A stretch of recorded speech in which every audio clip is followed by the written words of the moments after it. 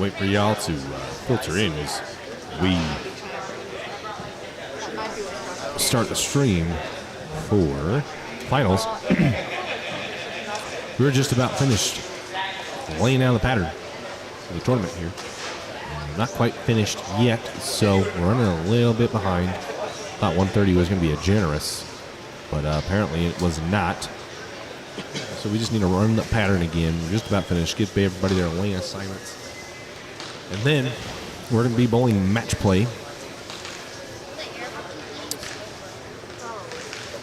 And that's going to be really exciting.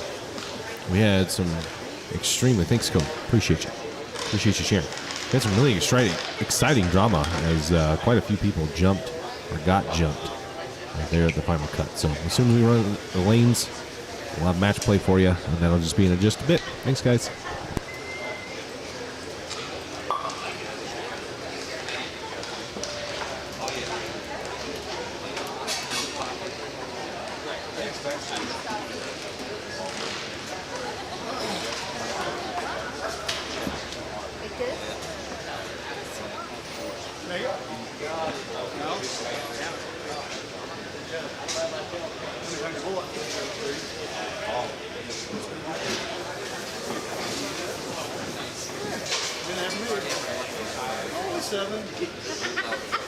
Last year was 8.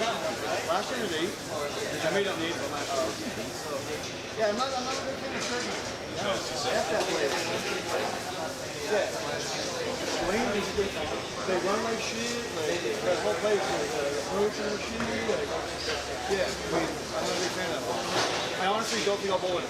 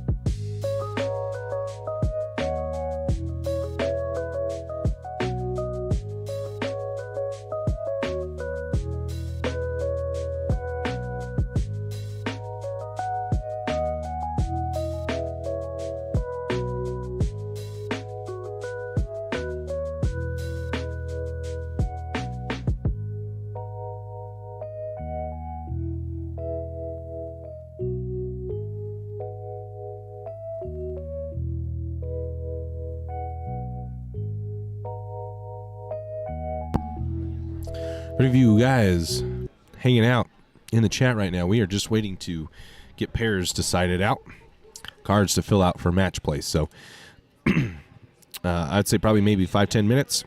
I'll go ahead and share it again when we start practice. But yeah, currently we're waiting. I appreciate it. Hopefully you're listening to our stream beats by Harris Heller.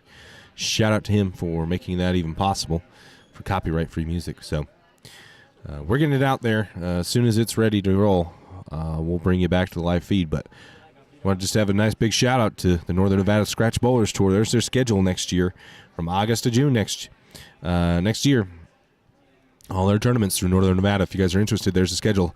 Contact Michael Blair Jr., and he can give you more information. So they are our marquee sponsor, and that's why you are seeing them right there. So go ahead and support Michael Blair Jr., his awesome tour, the Northern Nevada Scratch Bowlers Tour. Thanks, guys. I'll be right back.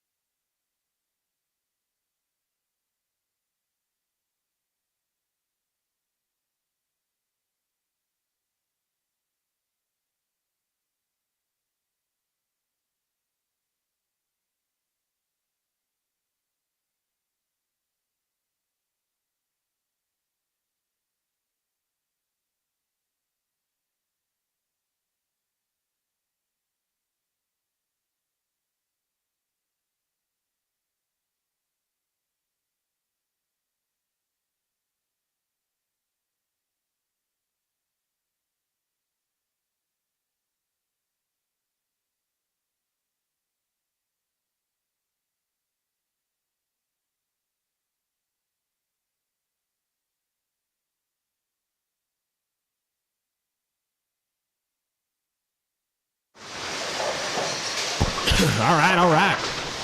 Practice has begun for match play.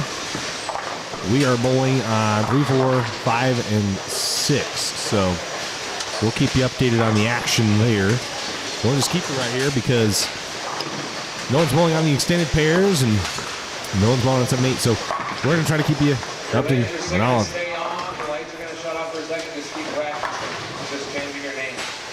So I'm going to get exactly who's bowling who. We have Ryan Connor, Nick Pagaro, Josh Groves, Adam Breckenridge, Jason Link in front of us, Tony Woodward. So I'll get names, who's bowling who. We'll post that on the Facebook page, so you won't want to miss that. If you haven't liked the page, go like it so you can get updates. And we'll give you scores and see who wins what. And all of matches will be also on tournamentbowl.com, so you're going to go over there and see bonus pins and all that. So I will keep you updated. Thank you.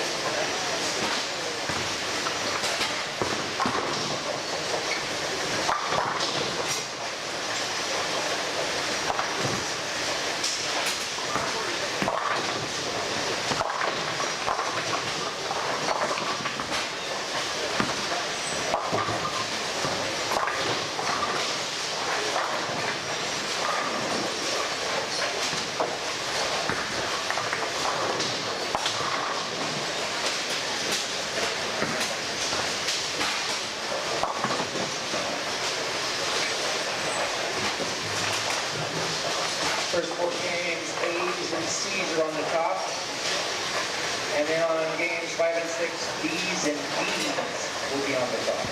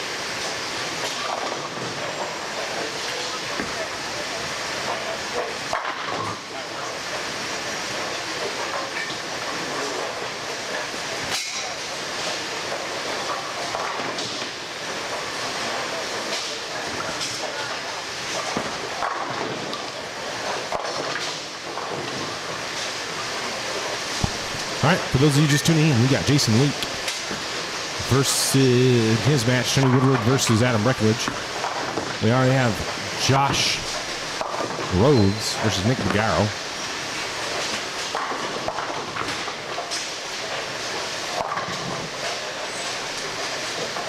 Over on 3 and 4. And then we have Ryan Connor in his match as well. You can just...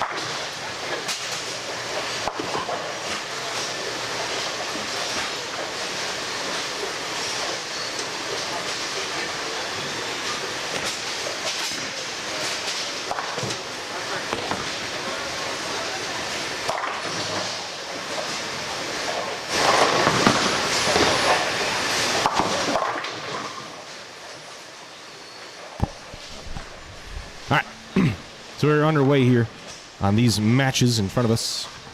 Nick Magaro is bowling Josh Groves. Ryan Connor is bowling a gentleman that I'm not sure his name, so if you know his name, throw it down in the comments. Then we have Jason Link bowling another gentleman that I don't know. And then Tony Woodward and is bowling Adam Breckenridge. That's who he's bowling. So we've got those matches live on stream right now. Bonus pins are awarded, and we're cutting to top 5 for stepladder.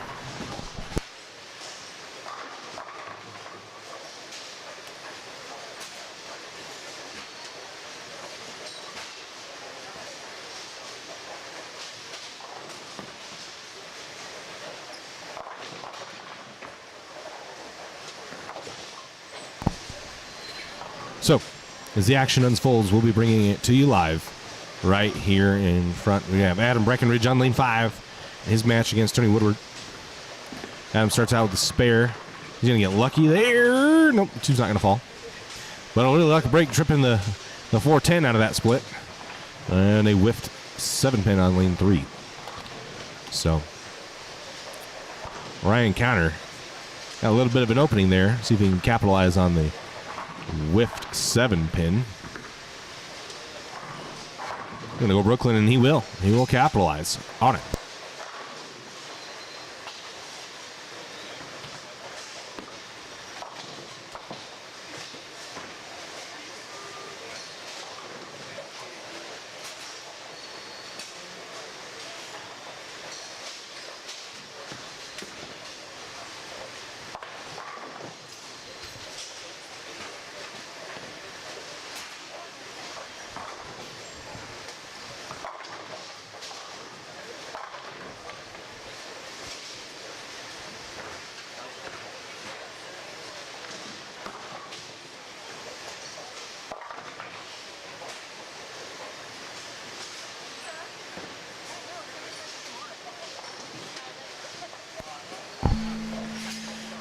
All right.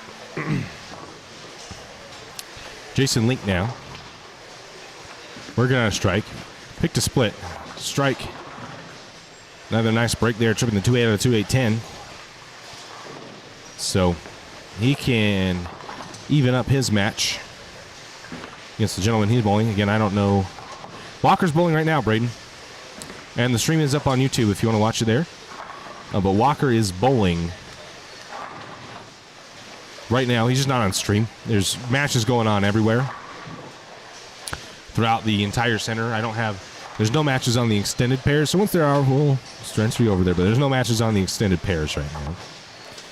I'll bring you up to the leaderboards.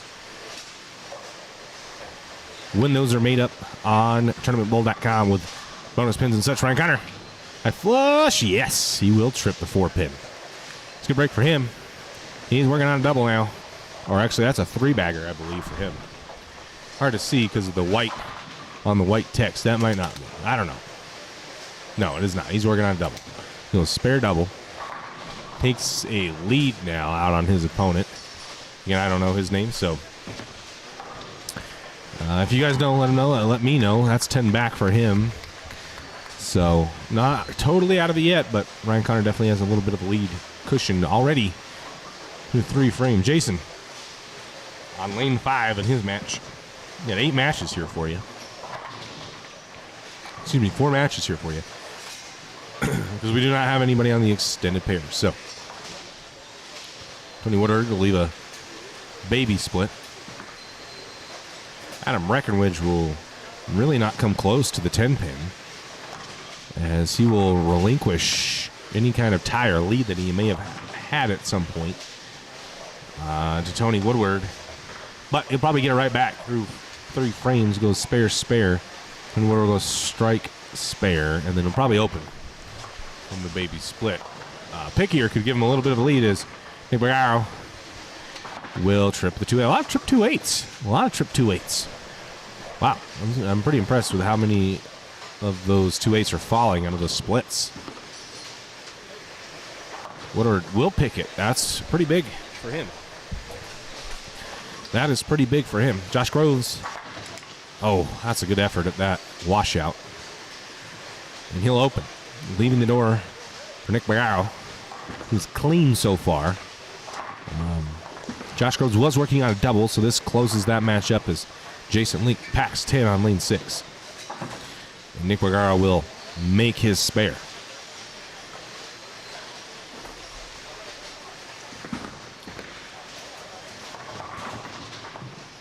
Good break there, taking out the 10-pin, so just the 3-9 left standing for this gentleman on lane 5, who is bowling Jason Link. That's another strike, so he doubles up. Ryan Connor, a little bit of pressure to stay here because the spare evens him back up again. Ryan Connor, with his effort here in the 4th frame on lane number 4. High flush, fast 8. 4-7.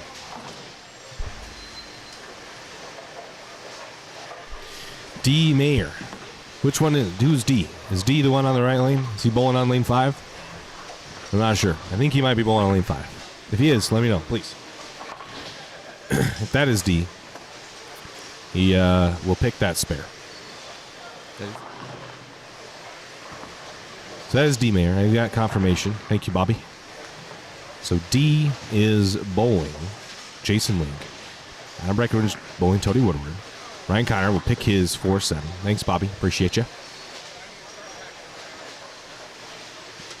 Appreciate you. We're going to see Josh Groves up lane number 4. It's down in this match now after opening his previous frame. Adam Breckenridge, lane 5, needs a little something. He's not going to get it. He's going to leave a 1-2-8-10. Spareable, though. A little fortunate that he didn't touch the head pin, because now that does make it spareable. Mayer, very high, will trip the 4. He'll get a strike and stay pretty much even with Jason Link.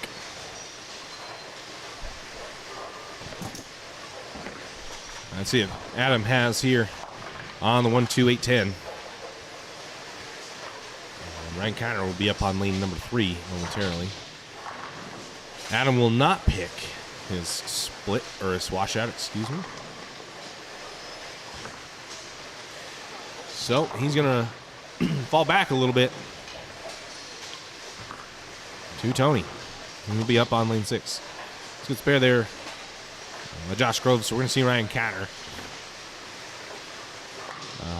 Ryan Conner with spare, double spare. And his opponent, a spare, open, double. So they're pretty much even at this point. Jason Link gonna swish one out. That's a good break. We got a little bit of room to play with because that was pretty light. I thought it was significantly farther right than it was, but he swishes one out.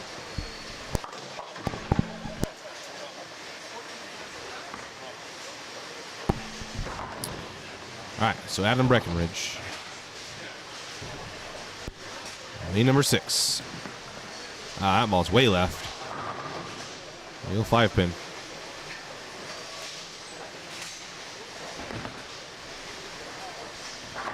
That's 3-bagger. So yeah, lead right back. Because Ryan Conner on lane 3 leaves a 4-10.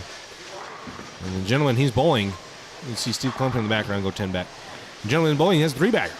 So right there, flip the switch. Ryan Conner behind in his first match. We're bowling 7 matches in Brooklyn.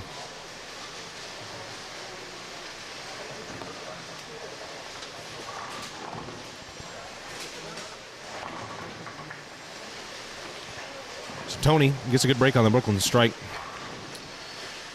I believe he's got a little bit of a commanding lead now over Adam, as Adam has now a couple of open. Nick Bagaro, that's a good ball. 10 back on lane 4.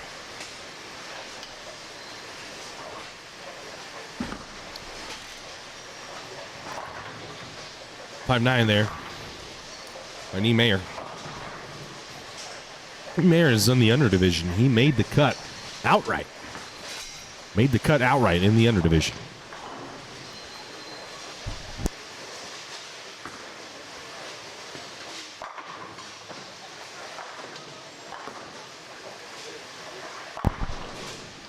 Jason Link 10 back.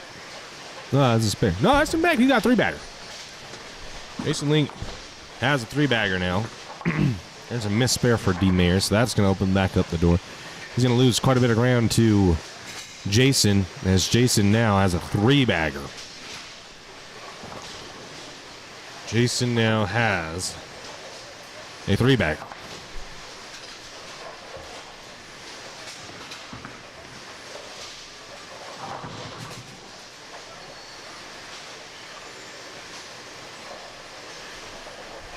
All right, Tony Woodard. Ryan Conner leaves just a 4-pin. Opponent is also on a 3-bagger. Tony Woodward, ooh, stones an 8. Really good ball. He's got a little bit of lead over Adam, though. Adam's throwing a couple splits. And left a couple opens. That's a good ball over there. Swishes one out. 4-bagger.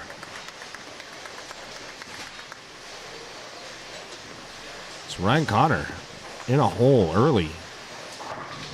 He needs to dig himself out. Had a hot start. And has just been blown away by the strikes. By, not Tyler Keller. So what's on Tournament Bowl right now is not correct as far as matches go. Once they have an updated list of scores that'll be placed on tournamentbowl.com, we'll be showing that to you. We order out his 8-pin. We'll go ahead and pick it. That's a good spare for him.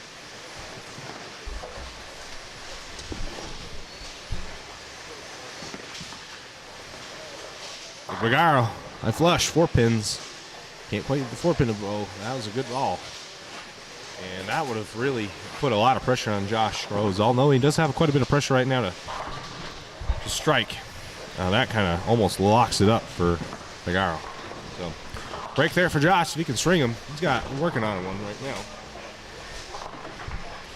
Working on one right now, so one here puts a little bit of pressure on Bagaro. That ball looked left off his hand. It is. He's a 6-pin, so Bagaro with a commanding lead now.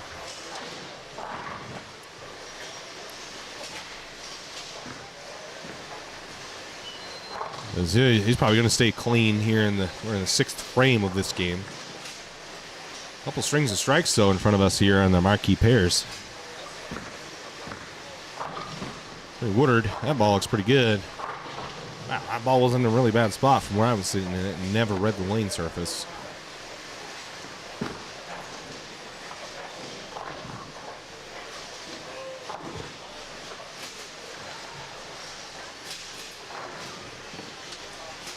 Right.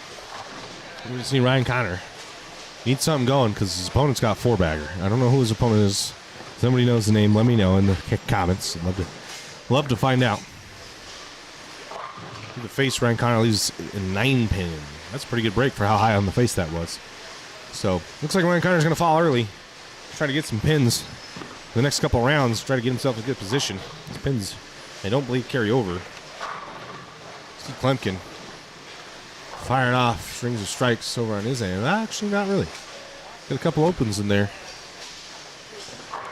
Which is a little particular. That's a 5-bagger now. The gentleman is locked in. Bowling really well. Adam Breckenridge through the face. We'll trip the 6 out of the 3-6-10. Making that spare a little bit more harder. More harder's not a word, folks. Don't use it. My bad. Now Connor will clean up his 9-pin that he left, and the Mayor will miss the head pin left. I think that's a 6 count. It is, so it's a 1-3-6-9. Not a max spare there.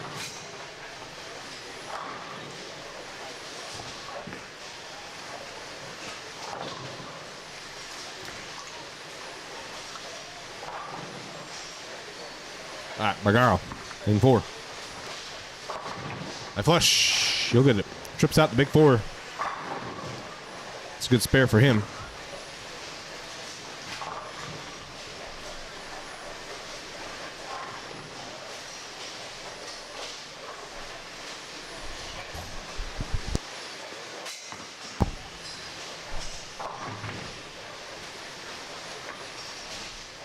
That's Russ Hunt going against Ryan Connor. Thank you, Don. This is why guys have. That's why I have you guys in the chat. I appreciate you very much so. In the chat. So Russ Hunt is kind of running over Ryan Connor at this point with a large string of strikes. Josh Groves struggling here, needing to string some together to get kind of even with Nick Bargaro, and unless Nick Bargaro gives him something, looks like Nick is going to get 30 bonus pins. Bonus pins are going to help you out a lot. Getting the dubs. They're going to shoot you up the leaderboard. Get you in that top 5 step ladder.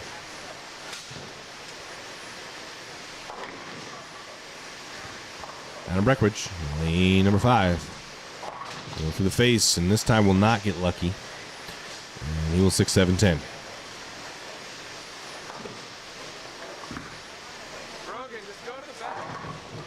Mixing for Ryan Connor. 7-pin not wanting to fall as it gets tapped by something back there. Shimmies a little bit, but stands, ultimately leaving Ryan with a 7-pin and a significant deficit. That at this point, I believe he is done. Tony Woodward, that was a pretty good ball there.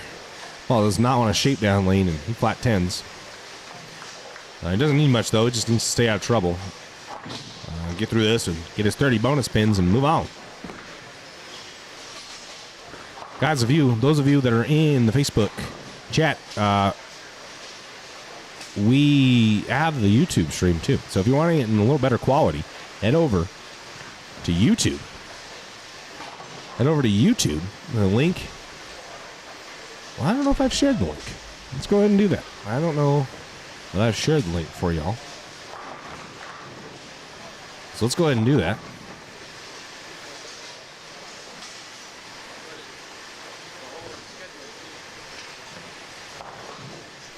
And then you'll know where the link is.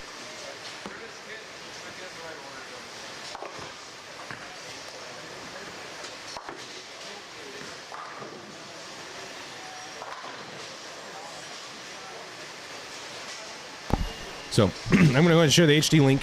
Head over to YouTube if you want the HD version.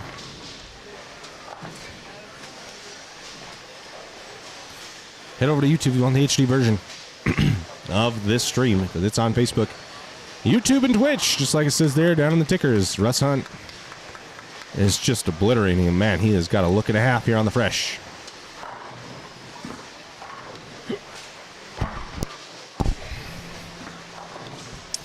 So Jason Link, he's got a big string of strikes going. So a lot of these matches are very close. Nick Bergaro's got a commanding lead over Josh Groves, as you can see on 3 and 4, the top bowlers on 3 and 4. And Russ Hunt's got a commanding lead over Ryan Canner. Tony Woodward's got a commanding lead over Adam Breckenridge, and Jason Link has a commanding lead over. Forget who it was again. Dean. No, who was it? Mr. Meyer. D. Meyer. That's right. Thank you.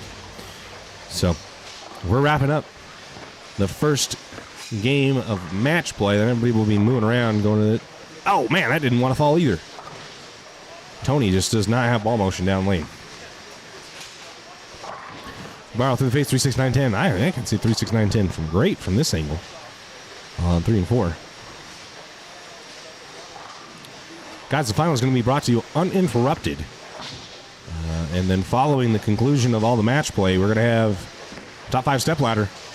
We'll be coming at you live right here on the Championship Bowling Live's Facebook page and our YouTube channel. And Adam Breckenridge will take 3 off the right. Just got to try to find a look for next game, try to get dub. Those bonus pins is D. Meyer. Tripped the 10 pin out of the 7-10. Garl will open. Oh, no. But so did Josh Groves, so yeah, there's a 20-pin lead there for for Nick. Don, thank you. I appreciate it. Russ Hunt, after going spare open, is thrown, what is that, 7-bagger? Yeah, 7-bagger. Impressive. Ryan Connor will strike. But it's no avail because he is just so far back. Hard to beat, though. Got to tip your cap. Big Klumpkin, knowing he's got that open hand, he's usually throwing a good ball. I don't think he really liked the ball reaction down lane after that one, as he leaves on the lane number 2, the 6 pin. All right, Nick Bergaro. The face. And he will 6-9.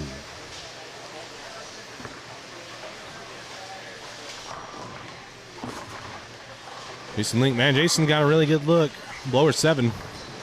Doesn't matter, though. He's going to get his bonus pins and shoot a really good game. And you'll see him at the top of the leaderboard after the first game of match play.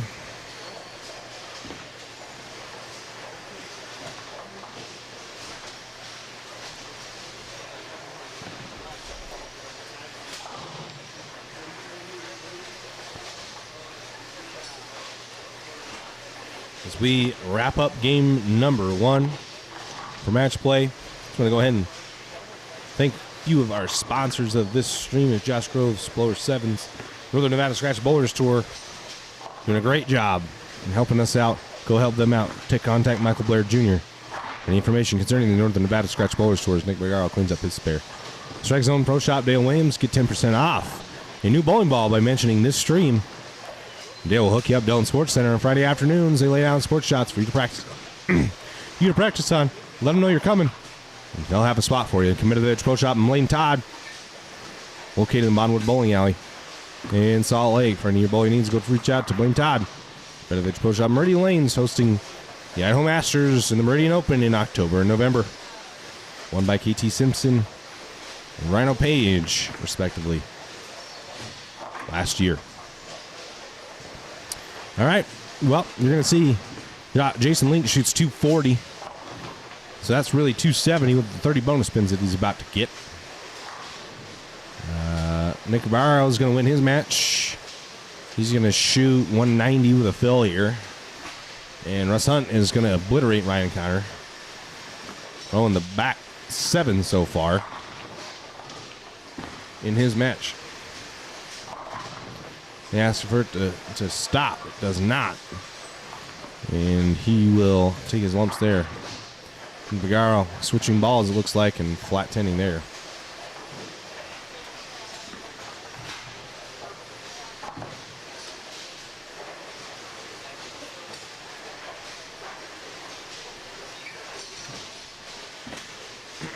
guys, we're getting in a mood now where everybody's moving pairs, try to get to their new pair to get to their match. So as they are made updates to me, we'll be sharing. You want to? I'll tag them if I know them. I'll tag them. If you know them, tag them when they're in the stream, so their friends and family know that they're live, bowling their matches in the stream. All right, got her. Switches one out. Lane number 4.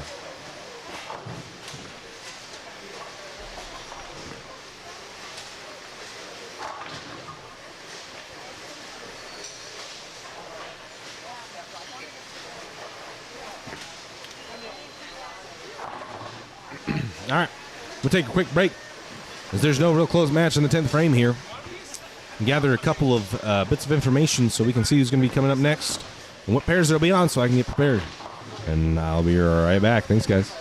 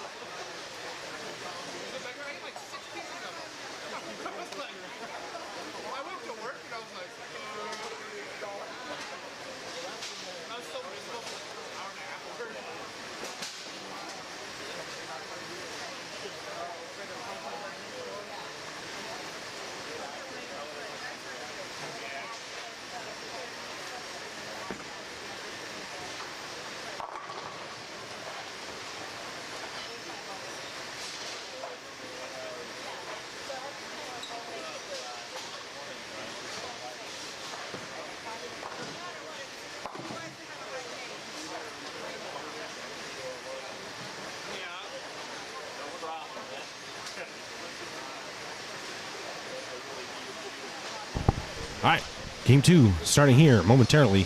As everybody switches lanes, I'm going to take a quick break. We're going to show you the schedule for the Northern Nevada Scratch Bowlers Tour while I adjust some camera angles, bring you the action live. So I'll be right back, guys.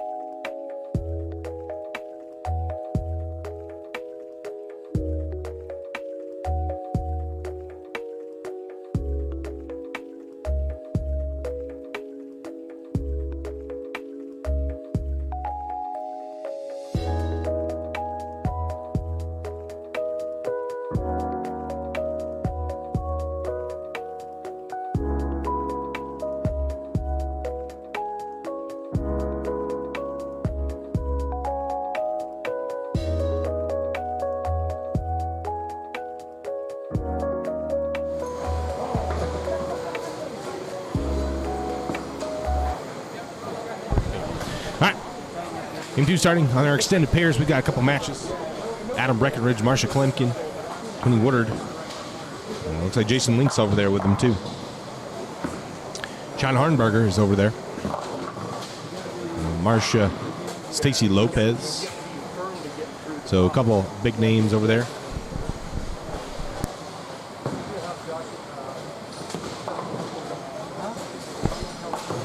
Marsha picks her spare. Try to get you who she's bowling here momentarily. Looks like she'll be bowling. No, she's not. She's the second one. So Stacy Lopez up there on lane number 13.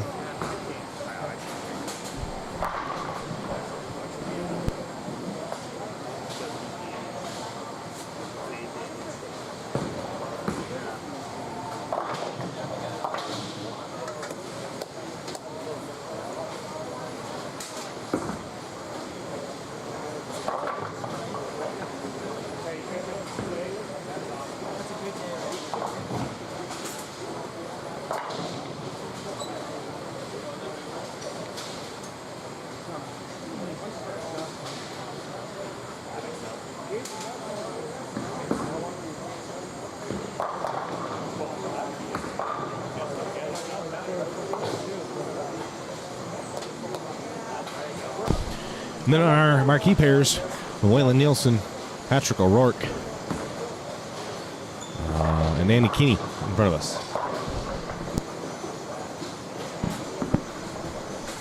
So, a couple names here. We've got quite a few matches that we're going to be covering. So you'll want to stay tuned for that.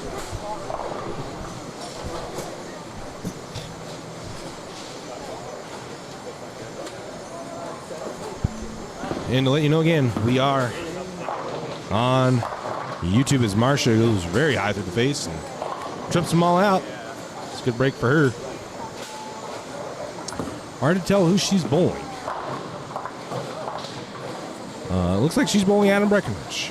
Looks like she is bowling Adam Breckenridge. And then we have over here on our marquee pairs Andy Keeney.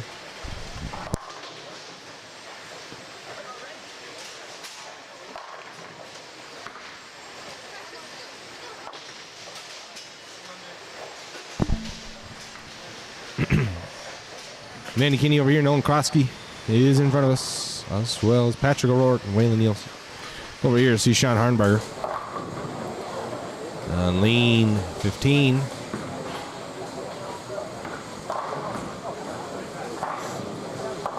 We'll take 3 off the right. That was almost 2, though.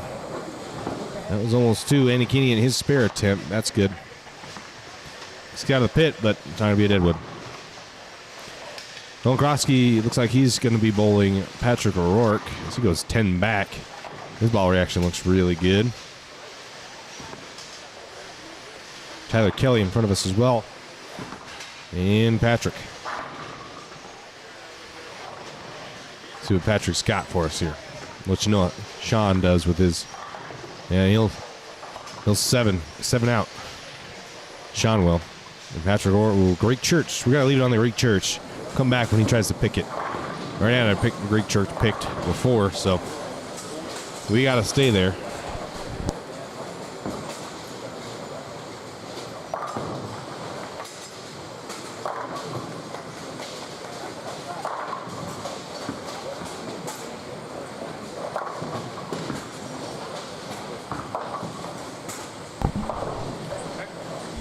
The Greek Church was not picked. Good thing I didn't go over there. I'd have been really upset. I would have not gone back, and it was picked. Adam Breckenridge, 2-4-10, going in really light. See Jason Link. Jason Link threw a really good game in his previous match here on the marquee pairs, and he's going to keep it going. He's got a really good look. Really good look with that ball he's throwing. Reading the lane just right. Marsha, 14, crossover and triple them all out. She's got a double. Got a double on Adam. So Adam's falling down early in his game. Also, let's go back over here to see Waylon Nielsen. Well, it looks like Samantha Fieldsted will leave the 1-3. Oh, man, 1-3 Is it the 1389? I think that's the 1389. Yeah, 1389. Tony Woodward. Stacy Lopez in front of us here.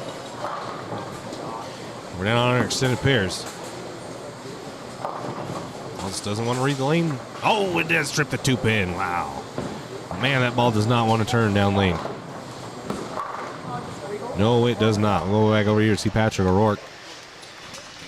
And Waylon Nielsen. Let's see what they've got going on. Now, if you haven't shared the video, go ahead and let them do. So we got match play coming at you for the next couple hours. Is Tyler Kelly, 4-9s on a really good ball. Off camera, Tyler Lopez misses the head pin right, 1-2-4. That's O'Rourke in front of you. And his ball doesn't want to quite read the lane right. Go back over here.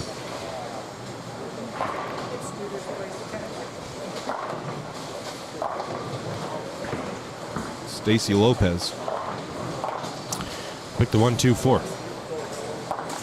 Good spare for him. So we'll see what Adam can do. He needs something. He needs some kind of something going on for him. Try to get a look. Catch up with Marcia. She's catching all the breaks as he goes to the face in 6-10. Off camera, Nolan Krosky packed 10 again against Patrick O'Rourke. So he's got a little bit of a lead. Nolan Krosky's got a little bit of a lead. Jason Link goes through the face. Finally, Marcia missed the head pin right. Head back over here to the marquee pairs. Andy Kinney, previous champion of the Idaho Open. We'll show a sit effort on lane number 5.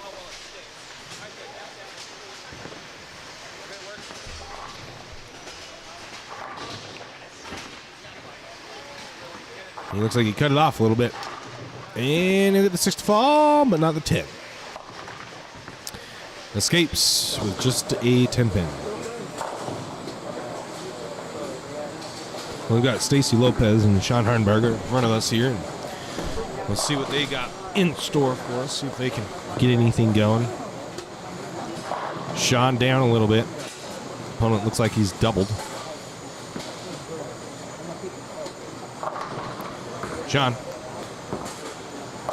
Face 6-10. Let's see what Stacy has, though. We'll take a look at Nolan Krosky's effort. Stacy playing really direct. Doesn't have a bad look. I thought that ball was pretty good.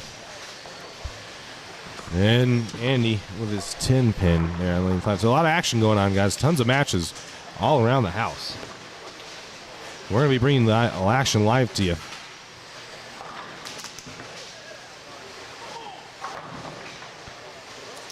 Take a look here. Nolan light. 2-8. 2-8. So in game 3, we'll still have our marquee pairs up. And then we'll only have 13 and 14. So we'll see who's in store. I don't have names, unfortunately, of matches and where they'll be. So when those are made to me, I'll let you know. You'll see Patrick O'Rourke's effort here on lane number 8. He'll get them all to fall on that shot.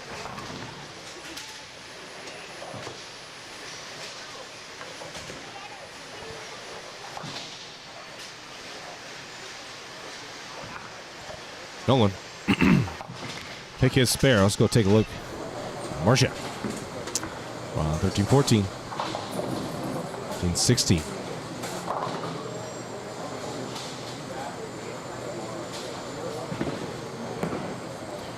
Marcia, that's a better looking ball. Oh, wow. Interesting lead. Leaves the 4-8. 4-8. Trips the 210 off the 2-4-8-10. Crossover there on lane 10. Waylon almost dominoes the head pin over, missing it left this time, leaving only the head pin.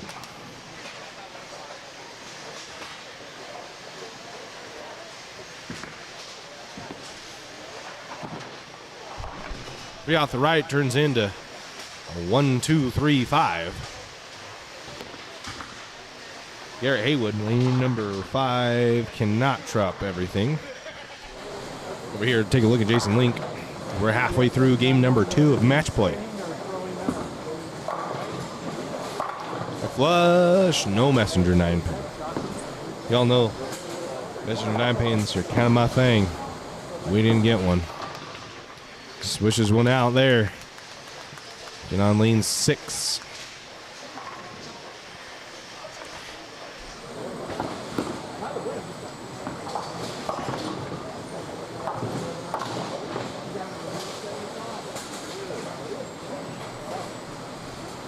Jason is 9, but really good ball to leave that. He'll clean it up. His brother Josh is bowling as well. Hopefully we can have updated scores here momentarily. As the Research again was not picked on lane 17. We'll see Stacey Lopez over on lane 13 on the extended pairs. Well, never reads, get a little right. There it is, Sean Harnberger. Brooklyn carries it. So, Nolan Krosky, on lane 8, doesn't like it, through the face, and we'll leave. Oof. Got lucky there, left the 9-10 and trips out the 10 out of it, so it makes that much easier. Patrick O'Rourke in front of us on lane 7. High flush. That's money, dude, right there. That is money, dude. Woodward cannot trip the 6-10 out on the face hit. No, that's a good spare there. 2-4-10. Spared by Stacy. Over on lane 13. Good spare there. Adam Breckenridge on lane 14. Down in his match against Marcia. Marcia holding a pretty good game, and Adam struggling to find the look. Goes high flush. I think he needs a couple more boards left with his feet, and he's in the right spot. Ball's hooking a little early as Gary Haywood goes through the face. Go back to Marcia here on lane 13. The face, trips out the split. Trips out the split and gets fortunate. So good break for her, bad break for Adam. Adam needs some help. Waylon switches one out. Swishes one out. Keep himself even his match. Andy Kinney cannot roll a 2-pin on a light hit.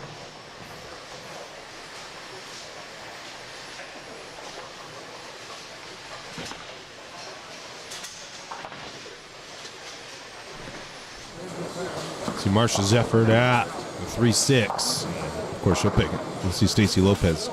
Up on lane 14. See what he's got for us.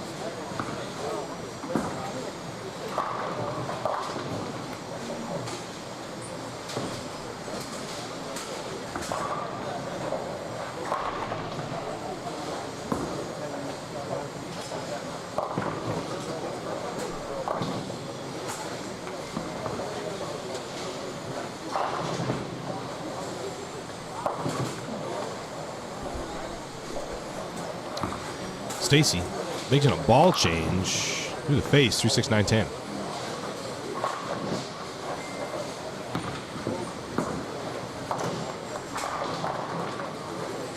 Patrick O'Rourke is up here on our marquee pairs on lane 8. 3-6, 10. Working on a double there, I think, or even a 3-bagger. Tyler Kelly working on a spare. He's going to cross over and leave the 5-9.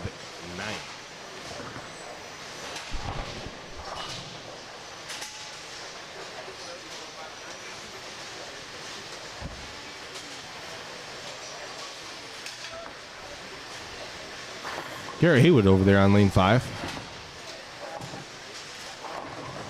Swisher, 8-pin falls backwards, but will fail to trip the 2-pin off of it.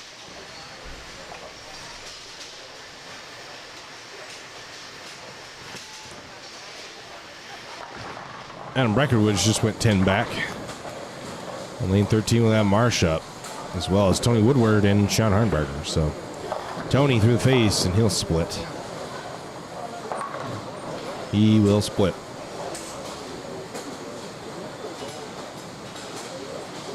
Marcia, lane 14.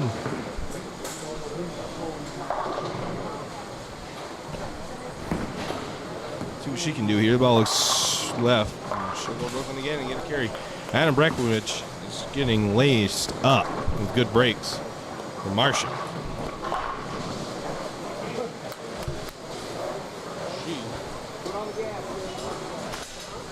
She's eating him alive. John Hornberger. Light mixing, no, 2-4-10. I don't know if the 8's back there. Hard to tell from this angle. And Stacy. Yeah, sends a messenger he doesn't need it. That's money, dude, right there.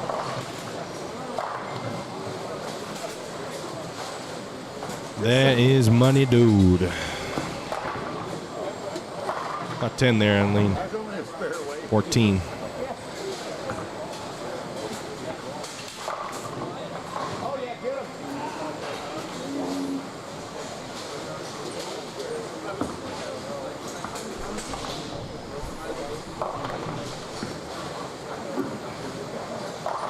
All right. See, Marsh is there. We got Nolan and Patrick O'Rourke having a solid match here in front of us on the marquee pairs. Patrick about to take a shot here, but like Marcia is going to go first. So is Nolan. So once Marcia goes, we'll show you Nolan's effort.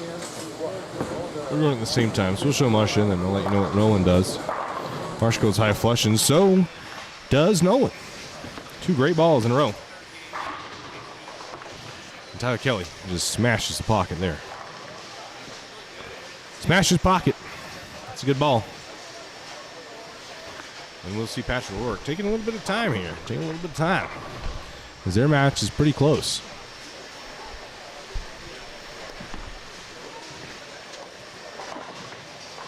As we wait for live scoring updates from tournamentbowl.com. Justin Studer's in charge of that portion of it. Patrick O'Rourke likes it. Ooh, oh, gets lucky and drops the 7-pin out. That's going to potentially save an open. Adam Breckenridge over here on extended pairs. This 7-pin left. And the 1, 3, 6, 8, 10. Not an automatic pick. Not an automatic pick for them. Seen that left here many times and missed many times.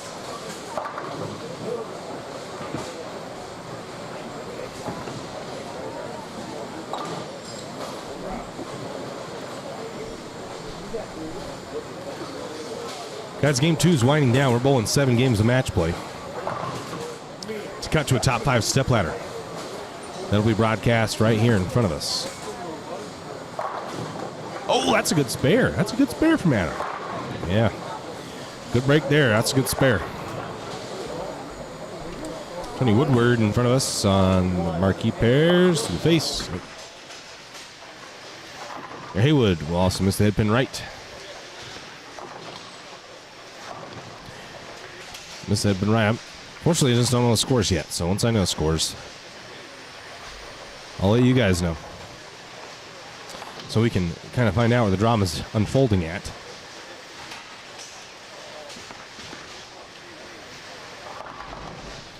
CC out there with the face left the 4-6 or 2 or 3-4.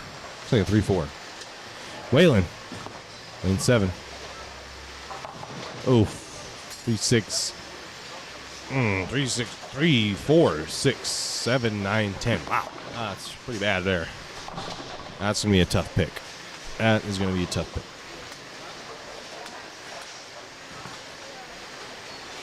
Those of you just tuning in, you're not aware again, head on over to YouTube. We have the full HD stream there. The link is on the page. So if you like our page, you'll see these updates. You can just go to the Championship Bowling Live's page. And you'll see the link to the YouTube. Yeah, Waylon, 3-6, 79, 10. Yep. Predictable breast that he got the 3, 6, 9, 10 out of it, but that split is nearly impossible. Tyler Kelly cut that one off, and he's just hucking that ball right at 22 mile an hour or more, and just obliterates the pins. Just obliterates them. Marcia kind of controlling this match against Adam, as he's been leaving some spares he can't pick, and Marcia's getting breaks like that or even just striking half the time, so she's looking to be in good shape.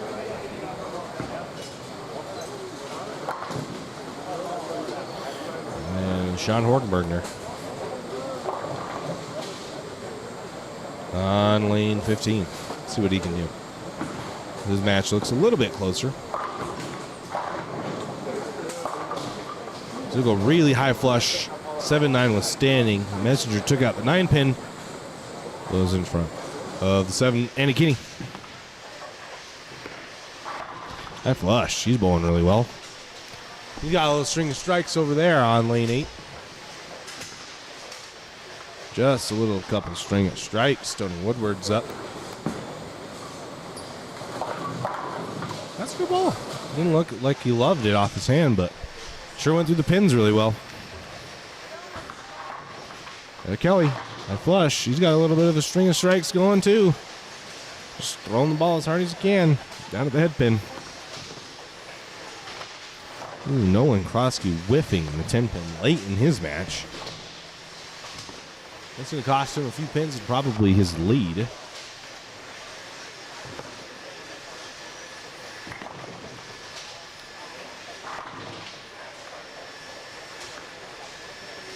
Whalen now up on lane 8. Nick McGarrell will slap out his shot on lane 8. Whalen goes Brooklyn and he carries it.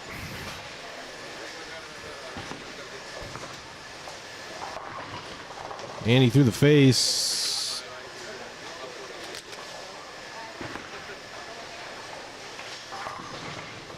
Smash Philstad through the face and carries it all out there. Justin having some issues with the scoring. Sounds like he may have figured them out, so he just needs to gather the scores. And then, so once he has them to me, I'll let you guys know where we are at. As game 2 matches come to a close. A couple of close ones in front of us.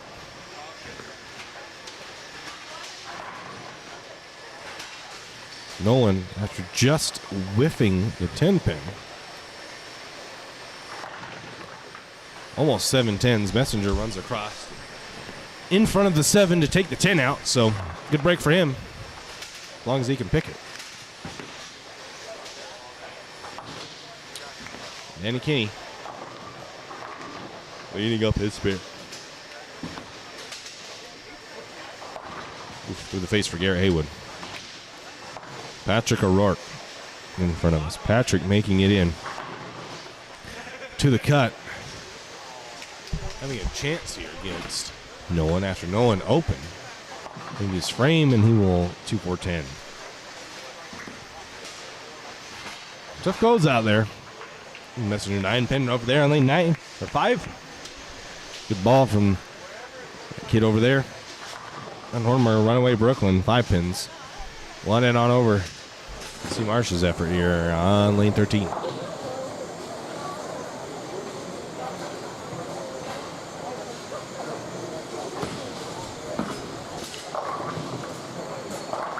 Ball looks left on her hand. She leaves a 6-9-10.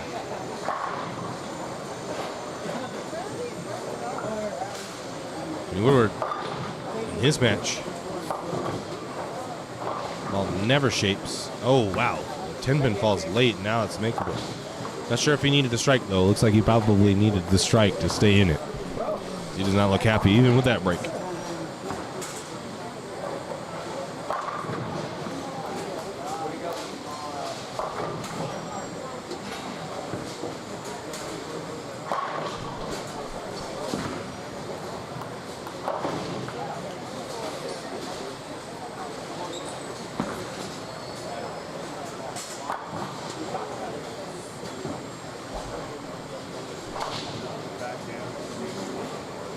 Marsha cleans up her spare. Got a bit of a lead over Adam Breckenridge.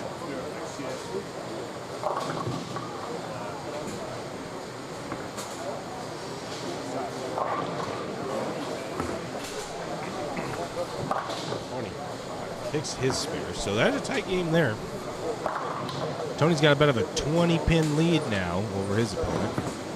And then with a string of strikes,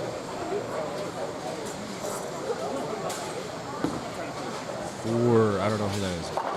Marcia. Marcia will win her match. Jason Link, the face, puts 10 out. Leaves only the 3-pin. He's got a bit of a lead. No, he has a bit of a deficit. The person he's bowling, which I don't know his name, so if someone can let me know his name, that Jason Link is bowling, I'd love to know. Jason in deficit, 3-bagger for this gentleman here. And will not switch the 7-pin out, but it does not really matter, because he's got quite a lead there. He's going to get 30 bonus pins. He got a little bit of a lead. Jason cleans up his spare. Jason opening it in the 9th. Really, he's going to put a hindrance on him. He shoots one. He's got 172. Gentleman, he's bowling. Looks like he had 164 in the 8th. Striking the 9th, he's probably in the spare here. So, let's see what he got. Yep. He's going to lock that game up. We got one more game going to the 10th frame. The matches in front of us are almost finished. We'll bring it back now. We finish this match here.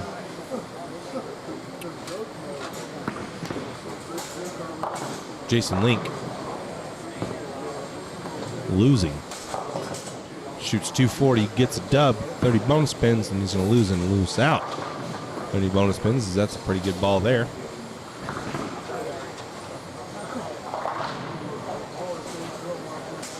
Oh, Jason shoots 192. The gentleman in front of us has 194.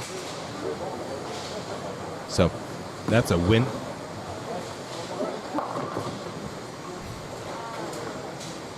That is a win. And we have Sean Hornberger and Tony Woodward to finish their matches. And Woodward's got a little bit of a 20-pin lead. Going into the 10th frame, both working on spares.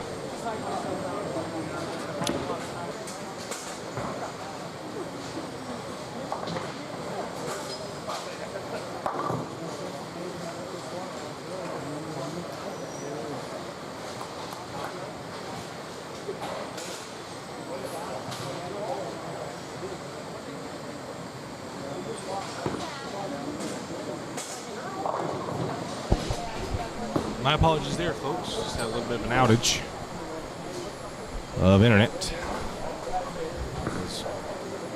Sean Hornberger shoot 178 and win. Needs this one. Oh, man, he knew he needed it too. So he'll lose. He'll shoot 167 or 168, depending on if he picks that spare or not. But he needed them all to win by a couple, and he won't. And those 30 bonus pins, they really help.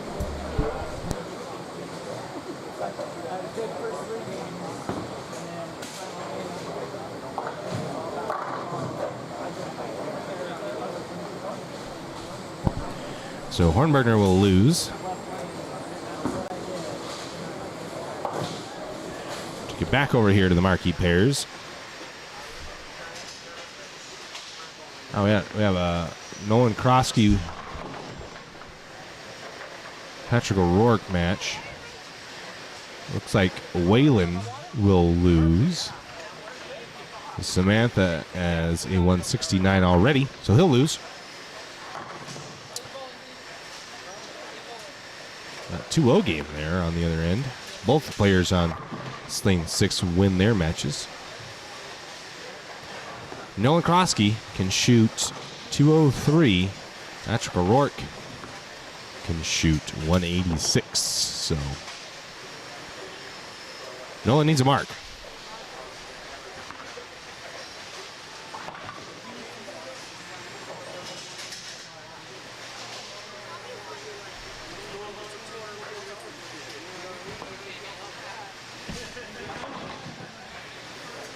Nolan leaves the 1, 2, 4, 8. So not automatic spare there for him. Not an automatic spare for him. Samantha will pick her spare. She'll win by about 19 pins. She'll get the 30 bonus spins. Nolan. This is a big spare. He needs to make this. And then, I mean, it's not automatic, but Patrick O'Rourke will have an opportunity to win. If Nolan does not make it, he does. That locks that up pretty much for Nolan. He's got 179. He just needs, what does he need? He needs a good count here to lock him out, lock Patrick O'Rourke out. So Patrick can strike out and make it close, but he won't get the opportunity before Nolan shoots his fill. So as long as Nolan has a good fill, which is fine. O'Rourke swishes one out. A 6 doesn't do it. 6 does not lock out Patrick O'Rourke from this match. Nolan has 179 right now. Max 189. Yep, well, that locks it up. Going Brooklyn to lock up that match. So we're finished with matches here. Game 2 matches. Scores being updated, I believe, really soon. So I'm going to take a quick break. We're going to get who's on whichever pairs are coming up, adjust them, see what's going on, and I'll be right back, guys. Take a look at the Northern Nevada Scratch Bowlers Tour schedule, listen to them, some chill tunes. I'll adjust some cameras in probably about 2 minutes. I'll be right back. Thanks, guys.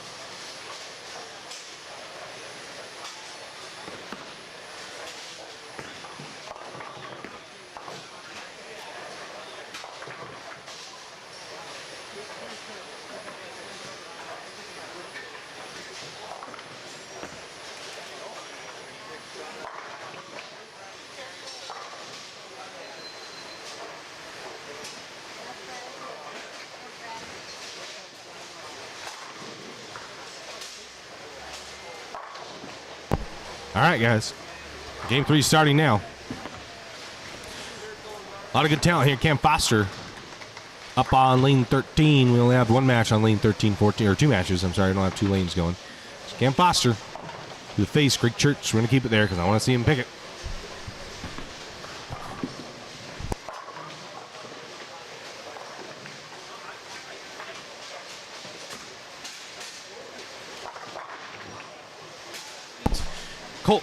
Colt loose. I apologize. Scores are not being updated as right now. Greg Church was not picked off camera. Scores have not been being updated. Justin had some issues, so we're waiting on him to get us some scores. As soon as I know, I'll let you know. TournamentBowl.com is typically where you'd be able to find them. But right now, there's nothing there. Unfortunately. So I'll share the link with you. It goes right on to it. But just know right now, there's nothing in there. They have not been updated. Adam Breckenridge in front of us.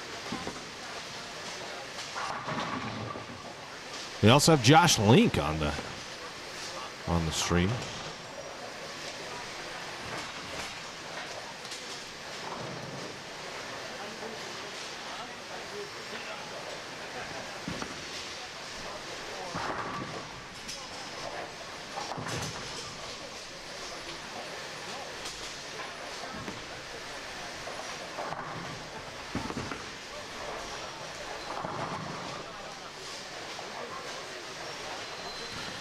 Josh Link in front of us. Utah Open champion Cam Foster here on our extended pair this time. Goes 10 back. He will be bowling against Nolan Krosky. Krosky getting a dub in his last match, getting them 30 bonus pins.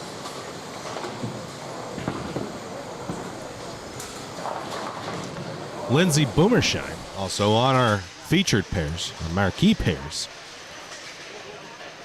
We'll be bowling. That might look like Russ Hunt. I'm not 100% sure. Anyway, Nolan Krosky, 10 back. That's going to be a good match. Looks like Nolan and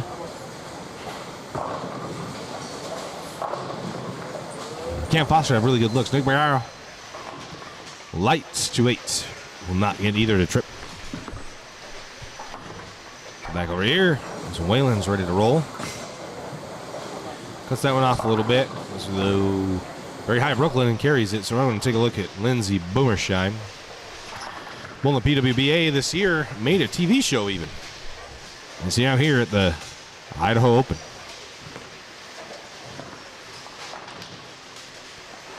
Wanting it to quit, but it needed to go. And she'll 2-5. I don't know if the 8 pins back there. Could be a 2-5-8. Dame Winslow run away Brooklyn also, but left the 5 pin. So Nick Bagaro, we're going to see his effort here on the 2-8.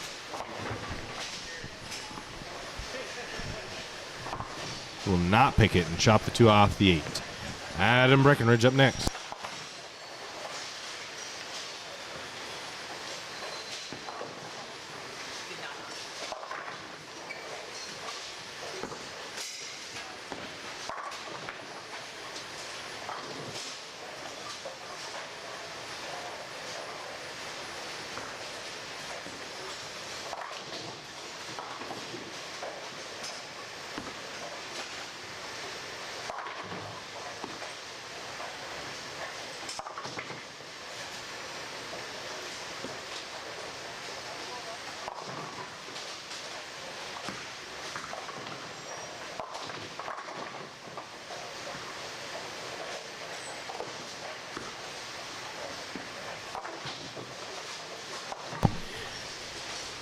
Ryan Connor leaving the big 4 in front of us.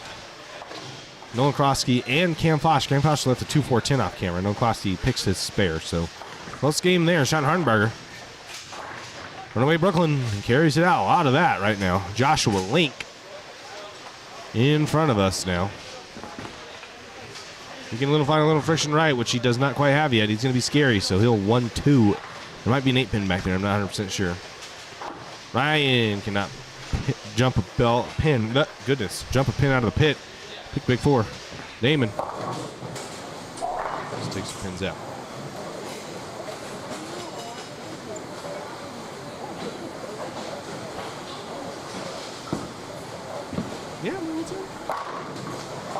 Shout out to all the people out there in the YouTube chat. Just pulled that up so I can see what's going on there. Nick Bergaro off camera. Goes Brooklyn. And Gary's it.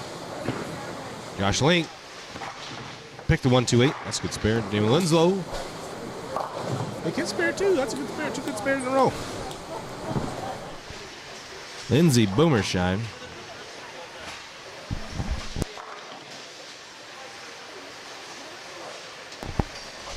Lindsey Boomershine on lane 8 here on the marquee pairs.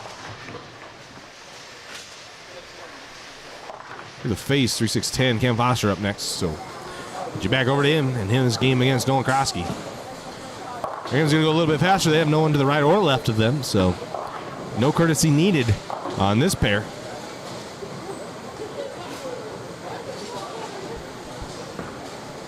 Still waiting on the scoring update as Nolan Krosky throws his pitch, and it's good. A little light mixer. And that's good for a 10 piece up on the scoreboard. Cam Foster, 3-6-10, will pick it. He'll pick it. Now we have Ryan Conner out. Ryan Conner. Looks like boy Nick Bergaro.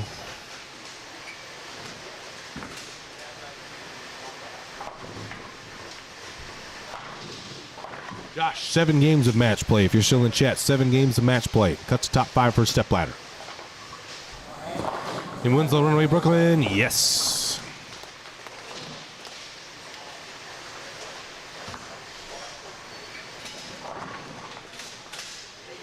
Go back here to Whalen really quick. Ryan Conner first, though. Neither of them good results. Neither of them good results. So we're going to see Cam Foster and John Ironberger. And then Josh Link. Julie, I'm not sure. They're working on it. Justin Studer's working on it. I wish I had scores because that's going to create the drama. See where people are at. But I do not know. Come back. Cam Foster. I'd love to see him. Just don't have him yet. I just don't have him yet. I wish we'd collect scores before people were allowed to move or something, but unfortunately, I just do not have scores yet. McConnor picks a spare, and Josh Link will strike.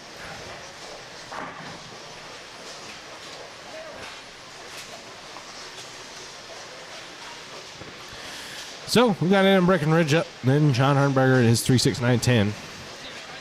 Go take a look at Nolan Krosky and see what he's got going on. As Adam, well, this had been right. Nolan doesn't look like that cover stock quite wants to read and allow that ball to tilt. So he thinks a little bit stronger ball than what he's throwing right there. John will miss his 3-6-9-10.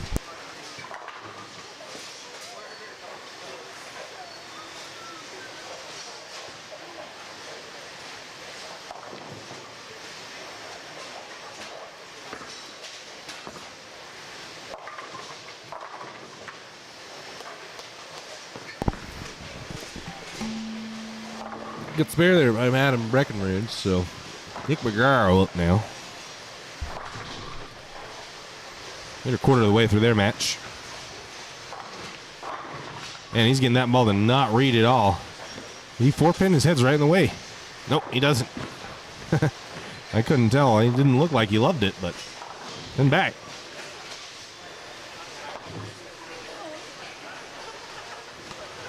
So Lindsey Boomershine coming up. Damon Winslow throwing his shot, and that's high flush, 6-pin. Head on over to see Lindsey Boomershines. Joel, no scores yet. There are no scores yet. They have not updated them. Justin said he would have them by the 3rd game, or in the 3rd game. I don't see them yet. So when they're made available, I'd love to see them, but I have not yet been able to see scores, unfortunately. So I honestly have no idea what the scoring pace is or where anybody's at. I'm in the dark, same as you guys. We have game 1 scores. Bowling 7 games of match play. The 8th game is position round. Well, so we're going to take a quick break from this and head on over to... So, top 5 after 1 game. We're in game 3. This is after 1 game. Damon Winslow shoots 264. Lindsey Boomershine shoots 257. Jason Link shoots 249. Cam Foster 241. And Russ Hunt 230 plus their bonus pins. So there's a pretty big gap from 5th to 6th. 31 sticks, but then 31 all the way down to Stacy Lopez. So it's from 6th to 14th. It's 12 pins. A lot of people jockeying for position to get in the cut. Steve Klumpkin lost his match in the first game. Shot 175.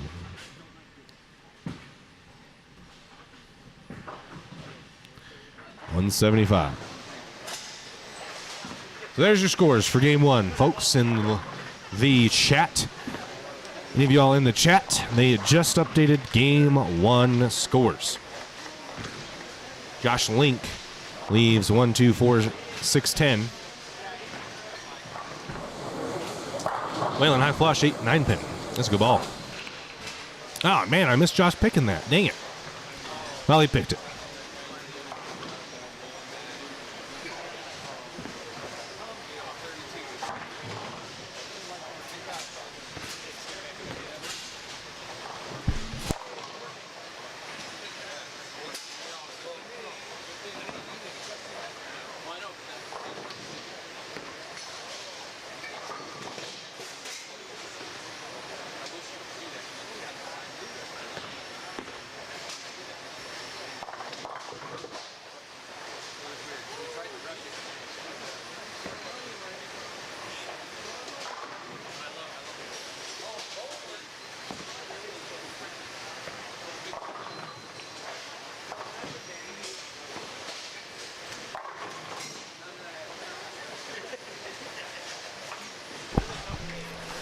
So we finally have the scoring update for those of you watching. TournamentBowl.com. Head over there and just look up the 2021 Idaho Open. It's linked in the comments on Facebook.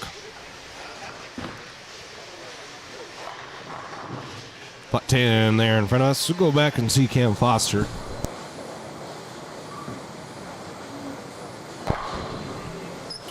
I'm going to try to throw the link in the comments on YouTube for all those. I know there's quite a few of you in YouTube, so I'm going to try to find a link for you to find updated scores. I'll go to them periodically as they're updated. As Cam Foster goes 10 back. Sean Hornberger misses a hip in right off camera. We're see Waylon Nielsen in front of us here.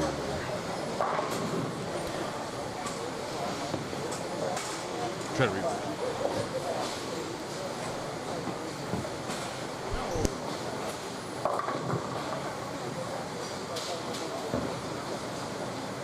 All right, so we only have game one so far. Nick Bergara up to 3-9-10.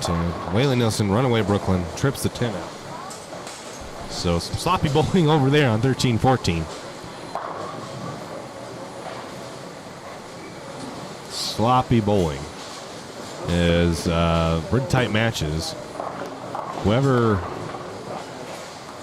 Cam as a command. Does Cam have the lead? Dang it, it's hard for me to tell. So over here, the matches are fairly close across the board. Fairly close matches here on the marquee pairs. Let's take a look at Adam Breckenridge. Switches one now. That's a good ball for him. Nolan Krosky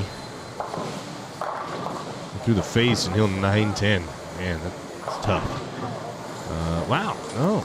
Cam Foster is down. Cam Foster's way down from no one. Well, that's terrible. Runaway Brooklyn 5-pin. Yeah, that was awful off his hand. He knew it. He knew it. So, close matches across the board. Even with Cam Foster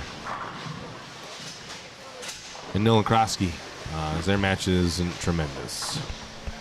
We do have game two's scores up. Game two scores are up. Damon Winslow still leads.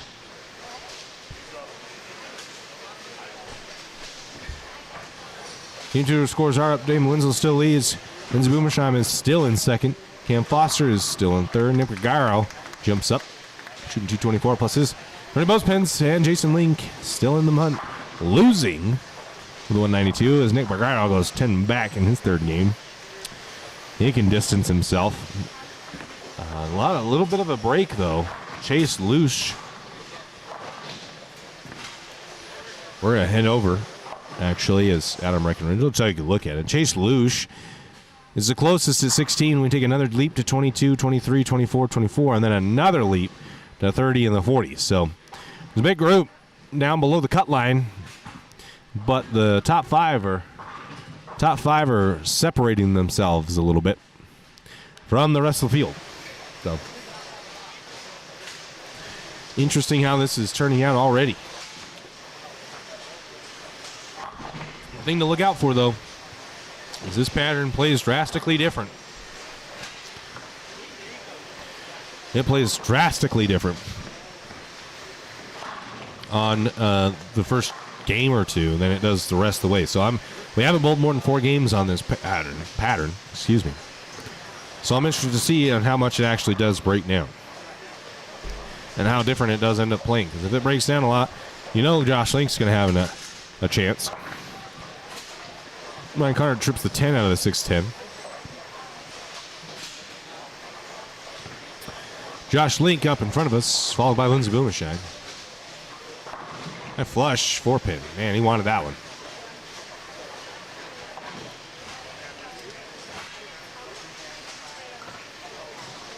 He wanted that one.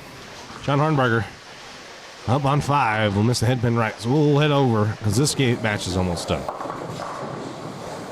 So I'm going to stick you here in the final frame of this match in front of us.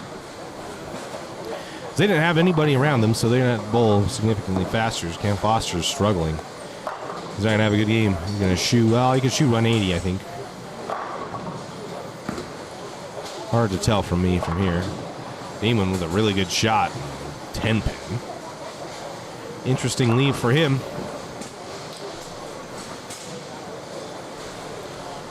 And then we'll have Waylon Nielsen. A tight game here. Waylon working on a double.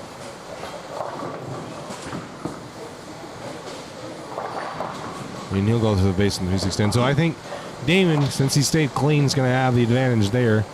Waylon have a 140, I believe. So Damon picks his spare. Damon can shoot, looks like 190. Not a bad game there. We'll only have one match, though, on the next set because 15 and 16 will be the only pairs that the camera will catch.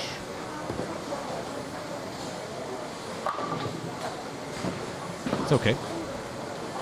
Waylon will miss his and shoot 162 or 152. Looks like 152 from here. So Damon's got that match locked up. He's going to stay hot. Get 30 bonus pins. Although his game's not big, the win is, and that gives him 30 bonus pins to stay up in the top 5. As he is your leader.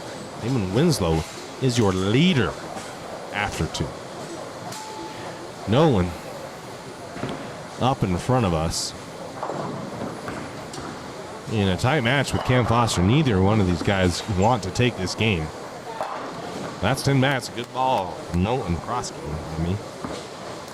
He can shoot. Yeah, it's hard to see from here. There's a lot of opens. I think he can shoot 164.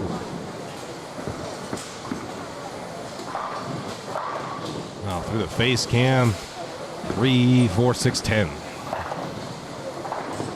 Tough one there.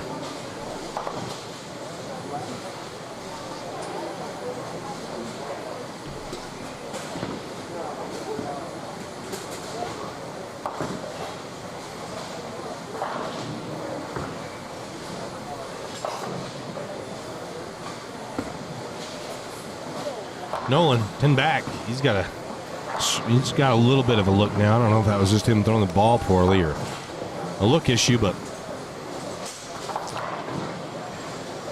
Cam shoots 178 to finish with an open in the 10th. I don't think Nolan can win. I think he can max 164 from what I can see here. It's tough for me to see, unfortunately, with the colors being washed out a bit on the screen up there.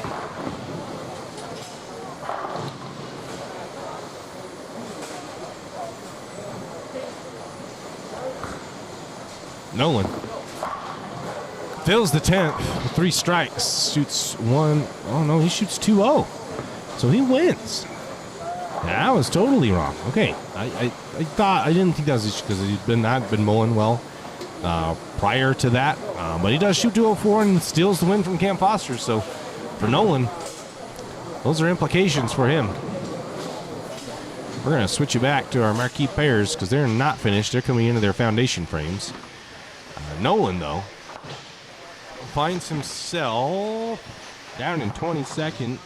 He's 2 wins under his belt now, so that'll shoot him up. He's 69 off the cut. Give him 30 bonus pins. He'll be up there. He's climbing his way back. Ryan Connor makes his spare. Cam Foster shoots 178. He was 30 over. Excuse me, no, he was 80 over with bonus pins. That might drop him out. A couple good games from Andy Caney and Chance Luge. Puts him in. Lindsay Boomershine in front of us now. She will fail to hit the headpin and will leave the 1-2-8. And we'll leave the 1-2-8. Guys, we're only going to have one match. Our next pairs. Excuse me, 2 matches. We're going to have 2 matches, so we'll keep the action live as well as scoring updates as game number 3 comes to an end. We're bowling 7 games of match play, a position round. In the 8th game, we're cutting to top 5 for Stepweiler.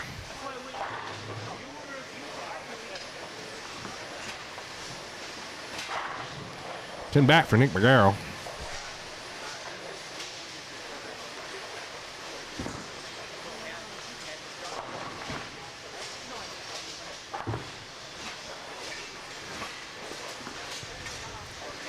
Lindsay, get lucky on this bear pick on the 1-2-8.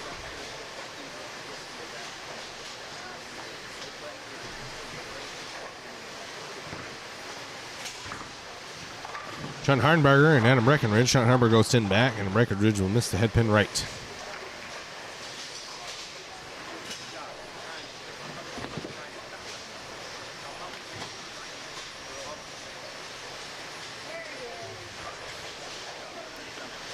It's the head pin right. Guys, as this game finishes up, you can kind of see the scores, and they're close games. I'm going to go ahead and make an adjustment to our camera on the extended pair so we can get our next game going. As Ryan Catter swishes one out. So I'll be right back. I'm going to take a quick break. Enjoy the conclusion of game number 3 here. I'll be right back. Thanks, guys.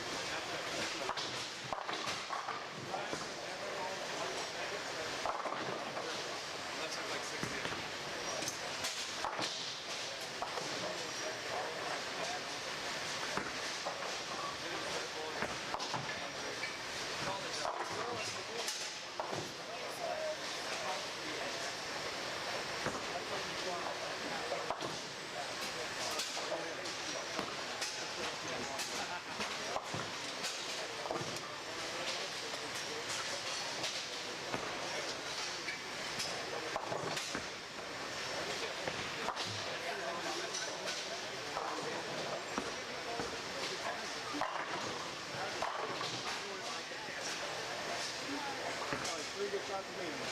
Like, a lot of good.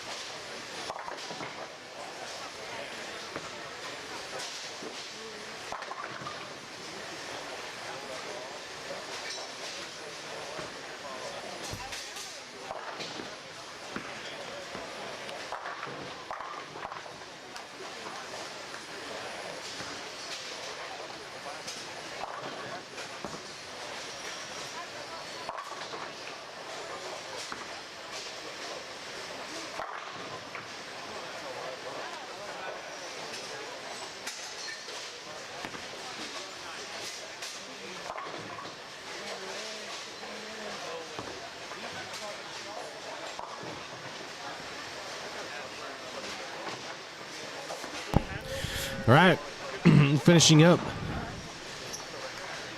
game number 3 here in front of us on the marquee pairs. Lindsay is going to win her point. And then we have a tight one. A very tight one after her. So, we already have Game 4 Stardine down on the extended pairs, but I want to bring you this action here. Nolan Krosky is over on the extended pair, along with Tyler Lopez and 2 others. So Tyler Lopez and Nolan Krosky are bowling each other. They're almost done. I mean, they're a quarter of the way through the game. They're going to be done here shortly. So they're personally would slow down if I were them, because they're bowling a little quick. And they're going to be waiting at some point. At some point, they're going to be waiting.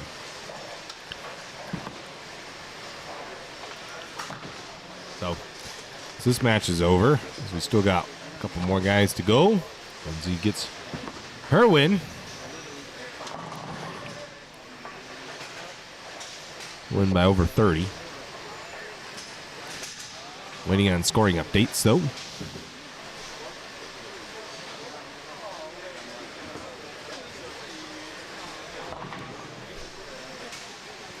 Adam Breckenridge is down by 5. Lindsay trips out the big 4.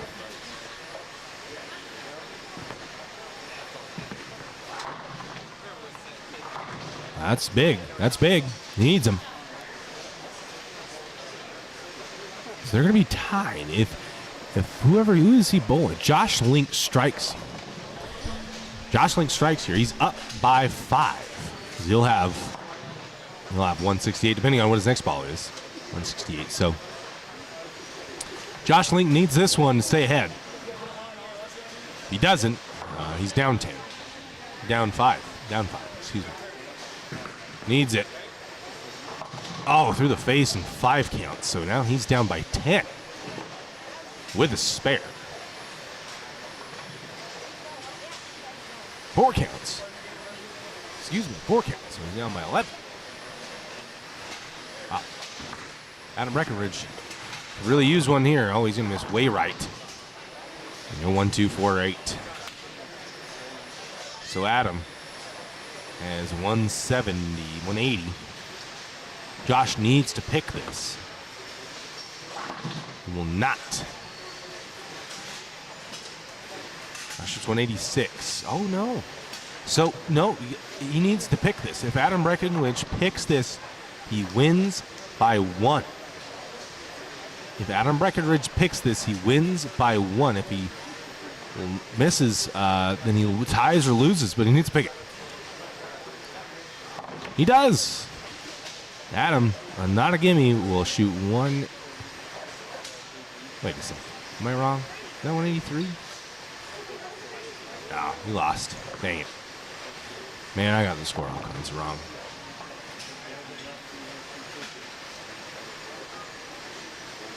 No. Adam Breckenridge loses by 3. We'll transfer over to our extended pair. And here we are. They are halfway done before anybody even gets on the next pair.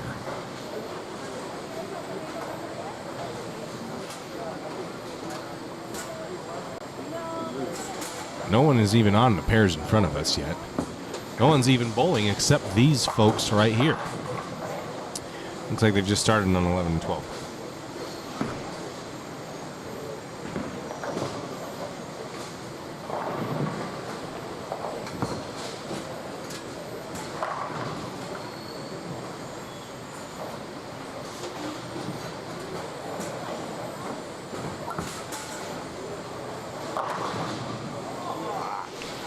Chase Luge up in front of us now, it looks like.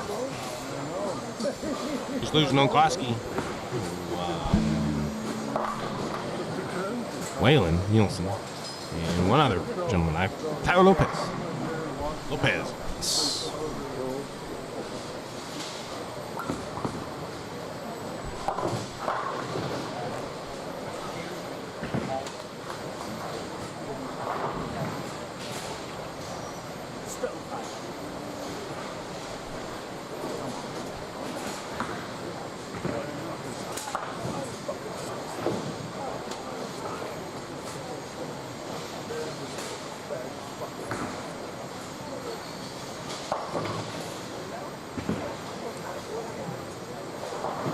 Mike, I'm not, if you're in the chat on YouTube, I'm not sure who you're referring to as far as name pronunciation. So, put it out there. I don't know who you's talking about. Diego, hello. Paladin Gaming. When they post it. Yeah. Thank you. Jake Smith, yeah, Jason Link is here, and Josh Link is also here, if you're still here.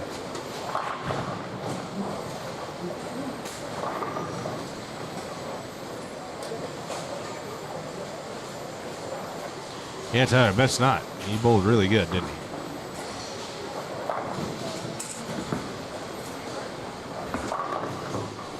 No one will pick his pair. Man, they are bowling so fast. Wow. So out of whack. The rest of the group.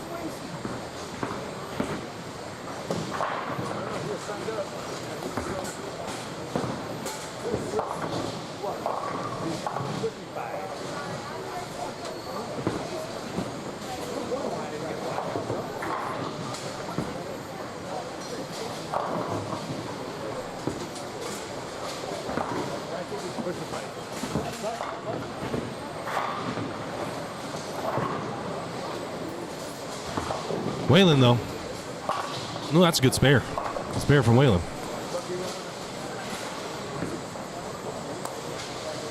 That is a good spare.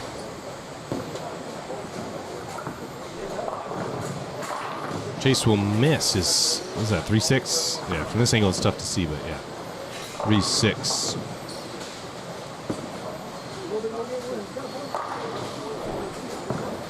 No scores yet.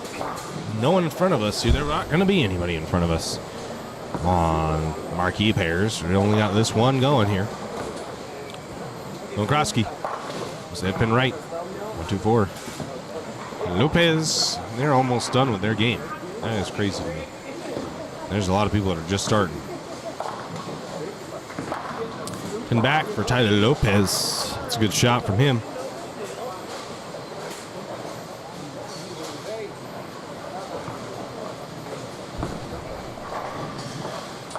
See what Nolan's got here on his 1-2-4.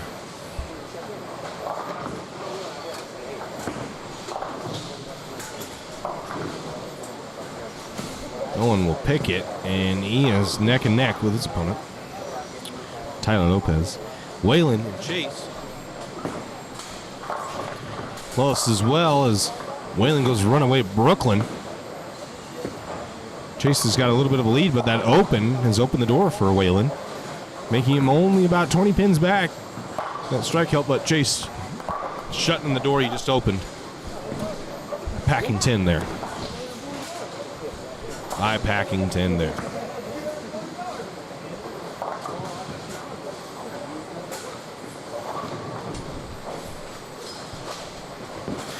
Tyler Lopez, a little bit of a lead over Nolan Krosky.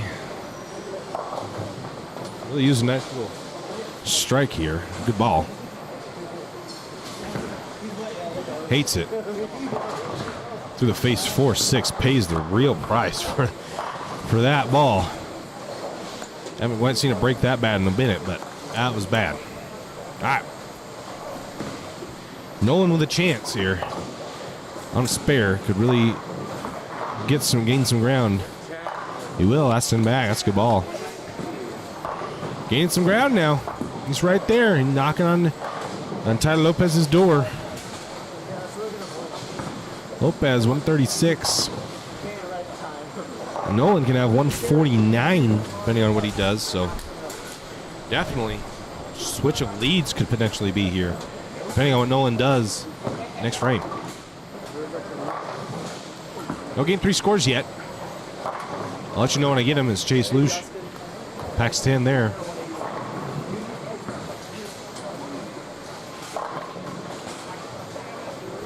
Scott, yes it is. We are live right this second. Waylon Nielsen. And back. That's a good ball. We are live. That is why the channel is called Championship Bowling Live. We're live in Burley, Idaho. Snake River Bowl. All right, Tyler Lopez. Really needs something here. He needs a strike because Nolan's knocking on the door, ready to take the lead from him. Cuts another one off because going to Brooklyn catch a break there. So fortunate to catch that break and keep a little bit of hope for his game because an open there, and I think he's done so. Nolan can take the lead back. Well, a good shot here. He cut that one off. All the way Brooklyn, and we'll 5-pin. He will 5-pin.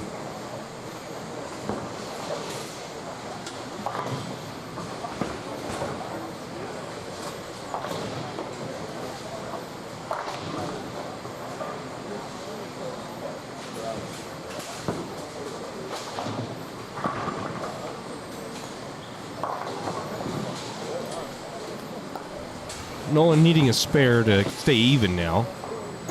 Oh no, he'll whiff it. Well, man, what a roller coaster we've got going, because now Nolan in the ninth, he can now max 177 for that open. Lopez can max 196. So Lopez really just needs a spare. Well, yeah, spare. Yeah, spare. Well, yeah, if he spares and marks, if he spares strikes, then Nolan will need to punch out to win by 1.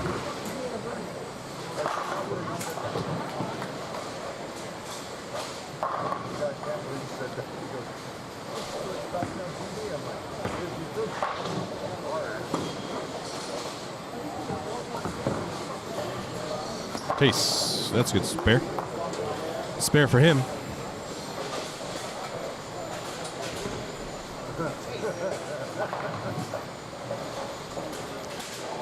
Looks like he's got a bit of a lead. Waylon's got a string of strikes going, though. Chase will shoot. What is he going to shoot? 2-0? 201? Am I mistaken there? Hard for me to see the scores. 2-0's Runaway Brooklyn. Yep, 201. I was right that time.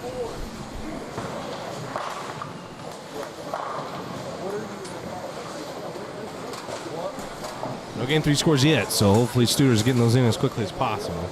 So Jay's Lou shoots 201. Lynn Nelson, I don't think, has an opportunity to shoot 200.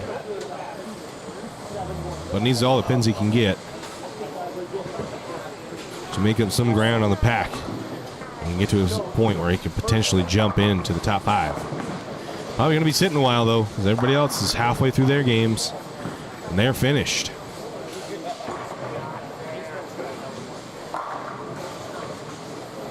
He packs another 10 back. Well, he can shoot 202, I think. I think Waylon, with a strike here, can win by 1 and get those 30 bonus pins. That would be huge for Waylon to get the bonus pins. That would be huge. Tyler Lopez pretty much locked up his game with that ball there. But Waylon, with a strike here, I think he's got 102. I think he's got 112 who shoots 202. Yeah. Yep. If Waylon strikes here, he wins by 1. Waylon gets 9, he ties. 8, he loses. These bonus pins are going to be big for him. Waylon won his first match, lost his second. This is game 4. I don't know what he did in game 3, but yeah, Tyler Lopez. Where's Tyler Lopez? Tyler Lopez is close, so he can use the pins in the 30 bonus. He's going to get 30 bonus pins. He use all the pins he can get. All right, Waylon. Strike to win, 9 to tie. Runaway Brooklyn. Oh, he rolls the 9 pin to win by 1 on a Runaway Brooklyn. Wow. That's 30 bonus pins on a good break. Tyler Lopez, those 3 good shots from him, too. Wow. That was a close one, folks. Waylon Nielsen will steal one from Chase. Here we go, now big game. Chase Luce, who's on the cut line, needs the pins.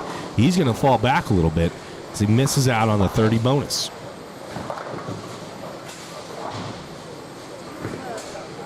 Because no one will miss the hit pin. Right, guys? That's the end of game 4, the start of. I don't have anybody in front of us right now. As you can see, we're empty. We're right here in front of us. But when we come back for game 5, we're going to have quite a bit of action on 5, 6, 7, 8, and on 13 and 14. Excuse me, 15 and 16. So you're not going to want to move because the heat's getting hot now with the amount of movement that's coming from each board. Waiting for scores. I wanted to get the scores up and then take a break from you. The scores have not been updated quite yet.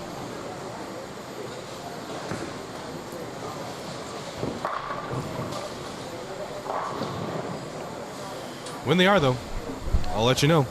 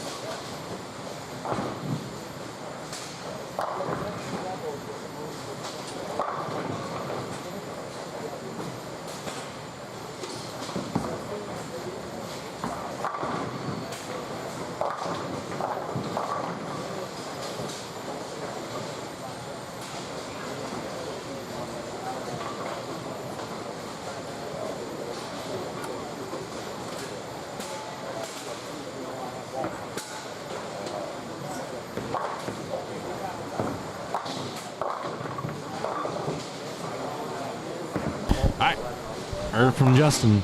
Game 3 scores are up. So we'll move you over here. David Winslow still leads. 764 after bonus pins. That's a 40-pin difference over Lindsey Bomershine at 723. And drop another 30 almost down to Jason Link. 697. Another 10 to Andy Kinney with 687. And Samantha Fieldstad in the underdivision, winning all 3 matches, 679.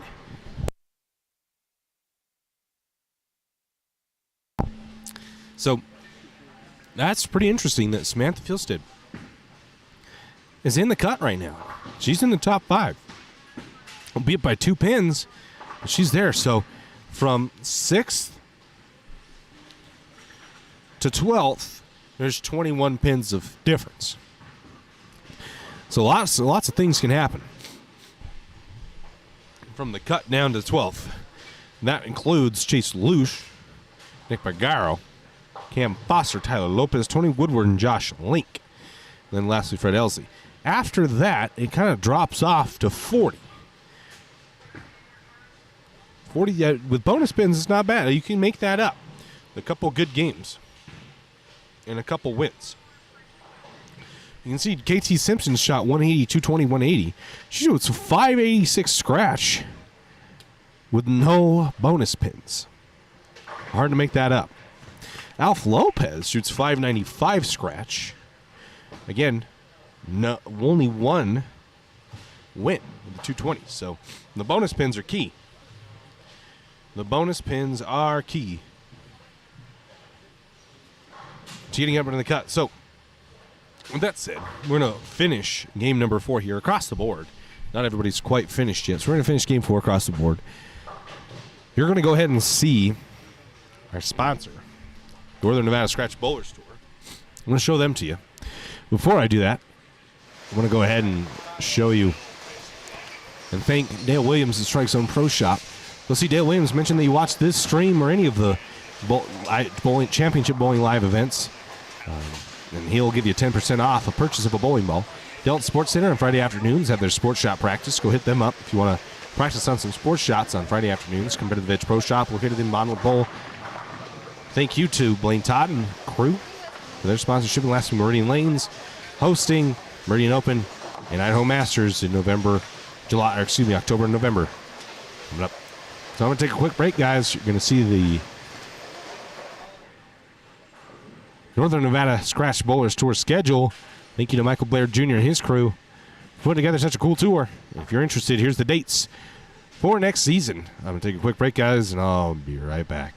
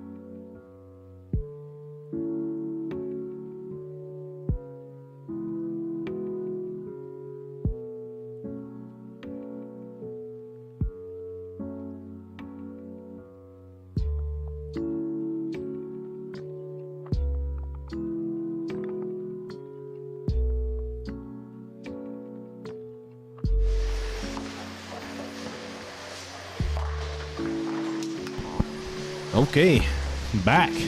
Game 5. We've got some action starting now as Game 4 ends and Game 5 begins. We're going to have matches on 5, 6, 7, 8, and then 15 and 16. So you want to visit Lopez and Pedro already in front of us.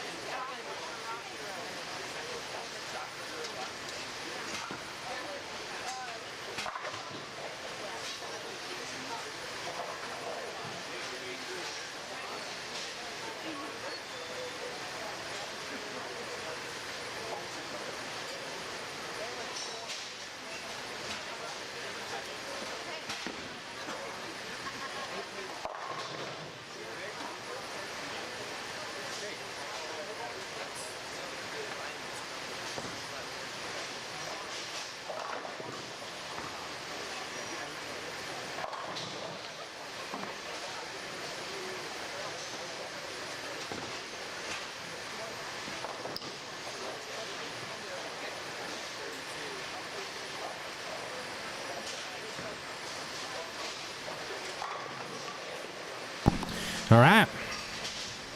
So, Game 5 finals coming at you right now. We've got quite a few notables. Cam Foster, Andy Kinney over on our extended pair, along with Damon Winslow.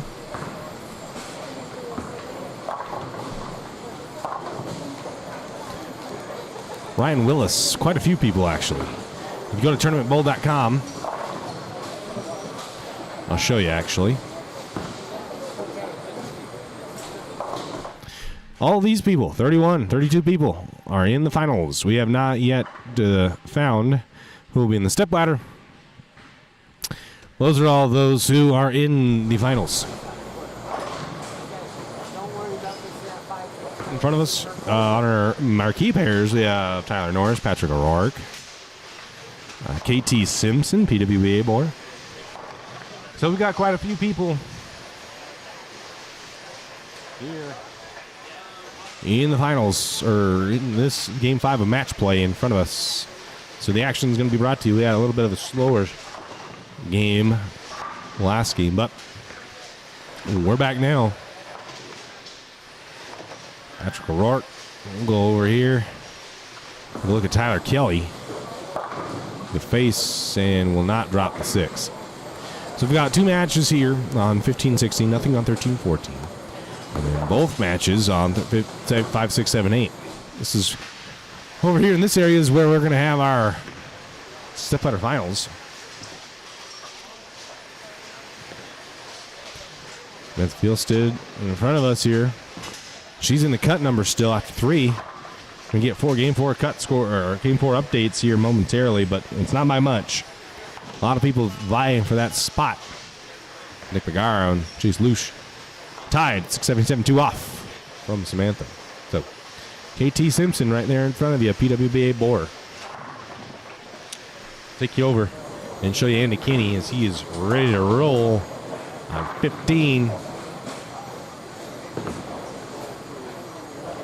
And he cuts one off, goes to the face, 3-6-10. Back to KT. Crosses over Brooklyn. So Andy Kinney and Cam Foster look to be bowling each other. Yep, Andy Kinney and Cam Foster are bowling each other. KT, I'm not exactly sure who she's bowling yet. We'll figure that out here momentarily. As Cam Foster off screen goes 10 back. We'll see Garrett Haywood and Tyler Norris in front of us here in just a moment.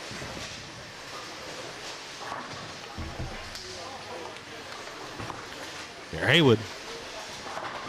All the way Brooklyn. You bet it. We got Tyler Lopez in front of us, too. And Andy Kinney off camera picked his spare. So Tyler Norris, 10 back for him.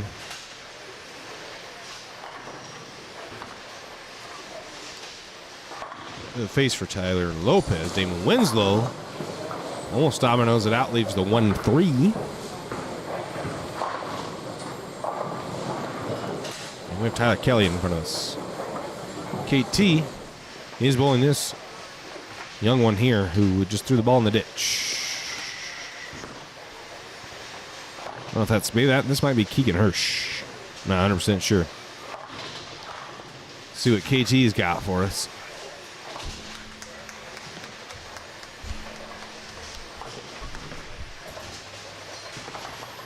Tyler cleans up his spare over there on lane 6.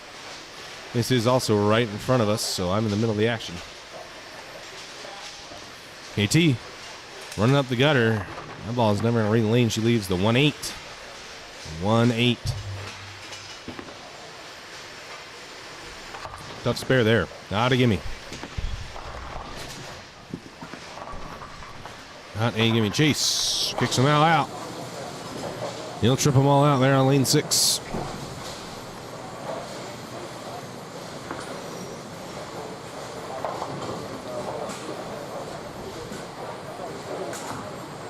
Those of you new to the Facebook stream, we also do have YouTube on the stream. So if you're interested, go ahead and take a look at it. Andy Kinney leads the 6-pin. Cam Foster in front of us. Hates it. The face, 6-10. Good break there. To only lead the 6-pin. How about that ball was?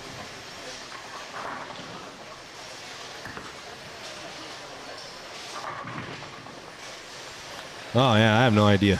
Mike, you're still here. No idea. It's just fun to say it like that, I guess. Just fun to say it like that. Lindsey Boom, I haven't seen her. She only got a little bit of her on the stream, so let's hope she's in the cut right now. So if she makes it, we'll be able to see her in the stepladder. But I haven't seen her quite in any of the streams other than one other time. I tried to get as much as I could for you, Phil. I tried.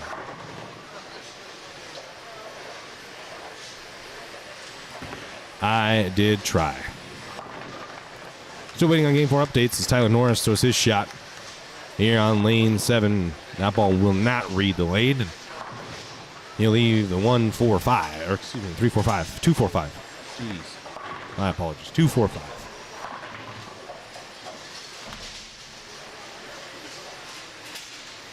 David Winslow is your leader after 3.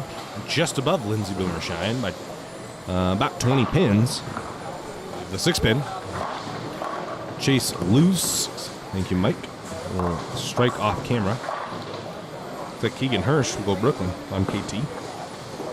And over there, we got Tyler Lopez coming up. Patrick O'Rourke and KT Simpson. So a couple good bowlers in front of us here. Damon whiffs the 6-pin. A little bit of a lack of focus there. He needs to refocus, maintain that lead he's got. It sounds like he's been bowling pretty well.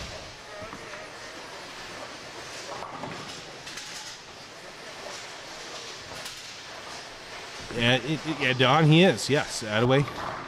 Cam Foster as Tyler Lopez goes 10 back. Yes, Cam Foster. Is he in the cut? I see. No, he's not. He has made the cut. Cam Foster's currently tied for 11th, 21 off the cut. I don't know what his game 4 was, but that's where we're at. As KT Simpson will mix them up and take her strike. I'll show you Cam Foster and Andy Kinney over on 15-16.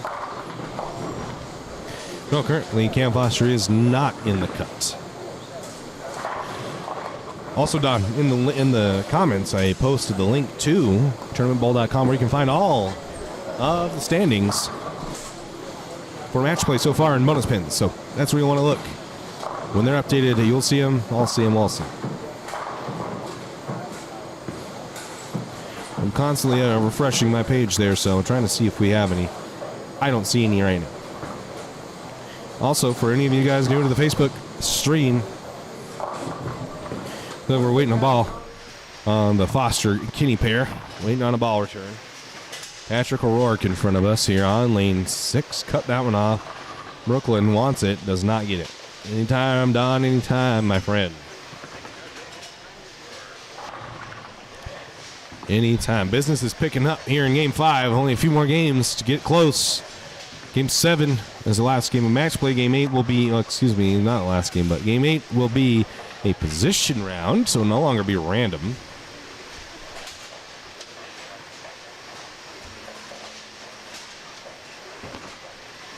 It'll no longer be random. For those of you in the Facebook, we do have a YouTube stream. It's streamed in full HD quality. Looks like Cam Foster's ready to go, so we're going to go over here. KT Simpson is also ready to go. So I'm going to go to KT. Hopefully she gets going. Cam Foster's going to rocket one down here. KT. The face, baby split. Cam Foster. Good looking ball there. And let's hoop it. After KT's opponent, Keegan Hirsch, I believe. See what he's got for us. Bouncing it off the guard. Wow, there's a lot of friction out there. Yeah, he's a two-hander, but that's all right.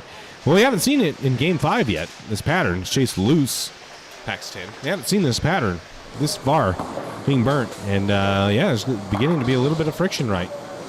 Gutter always had hooked a little bit. Not enough to really the scores were good enough, but, yeah, now the friction's developing. The ball's slowing down. Looks like the gutter will bounce a little bit. Looks like the gutter will bounce just a bit. Cam will pick his spare. Head on over to see Tyler Norris. But for those of you in Facebook or new to the Facebook stream, we do have a YouTube stream streamed in HD. So if you want the HD quality, head on over to YouTube. You'll see it in 1080p. Tyler Norris slaps the 10 out. You like that ball.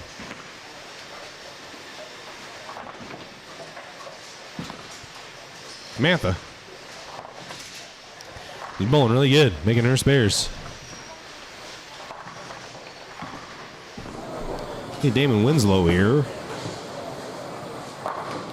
Pack 10 and slap the 7 out. That's a good ball. Damon bowling very good. Rourke off camera strike. Hayward off camera strikes. I want to show you Cam Foster here. Let's see what he's got in this close match against Andy Kinney. Two greats, two past champions, bowling each other right here on 15 and 16. It's Cam, ooh, not roll the two pin. Almost did. KT. KT up here on lane 7.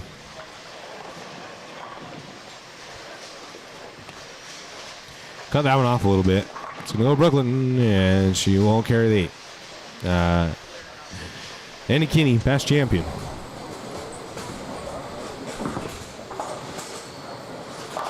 Brooklyn does strip the 8 in that time. So lots of Brooklyns going down right now.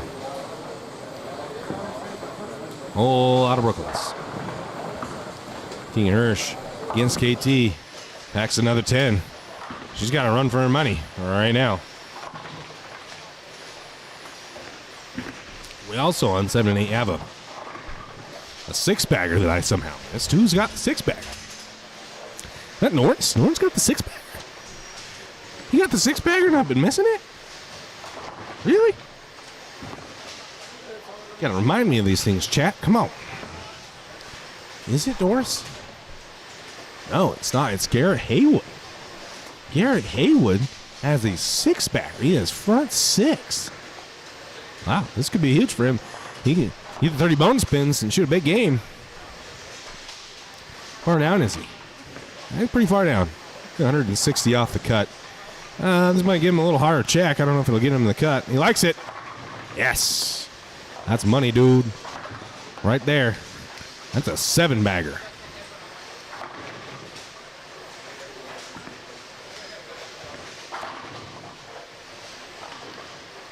That is a 7-bagger.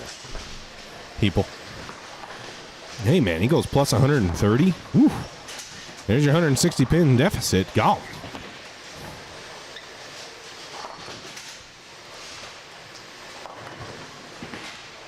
King and Hirsch bowling KT Simpson. We'll see his effort here. He's bouncing it from there, and he does it again. Wow. Man, this kid is just bouncing the ball off the gutter like it's nothing. Andy Kinney, past champion. 2 past champions going at it. Misses a little right, misses that. But domino. No. He won't get them all to fall. He will not get them all to fall.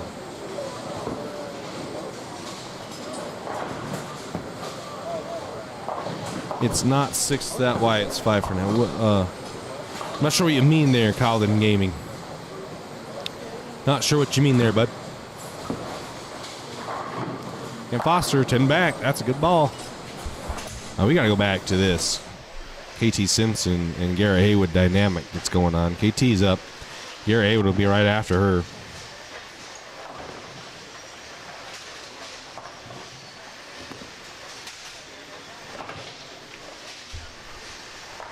KT cuts that one off, and it looks like she's almost purposely going Brooklyn. You don't really see KT miss that much this often, but I think it's working for her. I mean, she's staying in this match where Keegan, I believe that's Keegan, throwing the ball real great. He got a great look.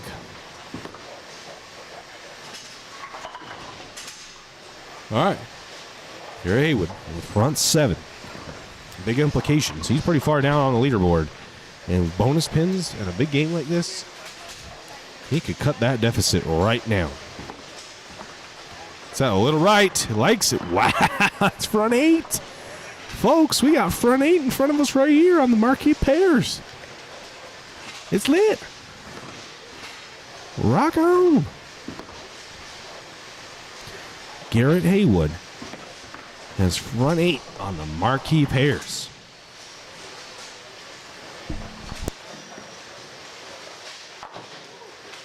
Front 7, my apologies. I'm blind. Well, you know what? I'm going to wait until front 8. Ty Lopez on lane 6. That's 10 back. That's a really good ball.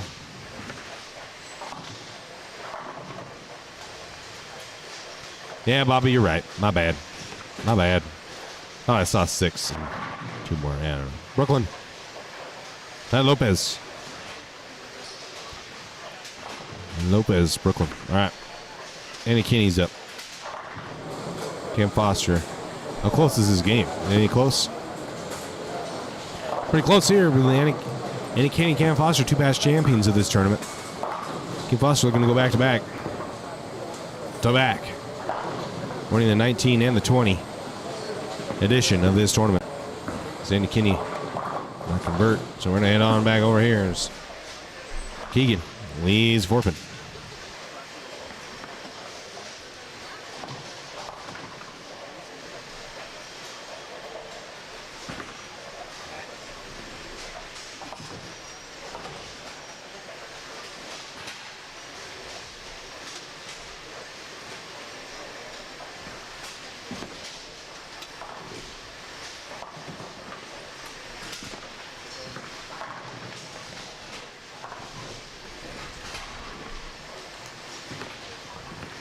All right, let's see what KT's got for us. As Garrett Haywood's up after her. We're going to keep the action on of KT and Garrett.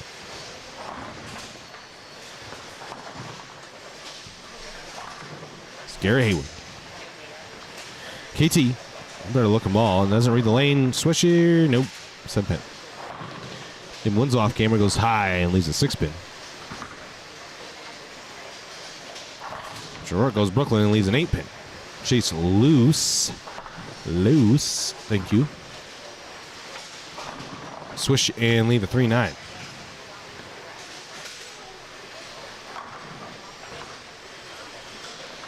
We've got updated scores for game 4 now. Andy Kinney is snuck into the spot. Cam Foster's 7 behind him, so that's a big implications game between those two with the bonus pins. Lindsey Boomershine has now taken over the lead, taking it by about 20 after shooting 234 in our bonus points. Damon not winning his match, losing out on those 30 pins. Will drop. He's still 40 over Nick Bagaro, and then Nick Bagaro goes to another 20 to Tony Woodward, and then Tony Woodward leads Andy Kinney by 2. So Garrett Haywood on the front 7 in front of us. On the front 7 in front of us. Let's see if he can get to 8. You'd love it to see in the stream. Garrett Haywood on the front 7.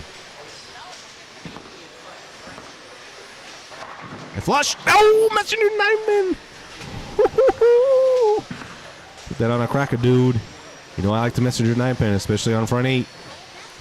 Especially on front 8. That is something else, baby. I don't unfortunately have a friend, so if you want to share this and tag Garrett, let his friends know that he's on front 8. Do it.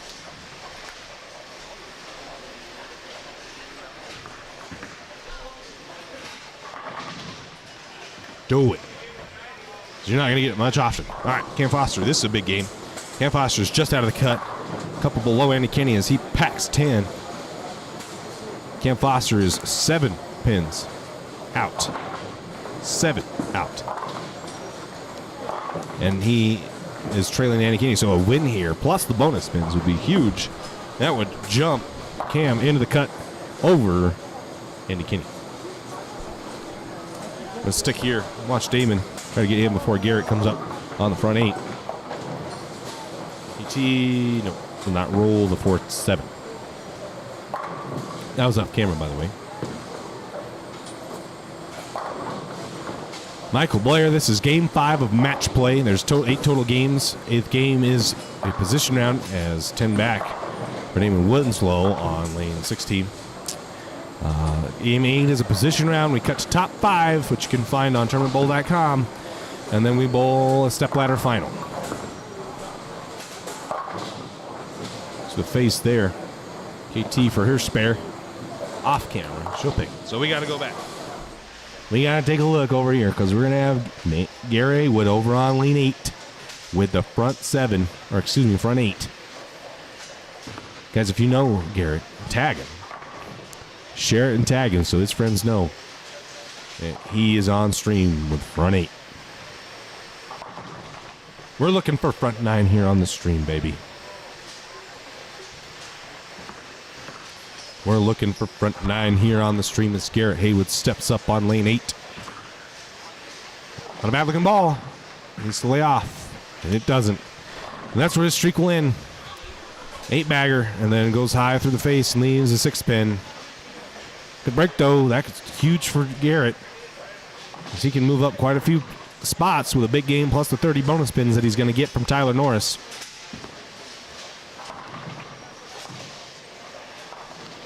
Big time game there for Garrett. All right. head over here because this is a big-time game, too, with Andy Kinney and Cam Foster. We're jockeying positions. Cam Foster's 7 off the cut.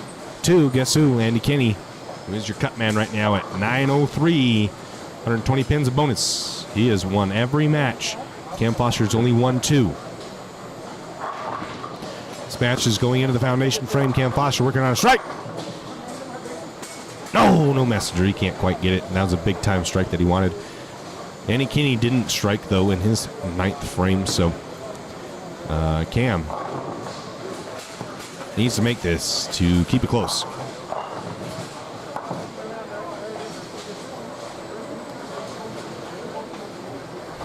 Andy Kinney can max 209, or excuse me, 199. If he punches, Cam Foster pick a spare. Unhappy about that flat 10. And no messenger help on it, by the way. Can max out at 208. So, close game there.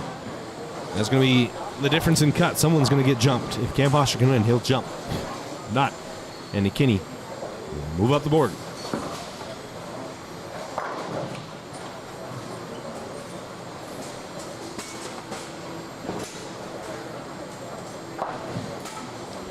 Damon Winslow on lane 15.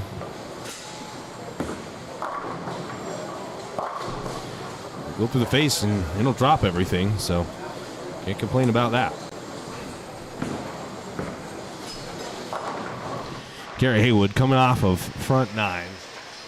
Or excuse me, front 8 goes spare into 10th frame. Mixer, no 10 pin. Well, solid game that's going to jump him. He's going to get a little more money now because of that game. So good on him. We wind down game number 5, heading into game number 6. The cut right now to the top 5. Your number is 903. 903.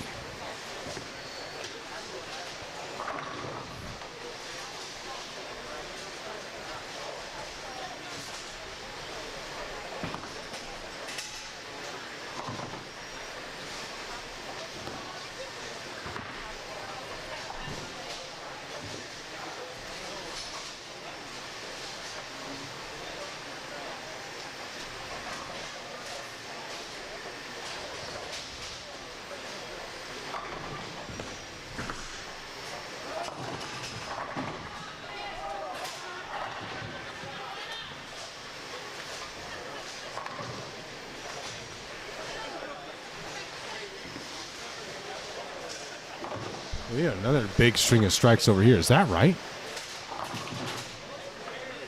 Interesting. I think there's another big string of strikes here on 1 and 2.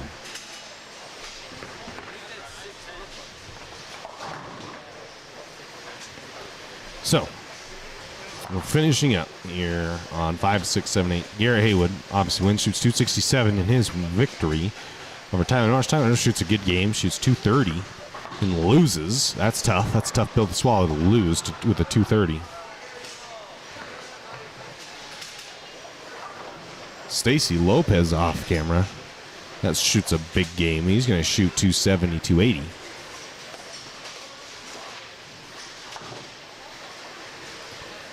So we'll head on over here.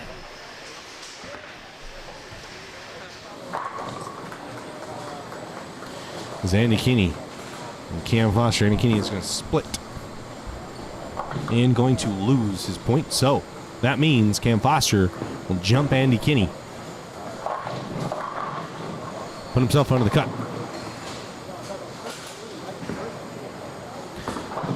Guys, after this, there's 3 games to go. Game 6, 7, 8. 8 is a position round, so not much time left now to get yourself in position to make a move.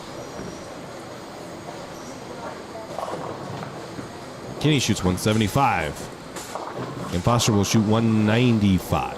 So he'll win by 20. And he'll put himself in the number. Stacy Lopez. How far is Stacy? Stacy Lopez is pretty far down there. He's going to shoot. Shoots 280. Plus 30. He shoots 310. A lot of points. The pins right there with the bonus pins. He's 135 off the cut. He's going to go plus. He might be within it, man. He's going to make up a lot of pins with that game. A lot of pins. Damon Winslow currently second place by about 30 or 20. 19 it looks like. Working on a strike. For sure. He drops the 7 off the 7-10. He can still shoot a decent game if he picks a spare there.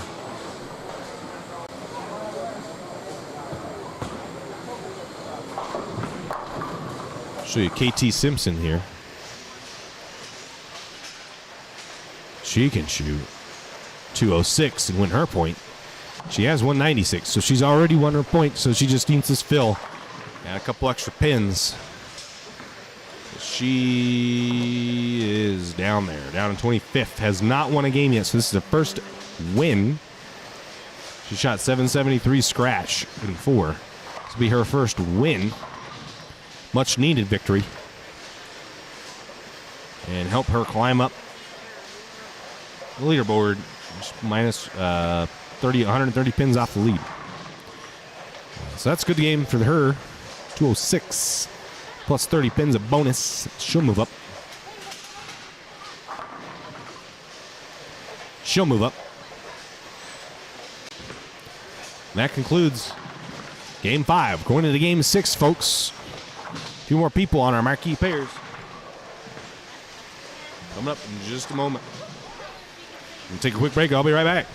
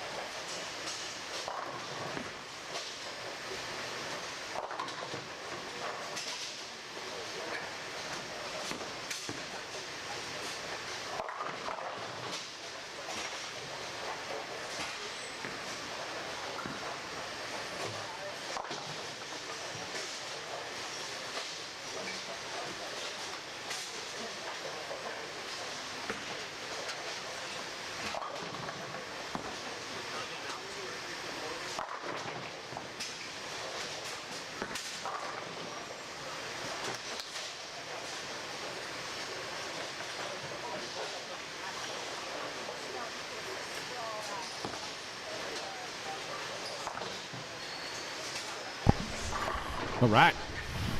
Game 6 underway.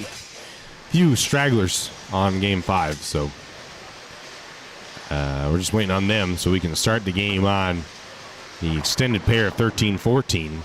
No, nothing going on 15-16, so there's a few matches here.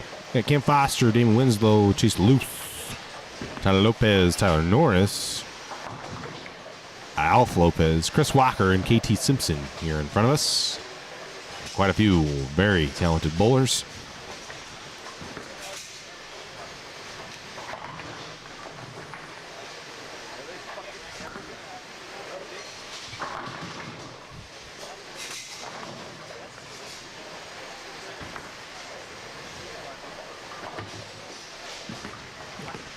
Norris, face almost topples the whole thing down. Leaves only the 10 pin.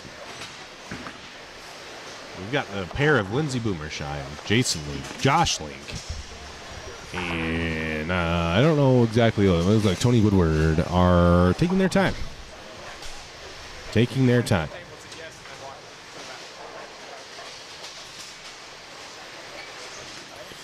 I believe they are the ones holding us up on the 13-14 pair.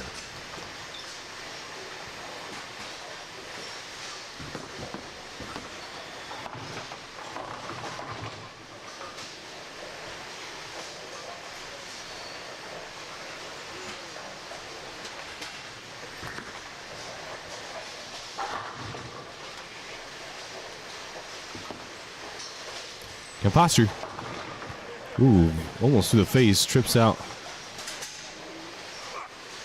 the 4, 7, and 6 out of the big 4, and leaves only a 10 pin.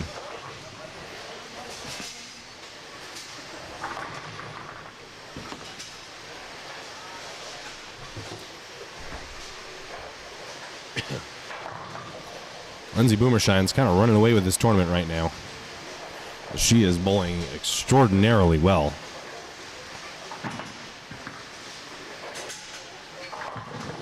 As we wait for Game 5 updates. But, yeah, Lindsey up there shooting big games right now. Day one didn't shoot a terrible game. But Lindsey's looks like she's throwing a pretty good, big game right now. KT, that's a good ball. They're on lane 6. Thank you, Steve, for announcing. You're watching. Appreciate it. Why don't you go and share? Let me know Steve Barnes has shared. Appreciate you.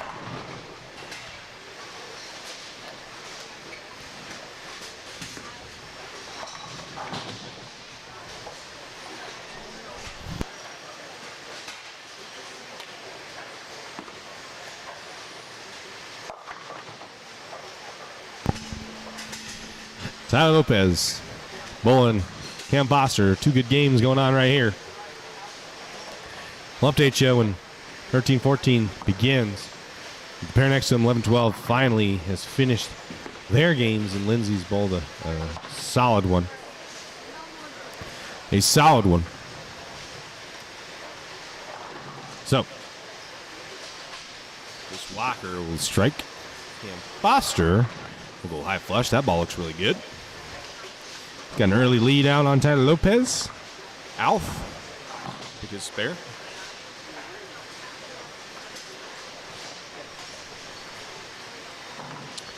And with the downtime really quick, I just want to go ahead and thank some of the sponsors of the stream.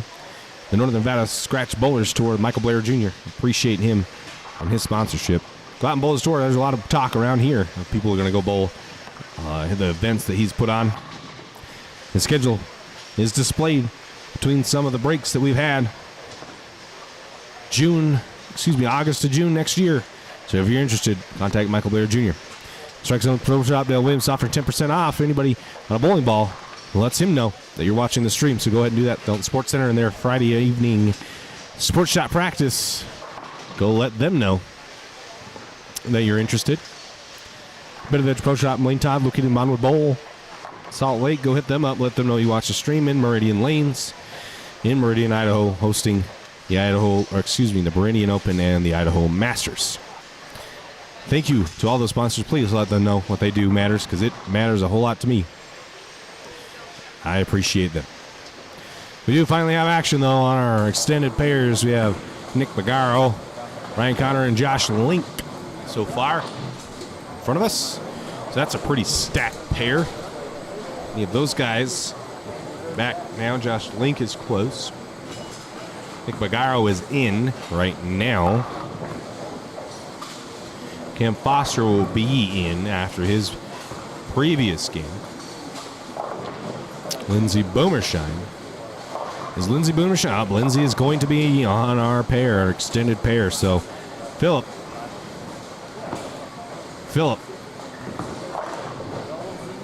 Are you in there, Philip? Philip Jack, there's some Lindsey Boom for you, buddy. You're still on YouTube and watching. Lindsey Boom right there on lane 13. We got you covered, buddy. We have got you covered. All right. Before she takes off, we're going to see Cam Foster in front of us.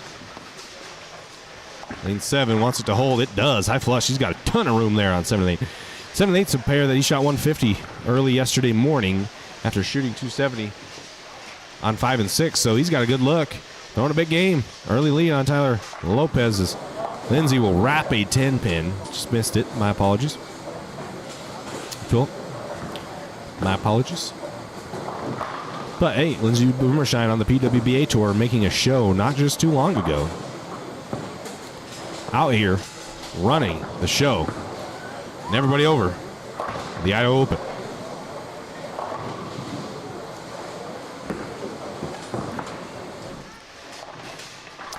Tyler Norris, I'll let you know what Lindsey does with her 10-pin. I'll make sure we get her some action.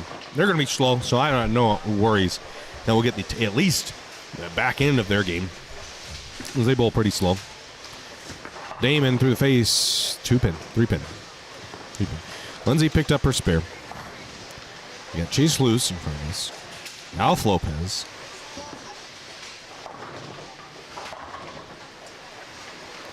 Alf goes to the face. Chase Loose goes to the face. So I'll let you know what Tyler and Damon do their spares. We're going to go over here. Josh Link in his attempt. Link 14. You know when Josh is in front of the ball return, good things are bound to happen, and it's time for him to make his run. It's through the face. 4, 7, 6, 7, 10. Excuse me. Damon Winslow did pick his spare. So, and Alf also picked 3, 6, 10. So, good spares for both of them. We got Ryan Connor. Andy Kinney in the frame too on lane 12 there. Packs 10. KT Simpson up. PWBA bowler also. Mamo. Ooh, no 2-pin. No pin 2. Ryan Connor leaves the 7-pin off screen. Again, guys, 13-14 is going to be a little bit slower, so I'm sure we'll get the tail end of their game as our marquee pairs are halfway through. Chris Walker making an appearance on the stream on lane 5. Swishes one. He gets it. Chris Walker gets it. He's bowling KT Simpson. That's his matchup. So tough matchup for Chris. Being back down there in 18th. 70 back off the lead. So he's got some ground to make up. Needs a big game and a couple wins. That's what he did on Game 5. We're waiting on Game 5 updates right now. The number, as we speak, is 903 after 5.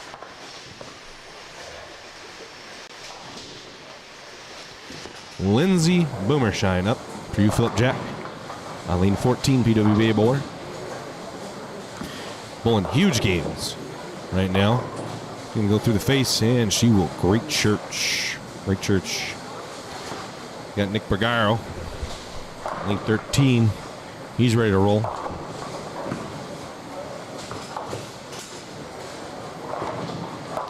Wants it to quit. It doesn't. Gets a break, though, and only leaves a 6-pin.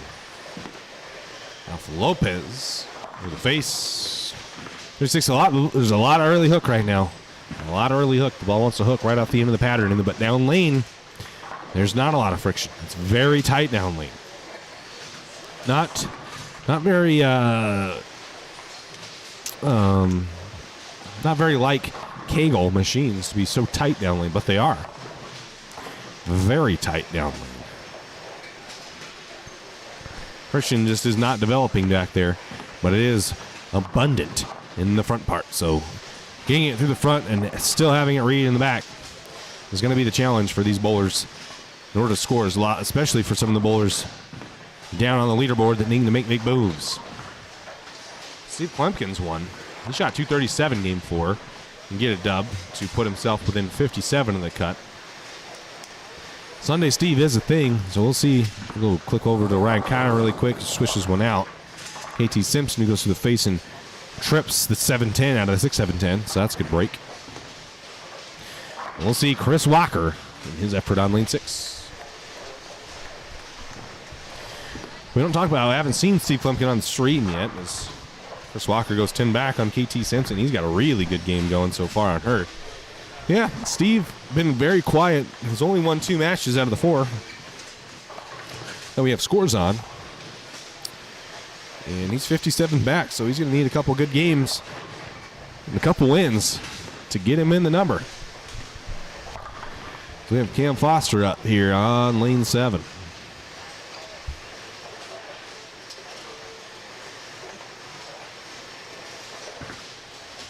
Cam. Oh, and it looks like a Rubicon UC2. That's 10 back. He's bowling really well. All right, let's go over and see Lindsey Boomershot.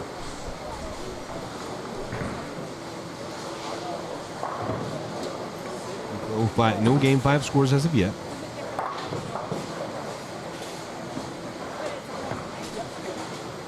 Lindsey crosses over.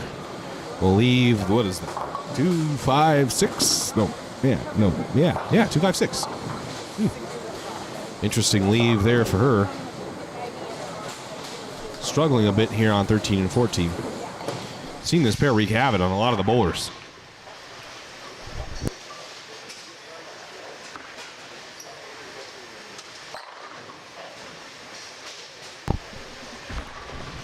Damon Winslow on lane 7.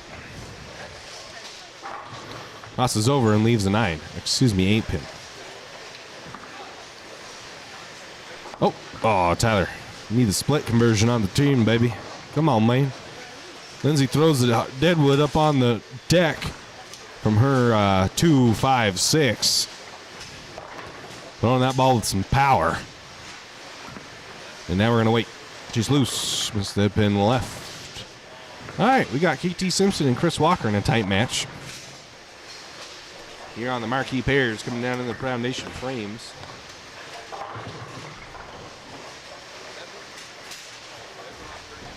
See what they can do.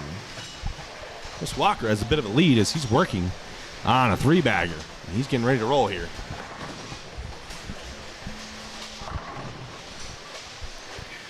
Chris Walker. Ball looks pretty good. That flush, man, he's got a really good roll. He's got a trick that he does with his ball, and it looks really good. It gets through that front, shapes enough on the back end, and he packs 10. He's got a 4-bagger on KT Simpson. So, solid game from my man Chris Walker.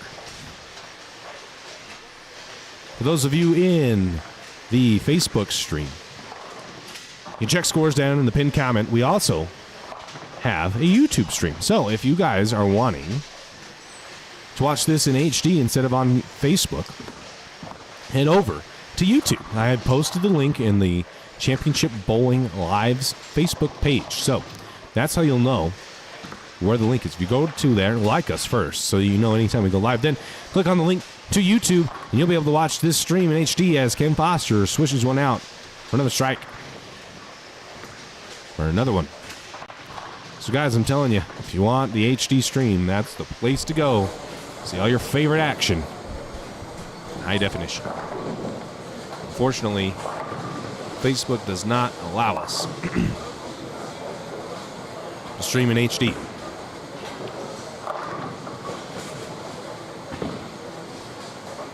Slowly trickling in a few of game number 5 scores. So once they're all made available to me, I'll go ahead and recap where we're at after 5 games of match play. Lindsey Boomershine on lane 14. Face very high and leaves only the 4 pin. Connor at his 6 pin. Pick it. So, Alpha Lopez in front of us. He'll pack 10. That's a really good ball.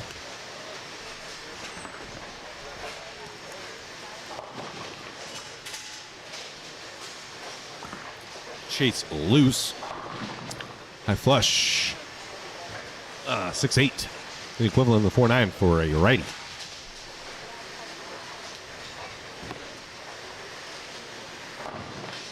Ron.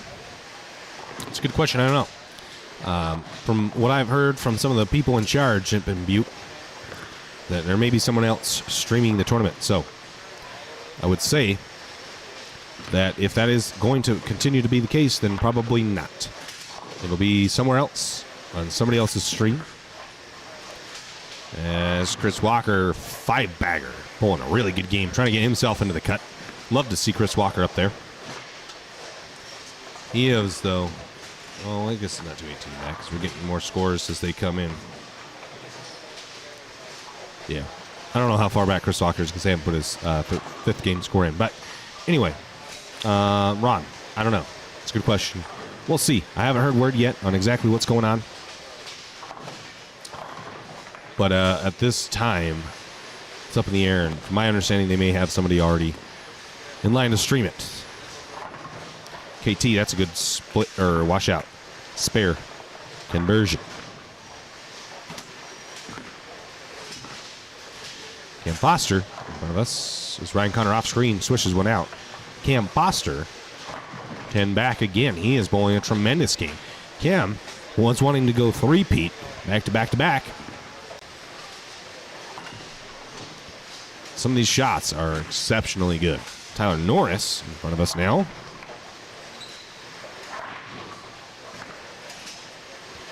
Tyler, that's a good ball. He's got a nice little roll that gets the ball going really forward. Through the pins well. Now Schlink off camera goes 10 back. So they're getting close to halfway point. We're in the foundation frames of the games here in our marquee pairs. We'll take you to the tail end of the Boomer Shine Bagaro and then Link Connors match over on 13 and 14. We're going to stick the action here as Cam Foster in the 10th frame has got a great game going. He packs another 10 back. He's got a huge game. He's going to shoot 279 if he hits the fill ball, and that is going to just leap him.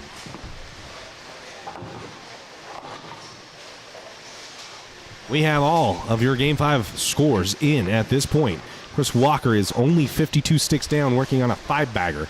So he's got a good game that's going to jump him up because he's probably going to get 30 bonus pins plus whatever game he shoots. Lindsay, it's lucky. Only 13 off camera. Trip out a split. And they leave a spare. So some bad games happening up at the top of the leaderboard on 13 and 14. And some really good ones down. From Cam Foster is 4 out of the cut. With Chase Loose, only 5 out of the cut. Andy Kinney with that loss drops from in the cut to out by 47. That's how big these wins are in these 30 bins of bonus. As KT will go Brooklyn. Triple all. So we're going to see Cam Foster's fill.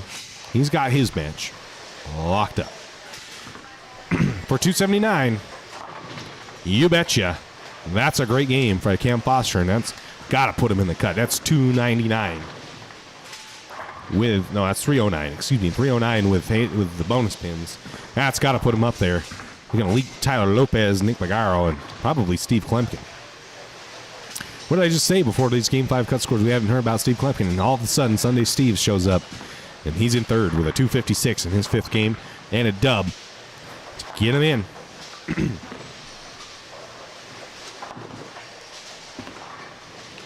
We got a close one here with Damon Winslow and Chase Loose, both of which really need wins here.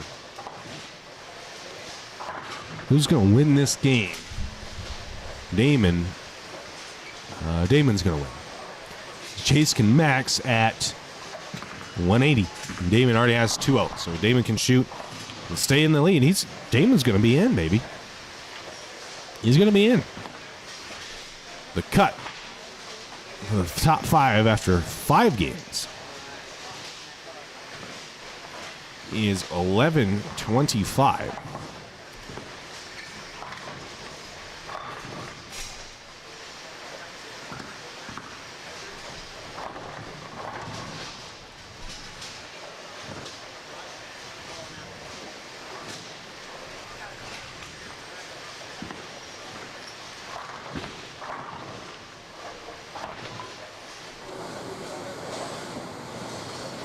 Nick Bagaro.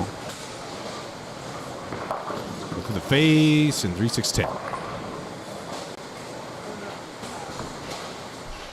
Transition you back over here because that game's halfway done. We're going to see the tail end of it, but I want to catch the ending conclusion. Is Walker with a six-bagger at this point. Going open, strike open, six-bagger. Was going to beat KT Simpson with this game. Damon Winslow shoots 211 to get another 30 bonus pins. He's going to stay where he's at. Chris Walker. Ball looks pretty hooked. Oh, he's going to miss it right. Dang it. Yeah. That's a dang it of like, dang it. Like, man, we had a good game going. Now it's ruined, but solid game. Going to get the 30 bonus pins. Probably needed more than that, though. Walker in 13th, 52 out of the cut. So this will help a little bit, but needed more pins than that. And KT is going to fall a little bit further. She's 116 out of the cut. And it's looking like that's going to continue to fall.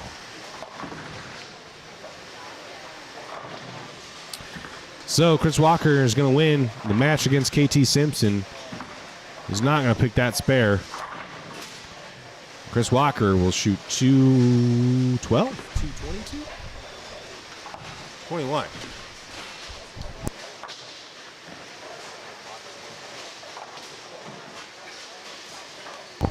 Walker will shoot 211. Plus his 30 bonus pins. That'll help him a little bit, but he's going to need another big game, I think. That's it. We're going to stick you on our extended pairs here. Ryan Connor, the Link. A lot of good games happening for Ryan Connor and Josh Link. Not so much for Lindsey Boomershine, Nick Bagaro. So, that said, if you are following along scores, you can follow along with me because I've got Tournament Bowl pulled up here. Those of you on YouTube and Facebook, Tournament Bowl shows us your top five. Lindsey Boomershine, 1229. And you got to go to Damon Winslow at 1178, so 50 sticks separate first to second place. But Lindsey's not having a good game, and Damon's going to shoot 211 with 30 bonus pins. So Damon looking pretty good. So he's going to gain some ground on Lindsey. Steve Klemkin shoots 256 in his previous game on Game 5 to rocket up to 1132, 40 pins back of Damon. Steve won't make a ton of pins up unless he threw a huge game. Nick Bagaro shoots 206 with no bonus pins. Falls a little bit to fourth, 1130. So he's just only two back of Steve. And then five back of Nick is Tyler Lopez at 1125. So going down your top 10, Cam Foster, 1121. He's four back. Chase Luce, 1120. He's five back. Alf Lopez, who we just saw bowl, 1112. He's 13 back. And then ninth place, we make a huge step pretty much, and you go to Tony Woodward, 38 back at 1087. Josh Link and Stacy Lopez are both tied at 1086, 39 sticks out of the cut. But we can tell big games with 30 bonus pins is going to rocket you up into the standings. So tons of movement, especially when some bowlers just aren't having good games. Catch a bad pair, that doesn't match up for you, and you're going to fall pretty quick because there's some good games being bowled out there with a lot of bonus pins. So Stacy Lopez shoots 288 and shoots himself from near the bottom third to 10th place, less than 40 out of the cut with 288. I'm telling you folks, big games with bonus pins, it creates some action. And we've got a good match here with Josh Link and Ryan Connor. Ryan Connor. Where's Ryan Connor? Ryan Connor's 15th, 74 pins back, so he could really use a win here. Josh Link, again, 39 pins back. Could he also really use a win here? That ball looks pretty good, and it is 10 back. So we got a really close game between Ryan Connor and Josh Link. Josh Link's getting into his wheelhouse.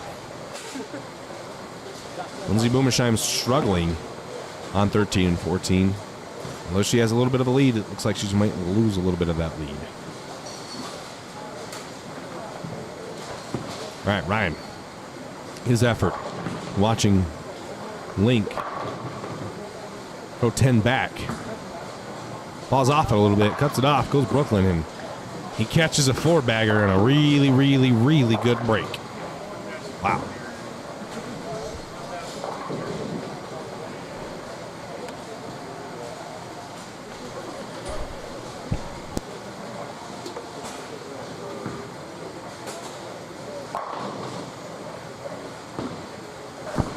Lindsay, lane 14. Well, looks really left. Wow. Wow. Ball did not move. Tip my cap, man. That's a look I wish I had. Nick Bagaro, lane 13. Crosses over in 5 pins. Yeah, he's struggling. He's struggling physically, and it looks like he's just cutting things off because his ball reaction isn't tremendous. So Ryan Connor working on a four-bagger after going Brooklyn. He got to have a loose swing after that. Link's going to need to strike to have any chance going into the 10th, but I think Ryan Connor's got a couple 10, 20, 30-pin lead now with that four-bagger. Both opening in the 10th. So I think probably got a 10-pin lead, 10, 20-pin lead.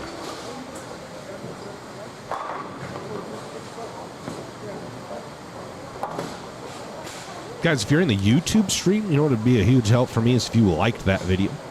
YouTube loves that. If you want to go ahead and all 56 of you, I can see you. If you guys could go like the video, that helped me out a ton. I appreciate it. Ryan Connor to the face. All right, that's a big help to Josh Link. Josh Link needed to see that in the 9th frame for him to have a chance here. Take a look. He'll go from 10 under, 10 over with a strike here, I believe.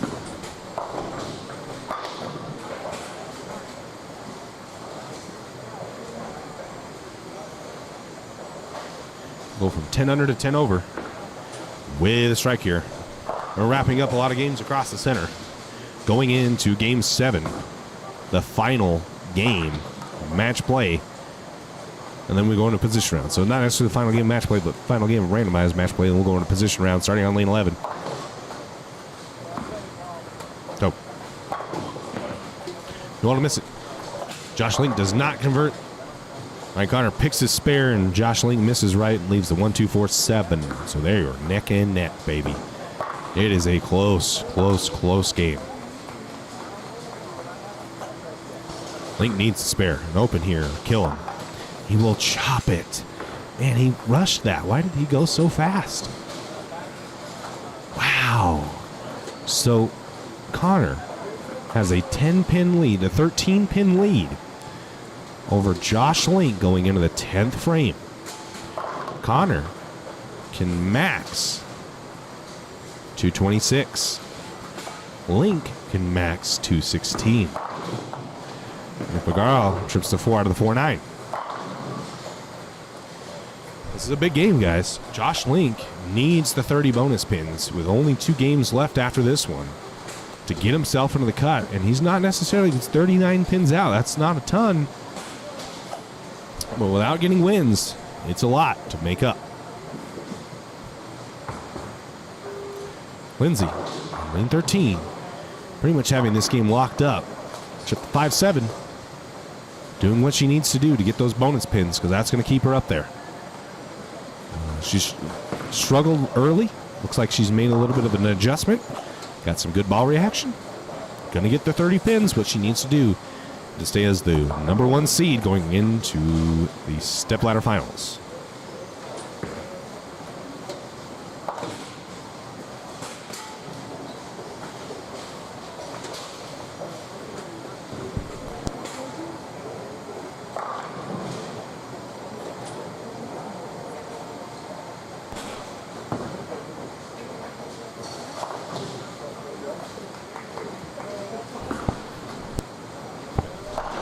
Connor. Okay. This makes it really interesting because now Connor can only max. Oh, what can he max? I can't see it anymore. Dang it. Some colors just wash out. So 226. That hinders him a little bit. So I think he can shoot 216? No. 215. 215. So Link needs this strike. This strike. He needs it. He's going to go Brooklyn and carry it. He's going to go Brooklyn and carry it, and he absolutely needed it, and he knows it. He knows he needed it, doesn't like it, but he got it. Ryan Connor needs to pick this. He does, okay. Ryan Connor can shoot 215. Link needs this one, and then Connor needs 8 pins, I believe. 8 pins tie, 9 wins, 10 wins. Yeah. So Connor needs 9 to win the match. And Link needs this strike in the next one. He needs this strike to force Ryan to feel the pressure. Doesn't strike here, it's pretty much over. Josh Links needs to strike, needs the bonus pins. Getting that ball in the air. Hook. Yes, he does. Okay. I believe this assessment's right, because I know Link can shoot 213 with a punch. 26, but he's spared up to 9 kills, so that makes 215 as the max for Ryan Connor. Ryan Connor can max at 215. He gets 8, he ties, 9 he wins, 10 he wins. 8 ties, 9 wins. 8 ties, 9 wins. Cuts it off. He strikes, and he will lock Josh Link out and get the bonus pins that he needs. Ryan Connor, down in 15th spot, will get the 30 bonus pins and shoot 215. That's solid. That's going to jump him up a little bit.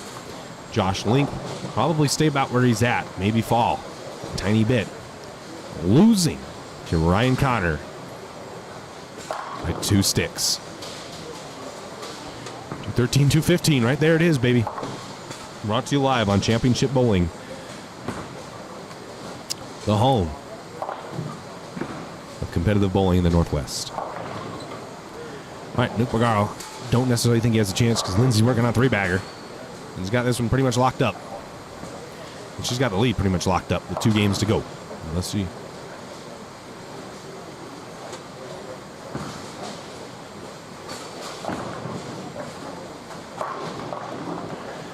Lindsay working on a 3-bagger to open up the lead a tiny bit.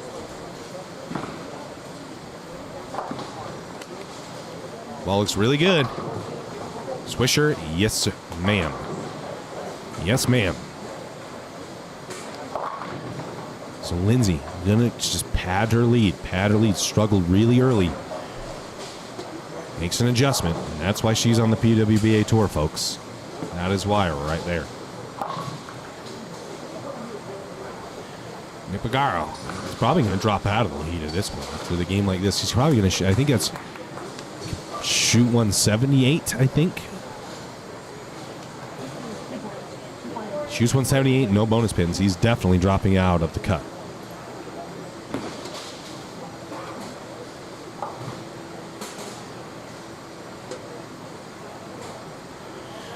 Lindsay for her second shot in the 10th.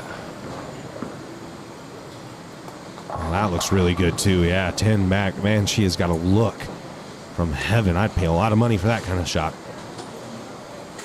She's going to shoot a big game. She's going to steal those bonus pins. And when we get scoring updates, I'll bring them to you live. We're transitioning into game 7. The last game before position round. Pagaro strikes there. Pretty disappointed with that game. Have to be. After being only 9 sticks in. Got to be disappointed. Shooting a game like that.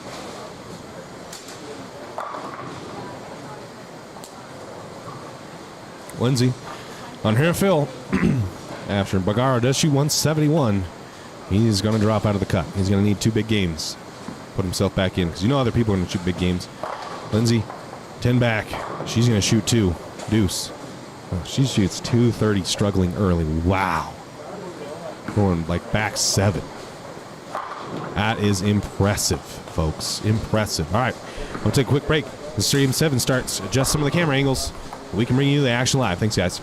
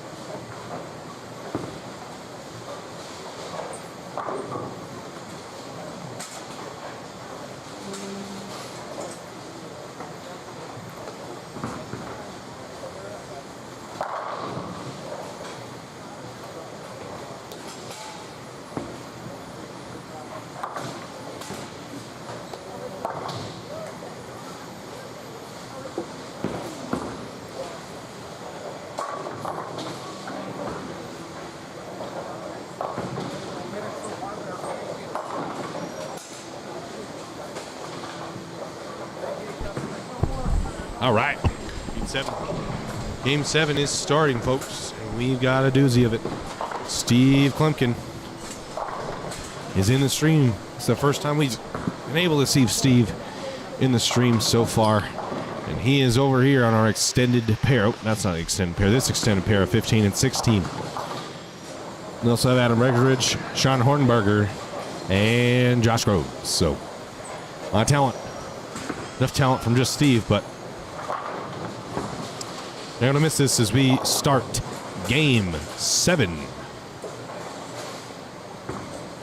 No scoring update from Game 6 yet, but this is Game 7, the last of the randomized match play, and then we go into position round.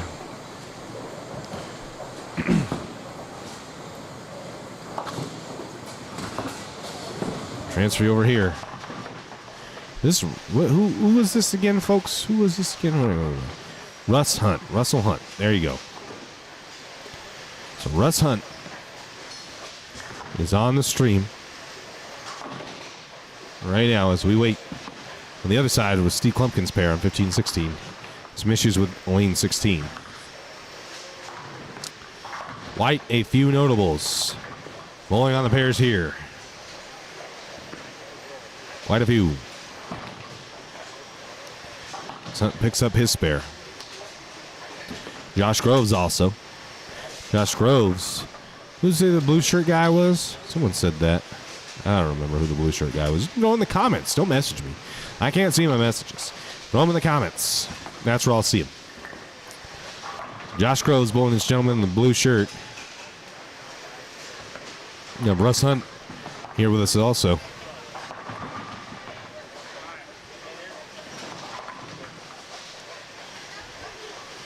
We are still waiting on 15 and 16. I don't know what it's for Adam Breckenridge, but we're waiting for something. As Josh Groves will miss the head pin right. Russ Hunt is up on 8.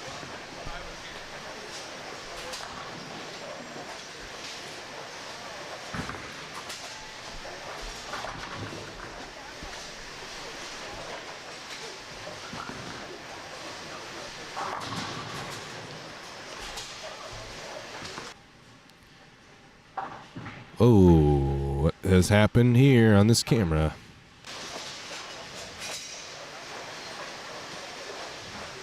My apologies there, folks. My apologies there. Finally, looks like we've got lane 16 fixed. So, Adam Breckenridge is up over there.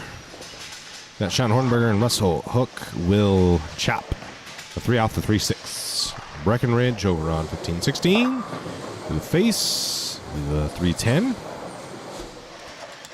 Here at Haywood, our gentleman with the front 8. Shot 267. That didn't really get him too far. Fortunately, it was just too far down. John Hornberger, my apologies. Do the face. 9 pin. No, that's 3 pin. 2 pin. 3 pin. That's a 3 pin. My apologies. Fred, Rick, Northrop, thank you, Fred. Thank you for putting that in the comments so I can see them. Those of you on the YouTube live stream, go ahead and like it. I see, look like some of you liked it. Thanks, YouTube. Appreciate y'all. The likes are important, folks. The likes are important. I promise you.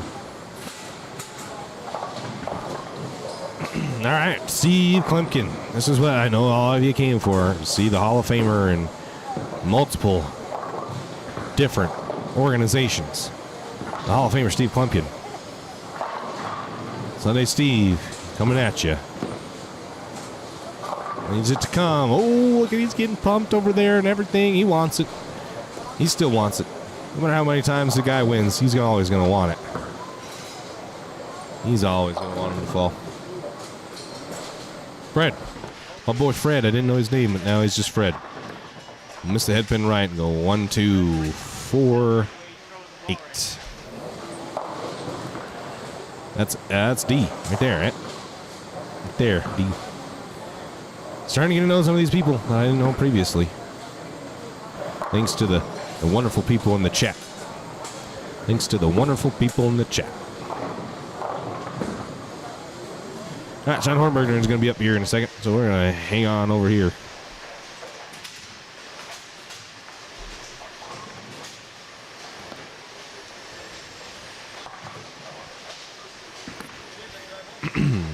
as we get in the heat of game number 2. I want to go ahead and thank the Northern Nevada Scratch Bowlers Tour for their sponsorship of this stream. Without them, it simply just wouldn't be possible. Michael Blair Jr. is running a great tour out in Northern Nevada. I heard a lot of people here are very, very interested in having to bowl a lot of the events. It's not too far from us. Sean Hortberger being one of them as he swishes one out. So thank you, Michael Blair Jr., and your contributions. Michael let me know that we does also have a donor from QR Mining donating a 100-ounce silver bar for the Boy of the Year. That's pretty awesome. Never heard of that before, and that is pretty cool. So thank you, the Northern Nevada Scratch Bowlers Tour. Contribution next. Dale Williams and Strike Zone Pro Shop. Dale's giving you 10% off a bowling ball purchase if you mention that you watch our stream. So go ahead and do it. Easy 10% off. If you're looking for a ball, bang. Just got you a deal. Delton Sports Center and their Friday evening sports shot practice as Josh Gross goes 10 back. And Friday evening sports shot practice. Hit up Delton Lanes in West Valley City. Talk to Zach, Trevor, and Trent Orr, the whole Orr family. Say thank you for supporting our streams and go practice on their sports shots on Friday evenings. Great time to go practice and get better on shots like this so you can come out and compete with Steve Klumpkin and all the rest of the great bowlers here.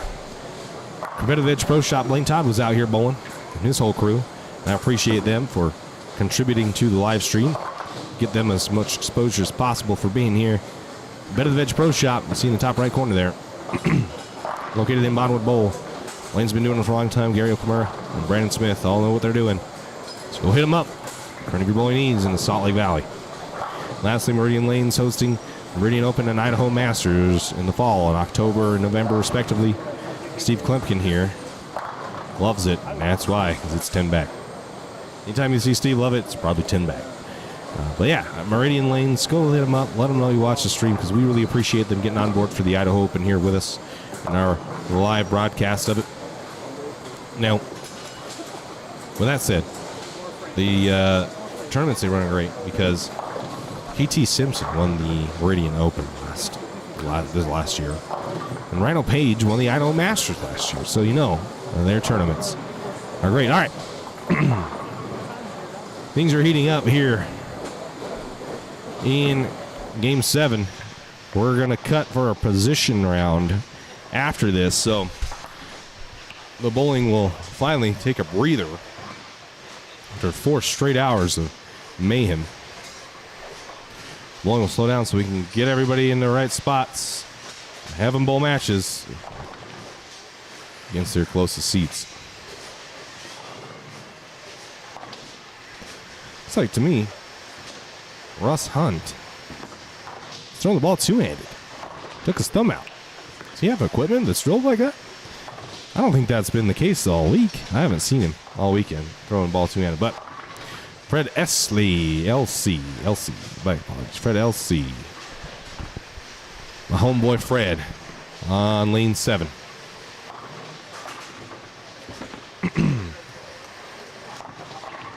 He's going to wash him out, Brooklyn. Adam Breckenridge missed his spare. Now it's Steve Klumpkin's turn to show us what he's got. As he gets ready to go, Russ Hunt, yeah, he is throwing two-handed. Steve's not ready yet. Throwing the ball two-handed. I don't know if his thumb may be in it. That's 10 back. He's looking pretty good doing it. That's 10 back. Steve Klumpkin over on lane 15. Looks like he likes it, and guess what? It's 10 back. Sunday Steve is very impressive. It's just what he does. Scoring update, Jack Turner, yes. Well, I mean, they have game 5. We're a little bit behind. We're halfway through, or a quarter of the way through game number 7 here. We have game 5 scoring updates, but not quite game 6. When they're made available to me, I'll show them to you. Bring them up.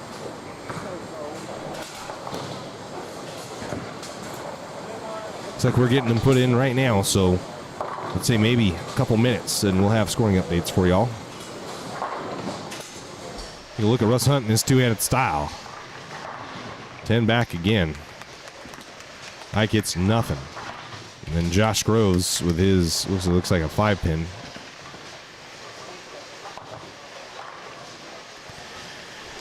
All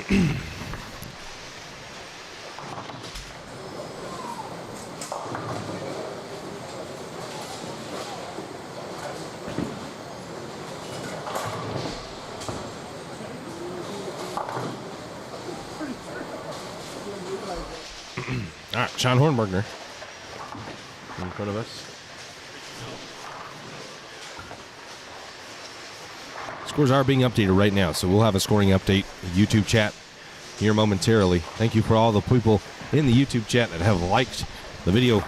It means so much to me, as Sean Hornbergner also likes that you've liked the video because he just went 10 back. A really good ball. Now we got Deadwood just spinning. Just spinning and spinning and spinning. That thing's still going. Still going. And it stopped.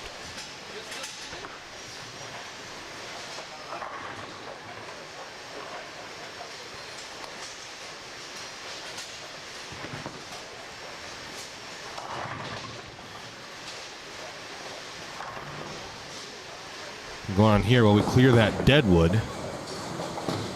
D, that flush leaves a 4 pin. Tough break there because that ball was pretty good. That ball was pretty good. All right, Steve. Up on lane 16.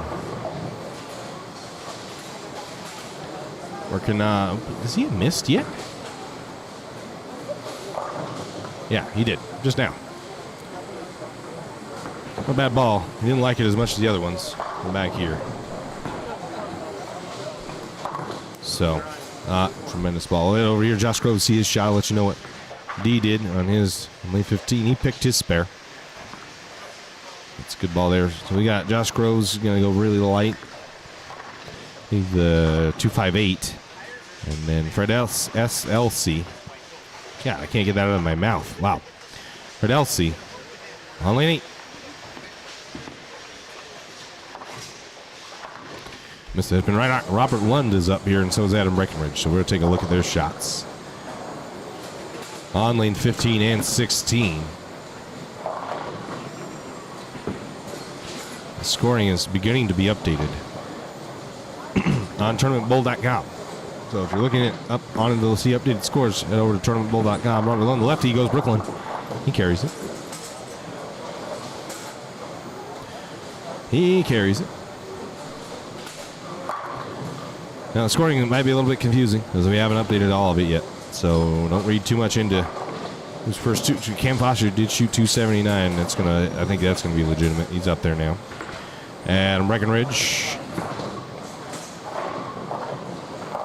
Crossover 6 pin, excuse me. Sean Hornbergner up here on lane 7.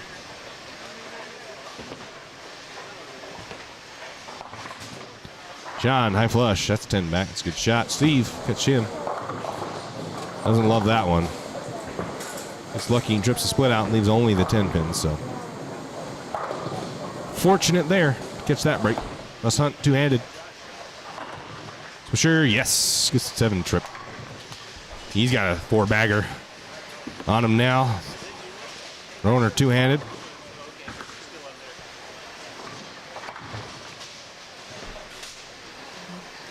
Scores beginning the update. We almost have all of them.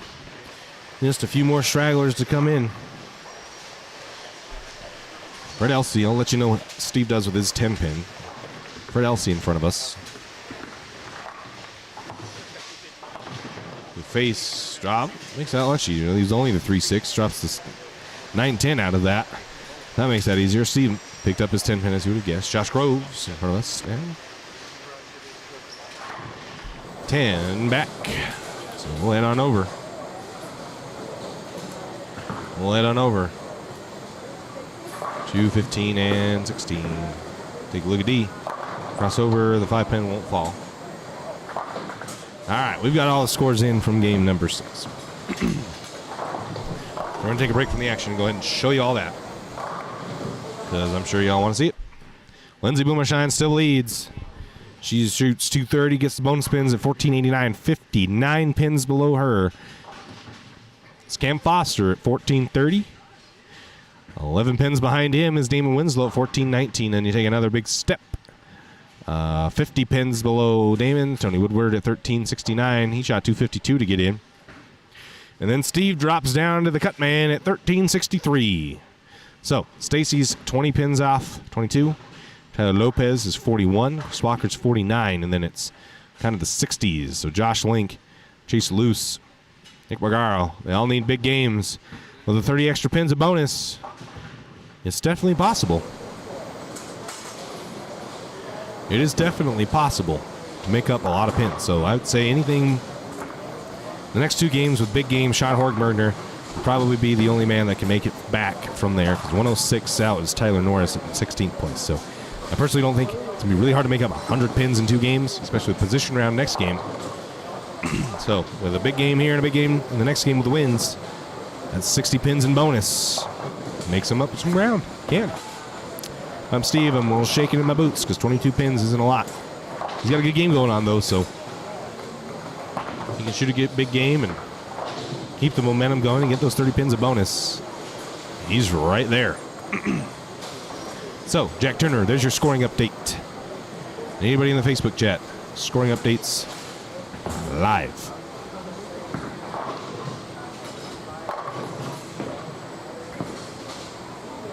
Robert Lund has a spare 10th there. So I'll let you know when he does that, because we're going to see Josh Groves in front of us here. Cross over and trip everything out. And pump the fist for it, too. He's loving every bit of it. Red Elsie. Cross over, no trip. D. I'll leave the 1-2-4. Looks like maybe the 8's back there, too.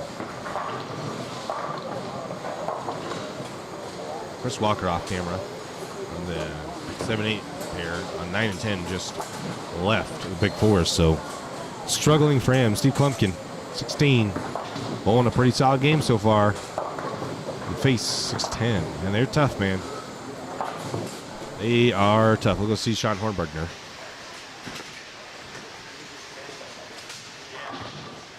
Wow, just went 10 back on lane 9. Excuse me, lane 17. John Swisher, yes. Get the 7 to fall. D did pick up his spare, so good spare for him. We'll see Russ Hunt. I'll let you know what Steve does with his spare attempt.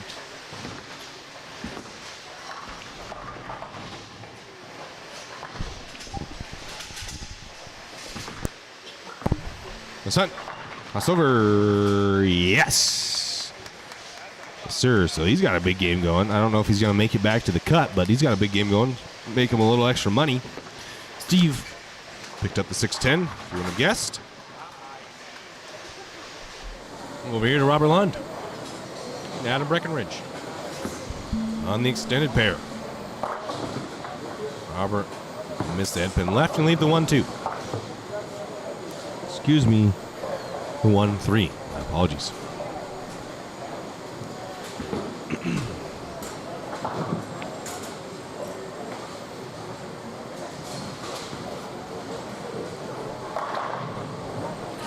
All right, Adam Breckenridge.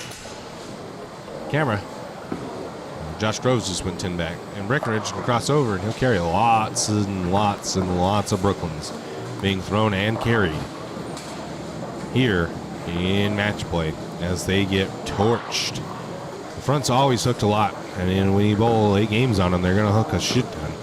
And, Robert Lund's going to chop that. They're going to hook a lot. They're going to hook even more when you get 8 games on them. We never bowled this many games on them before, so we're not going to run them for the step ladder either. So this is where Josh Link can get in the cut. He's going to be scary. It's going to be tough for him, too. There's just not a ton of developed friction right is the issue. That's the hardest part. And Josh kind of thrives off of that. I mean, not house shot kind of friction, but even just a little. There is no developed friction on the outside part of the lane. So Link kind of thrives on friction on the right side part of the lane. Steve Klemkin up now on lane 15, excuse me. He's a little more accurate, though. Doesn't quite generate the rev rate and carry that Josh can, but he can hit his spots That's through the face. Nope, messenger on the 6'10", so. We'll jump you back over here and see Russ Hunt in his 10th frame. We'll just end the game here for them. And see where we're at game-wise. Russ Hunt. Sean Hornberger is going to shoot 225. Russ Hunt can shoot. He needs a spare here. He needs a strike. This one's important. Oh, no, he needed it.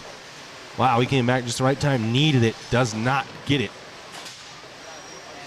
Dang it, that's 172. Right? No, it's 202. 212, 222 he can max out. So, that means he can shoot 222 with a spare.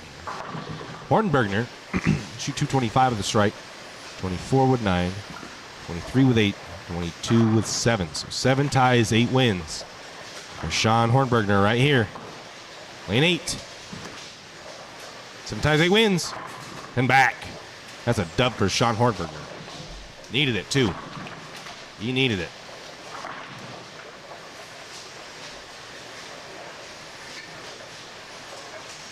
Some great action happened right here in front of us because Sean Hornberger needed those bonus pins. Shoots 220 plus 30 pins of bonus. Russ Hunt back there, 106 back. Now we'll get the bonus pins. But we'll also shoot 220. What will fall probably back. Maybe jump up a little bit, but probably will fall due to just the lack of bonus that he's going to get out of that. Well, we're waiting on something over here. It looks like we need, there's Deadwood. So let's go back over to 15-16 for a bit.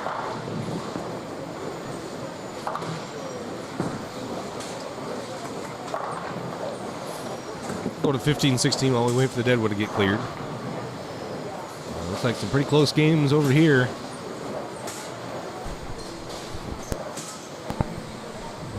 On 15-16.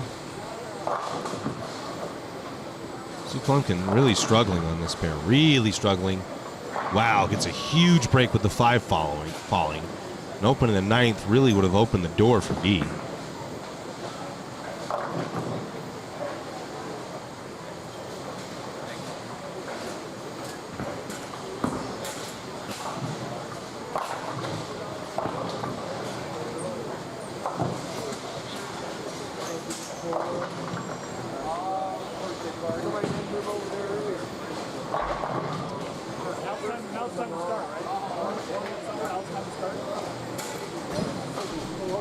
All right, Steve, spare attempt here, lane 16.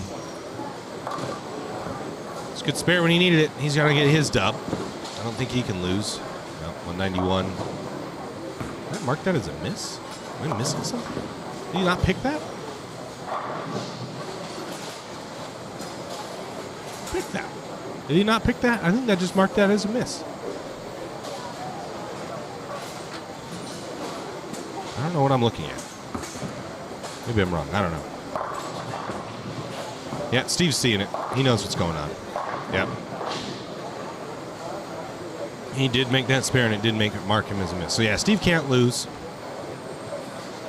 That game, Adam Breckenridge and Robert Lund. It looks like Robert will most likely win.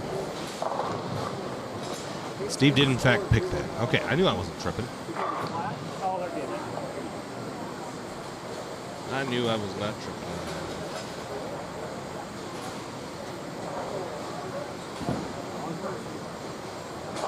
So we got the live stream here. We would have been able to pick that out. So this is the last match that's going to be happening on the stream. Is Josh Groves just shoots 235 each? His opponent shoot 235. Josh Groves shoots 235. He doesn't really have a chance, though.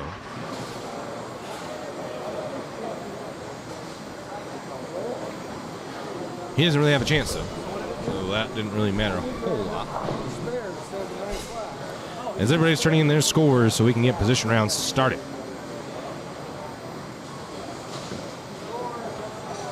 As we are waiting for this scoring correction here. It's going to be a minute before we can get scores updated.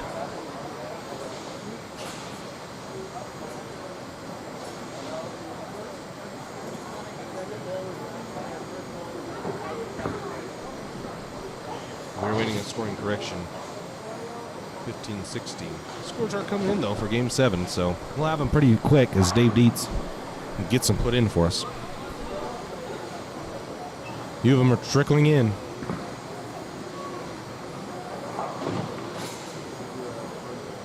$570 to sixth place isn't bad at all. All right, looks like we got things sorted out for Steve over there on lane 15. It's a professional up there changing the scores. Some of these rookies. Breckenridge lights. No, I think he knew he needed it. Adam's sitting down there. Got one win, wanted another.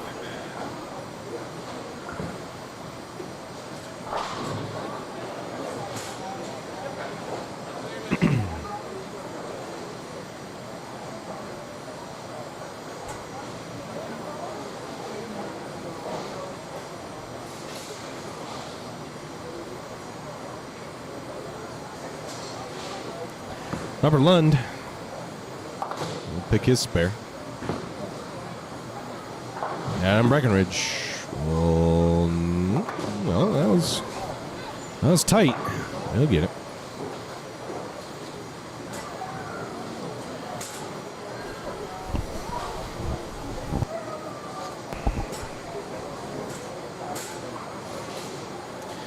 Constantly refreshing. You're trying to get scoring updates in.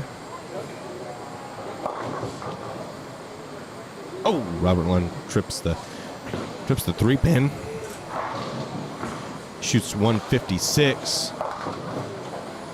And Breckenridge shoots 147. Loose.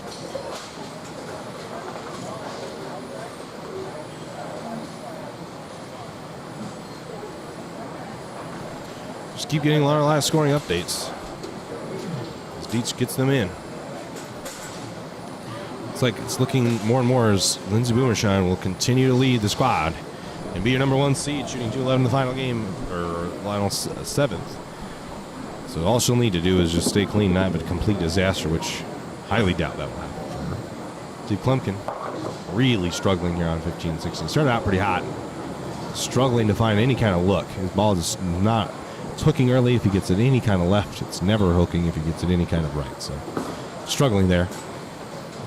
Meyer D. Just head pin left there. So, Steve's going to get a win. He's going to get the bonus pins, and he's going to shoot 220 or so. Damon Winslow looks like he's going to continue to take second place. Kim Foster also going to be in the cut. 1655, 40 pins below Damon. Damon bowled extraordinarily well. Keep him in second place.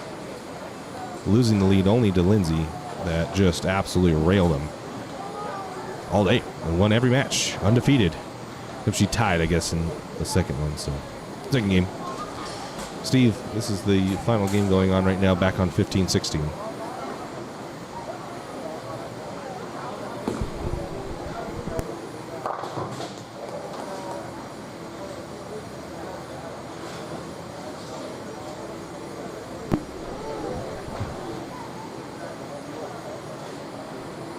All right, Mayor D to finish off his game with 10 back.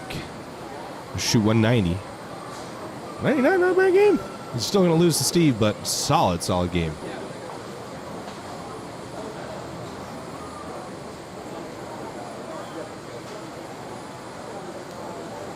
Steve. Better ball. Looked like he slowed down a little bit and got out of a little cleaner. It still didn't want to turn over for him. So 218 for Steve. That's a win. So 30 pins for him there. So we can. Stacy Lopez will drop out of the cut because you know Steve's going to get up there.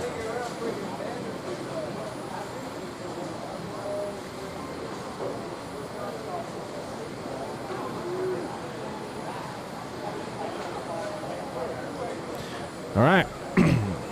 That is the last game, okay, of game number 7. The last pair to finish up on game number 7. We're taking a look at scores right now. Not all of them are in yet, but You can kick it. Tony or Stacy Lopez at least out because you know Steve's going to get back in there. So right now, Lindsey Boomershine leads with 17-30. Even Winslow shoots 247 the last game. Gained some ground on her, so with a good game here in the position round, if he beats her, he could take over the 1 spot. At 1696, Cam Foster 1685, not far behind Damon. So they're pretty stacked there at the top 3. If you have stuff down here on the end, if you can just move it over here to the first 18 lanes, so we have some open play coming in while you wait for your position round to start. So are you, we're using 1 through 16 starting on 11, correct? Starting,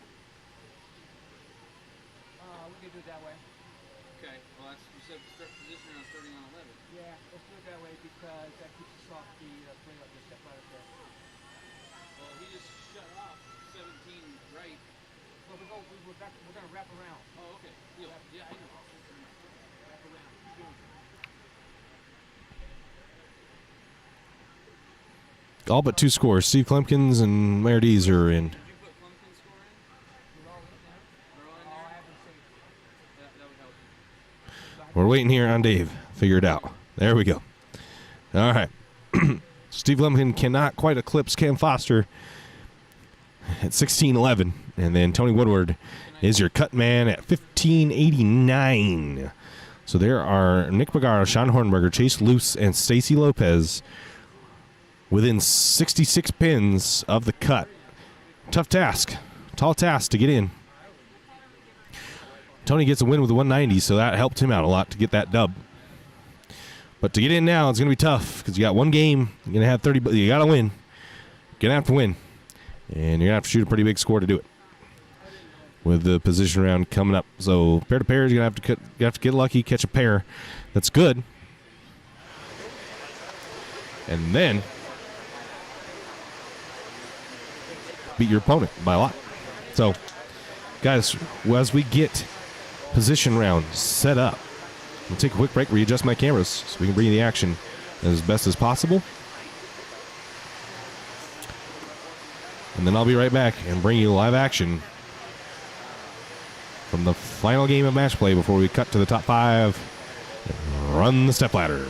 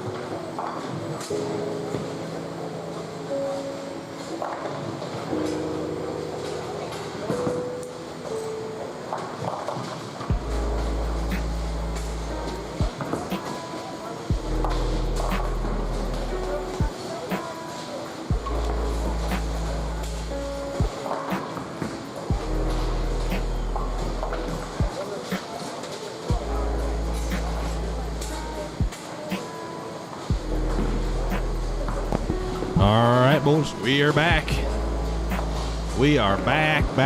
And we've got some talent in front of you. This is position round at the Idaho Open. So after this, we're cutting the top 5. A lot of bowlers.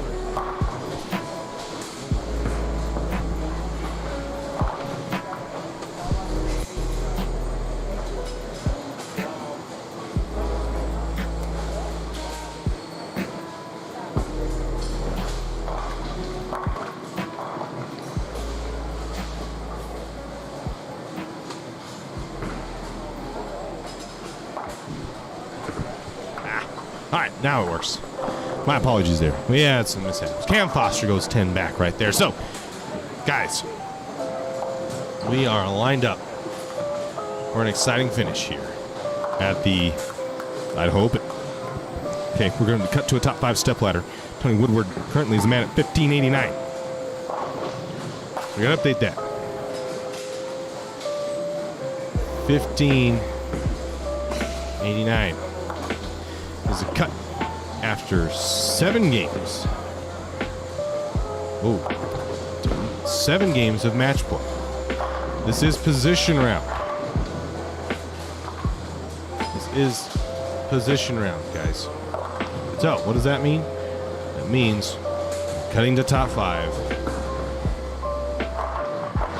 at the conclusion of this game in 1 bowls 2, or 3 bowls 4, so on and so forth. So, our matches, top here, Cam Foster, Steve Klumpkin are on 13 and 14, so they're vying for just ones to stay in the cut because they're not too far off. Well, Cam Foster's pretty far up there, so Steve could gain some ground on Cam. They're pretty much in it, though. Tony Woodward is trying to stay in. He is bowling Stacy Lopez, so he needs a win here and a good game to stay in it. He's going to pack 10. Chris Walker in front of us. He's down in 11th, 91 sticks, so he has to throw a big game, get the win. It's going to be tough to get him in. Marsha Klemkin over there on 9 and 10. So 11 and 12 is where Lindsay Bonershine and Damon Winslow are. We're not going to have that. They're in it. They're in it. It's this matchup between Steve and Cam. Cam's in it, I think. He's 100 pins above the cut. Steve is not. Steve's pretty close. So his game is going to be really interesting. For those of you in the chat, we do have a YouTube. Okay? On YouTube, we're streaming right now in full HD. So that's where you're going to want to go. If you want to see HD, go to YouTube. You'll see it in 1080p. Go over there now. The link is in on the Facebook page, Championship Bowling Live Facebook page. So go over there, click the link, look up 2021 Idaho Open Finals, or just look up my name, Chayton Peterson, as Steve Klumpkin misses the 128. Steve's he's got a bowl a decent game here. He's not completely safe. A big game in bonus pins gets you in. Stacy Lopez is looking. He's wanting in. He wants to bowl for that big money. 2,000 up top. 2,000 up top. And Stacy's 54 sticks out, so he needs a big game and a win. So he crosses over and gets the 10 out. Needs them all. He is bowling Tony Woodward. Tony's trying to stay in. So, and they both have a really good game, so it's going to be tough. Even if Stacy wins, he's got to beat him by 24 to get those 54 sticks and tie for the 5th place spot. And Foster picks up his spare. Heading over onto our marquee pairs. Waylon Nielsen got a spare to pick up. We've got Russ Hunt over there on the ball two-handed in front of the ball return. Take a look at what he's got going on. There goes 10 back. Russ Hunt's in 14, 110 pins out. Going to be really hard to get in from there. Josh Link is 97 sticks out, so he has to shoot a massive game and have a couple people help him out. Massive game needs to be shot down here to see any of these guys get in. Chris Walker's the highest seed. He's 91 out of the cut. On the pairs that we've got on this end, and over to this side. But Josh Grove's pretty far down there, so we've got the high end and the low end bowling with each other on these pairs. Match play. See Josh Link in front of the ball return. Looking for it. Can't switch to 10 out. Start with 3-bagger and leaves 10 pins, so he's got a good game. I don't think 279 is good enough, though. Chris Walker, cut one off. Going to go miss the head pin left. And over here, see Camp Oster, Tony Woodward. This is where the interesting comes in. We've got the cut line matches right here on the live stream.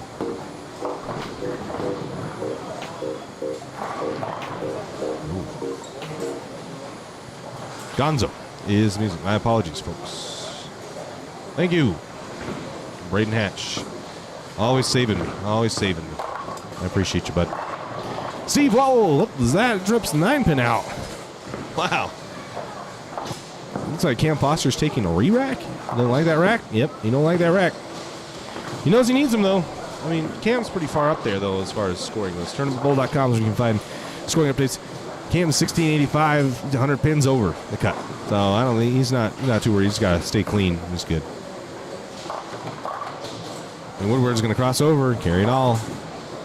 The Steve Klumpkin to Tony Woodward and Stacy Lopez dynamics, the interesting one. You got Chase Luce, John Hornberger as far out as those two, but they're bowling each other, so only one of them is going to make it.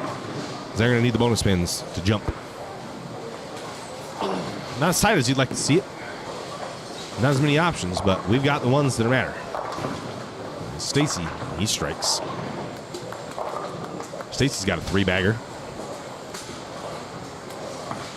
Gonna need to beat Tony Woodward by a little bit more than what he's doing right now, though. We'll transfer back over here, Nolan Krosky. He goes 10 back there on lane 8.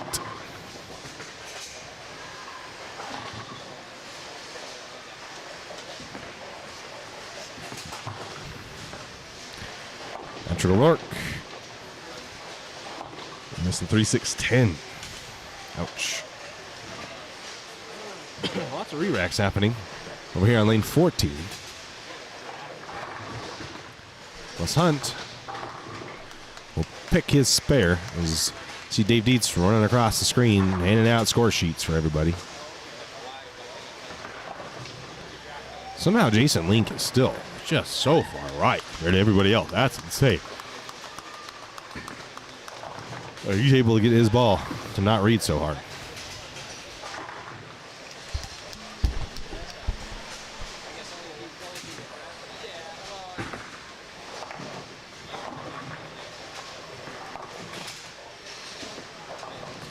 I'm beginning to think I'm here all night too, Braden. We're late. We still got a couple games to go in the step ladder. As Chris Walker goes 10 back. That's for you, buddy. It's your old pal, Chris Walker. Andy Kinney is going to tug one off there and leave a 7-pin on the Brooklyn. Kinney, though, not really in it. Pretty far down there. Just didn't quite get the scores or the wins that he needed. He's 151 out, so he's probably going to walk home with a $300 check. Come back over here, we got Waylon Nielsen over there on lane 6. Waylon not really getting the scores he wanted either, so he's going to probably walk out of here with a $250 check. Let's Hunt two-handed over there on lane 8. Cross over and trip the, wow, 5-7 out. Tony Woodward, he'll spare, so leaving the door open for Stacy as Stacy steps up here on lane 15. Again, this is where really the action is, guys. Stacy Lopez, Tony Woodward, and Steve Klumpkin. Steve Klumpkin is 20 pins, 70 pins in. It'll be hard for him to get beat, but Tony Woodward and Stacy Lopez are bowling each other, and Stacy starts to take a 30 pin lead, and that's all he needs. He needs to win by 30. He needs to win actually by 24 because he's going to get 30 sticks.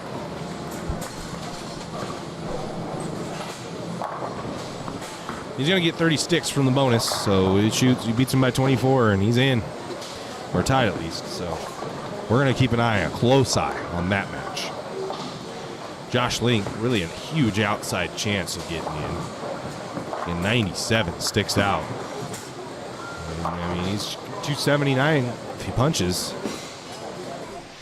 over here on lane 6, so it's going to be really, really tough for him. Try to get in. Front of the ball return. The lane's just never really developed enough for him to, with friction, for him to really get in and start scoring. You can see his ball just not want to roll back there. That wasn't terrible. And it just did not want to shape down lane well enough.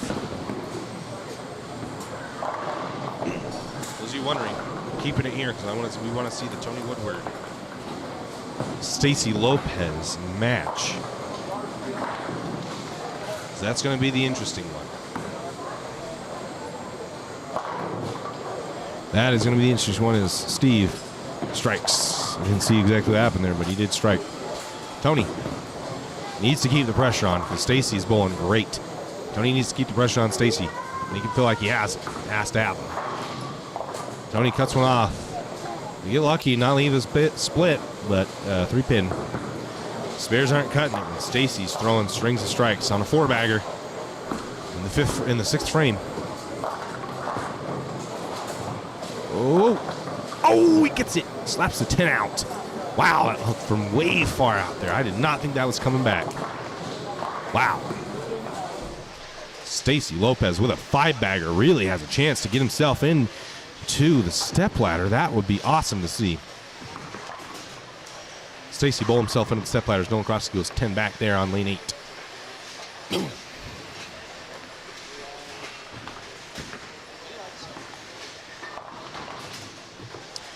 Patrick O'Rourke goes through the face.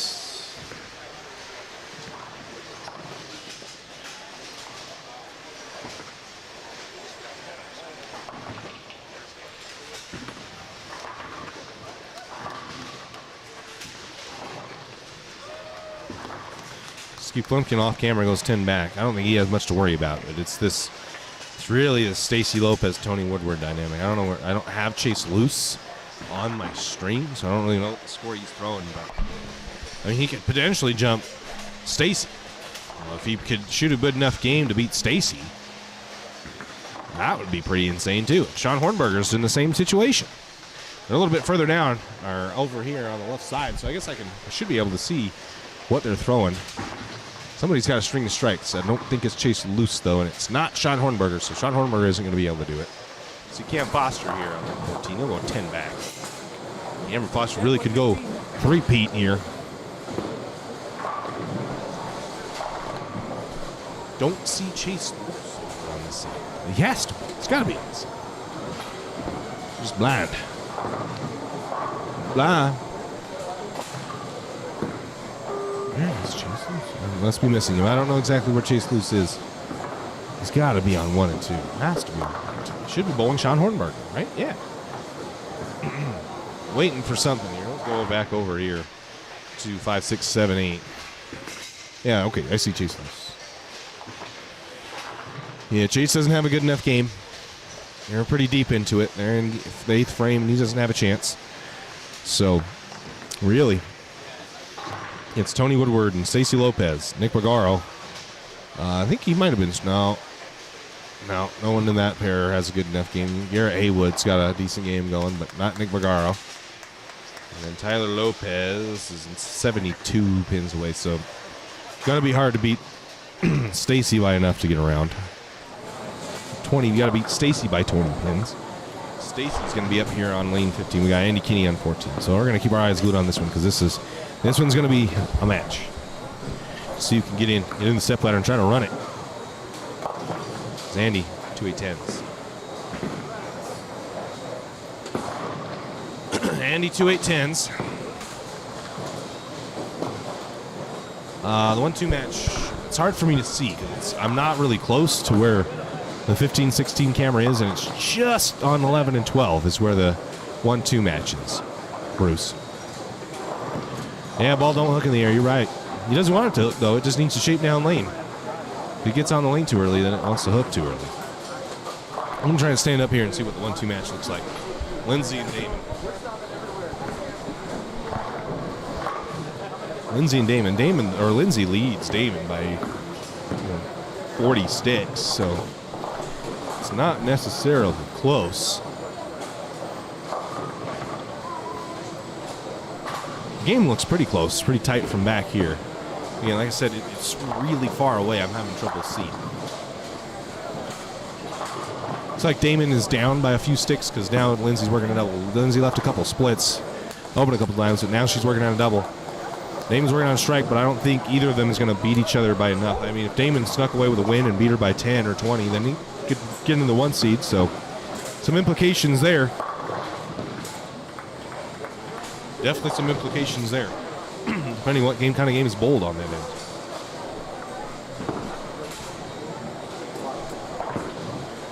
Damon. He goes Brooklyn and carries it. So he's working on a double now. He's working on a double now. Lindsay's up on a double already in the 8th frame. So Lindsay goes striking the 6th, striking the 7th, into the 8th. On lane 11, off camera. Missed the head pin right. Oh, man, she almost dominoed the 2 pin into the 1. Yeah, 2 pin into the 1. Head pin. It was off camera, or you can kind of see it in the corner there on 11. That's where they're at.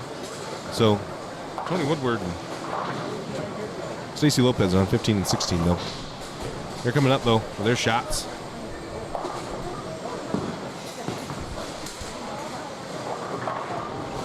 Stacy will be up on lane 16 on a spare. Right now, he's got Tony where he wants him. He's got him by about 20, so he's going to need some count or another strike or something.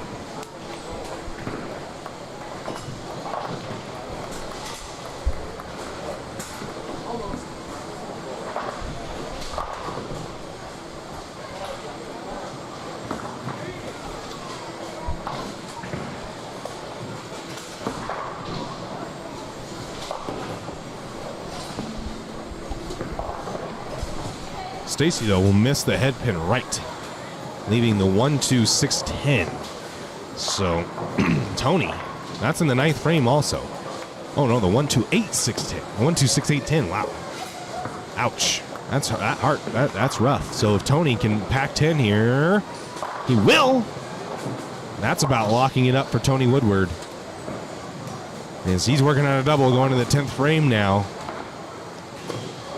And Stacy had to win by kind of a lot, so I think that's going to pretty much lock Tony into the show, but that's a good spare. So an open, though, an open by Tony Woodward could really seal, could make things interesting. I'm not sure if he will open, but that option, that's always there. That's a really good spare by Stacy Lopez to keep himself alive. How alive is he? I'm not 100% sure, but just saw Lindsay on lane 12 go 10 back. She's got a strike now, going double spare strike in the 9th, into the 9th frame, so they're going to the 10th. Damon on a double in the 9th frame. He could beat her. The strike here is important for Damon. There's his pitch through the face. And that strike leaves the 4 pin. So it's looking like if he beats Lindsay, it's not going to be by much.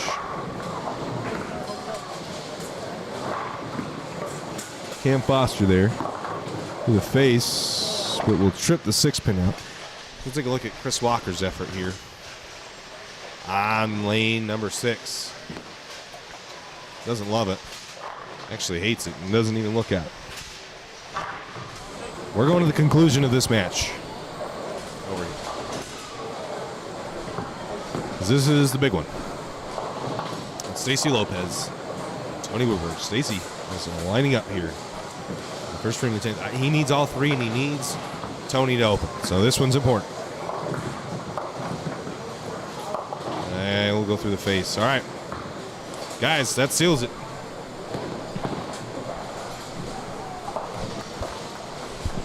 That's going to do it for Stacy. Leaving the 3-6. There's the 3-4-6-10. Is that what that is? Yeah. 3-4-6-10. Tony Woodward just needs count at this point, and he cannot lose by enough for Stacy to jump. Scores are going to be updated as Dave Dietz gets them in. It's unfortunate. Good run, though. Had a chance. Shoots 210. Had a chance there for a second, but it's not going to be quite enough as Tony Woodward throws a three-bagger. Lock himself in. The Steve Cam Foster dynamic, though, for the 3-4 seed is going to be interesting. Steve is down right now, looks like. After Cam Foster goes open, strike, spare, strike, three-bag. That's a close game there. Yeah, Cam Foster's got a little bit of a lead and can he jump? No. Cam's got a lead over him. Potentially jump Damon. Could potentially jump Damon. Don't think he's down by a decent amount to Lindsay. I don't know. This is pretty tight as far as seeding goes. But Tony Woodward's going to be in. Chase Lewis couldn't throw a good enough game. Sean Hornberg couldn't throw a good enough game. Nick Barrow couldn't throw a good enough game. Steve Strike's there to try to hold his position, maybe try to jump. Cam Foster.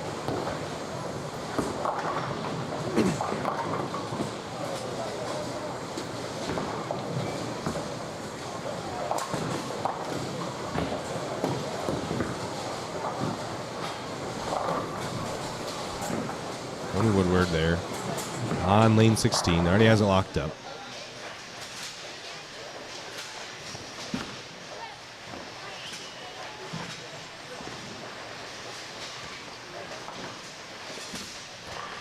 Josh Link.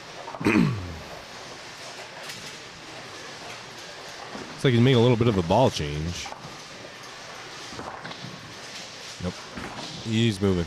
I thought he was going to stand back there still, but no. He's getting left. Josh doing Josh things. Cuts that one off. He just doesn't have it today. He just didn't have it today. The lane didn't really open up to where that was extremely effective. And he just wasn't throwing the ball tremendously. So nobody's going to be able to jump anybody over here. It's going to be jockeying for checks, really.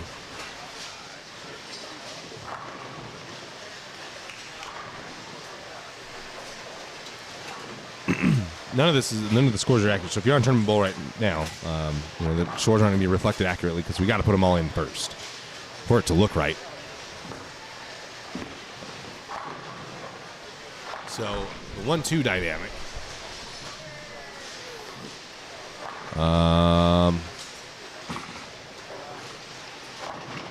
I believe, yeah. Looks like Damon will win that match. Yeah, Damon will win.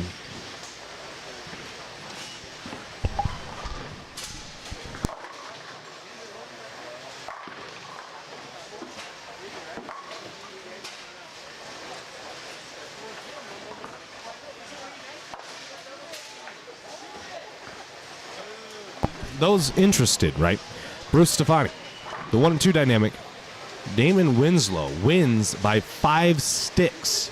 So really he wins by 35 sticks. Because he has 30 sticks of bonus pins.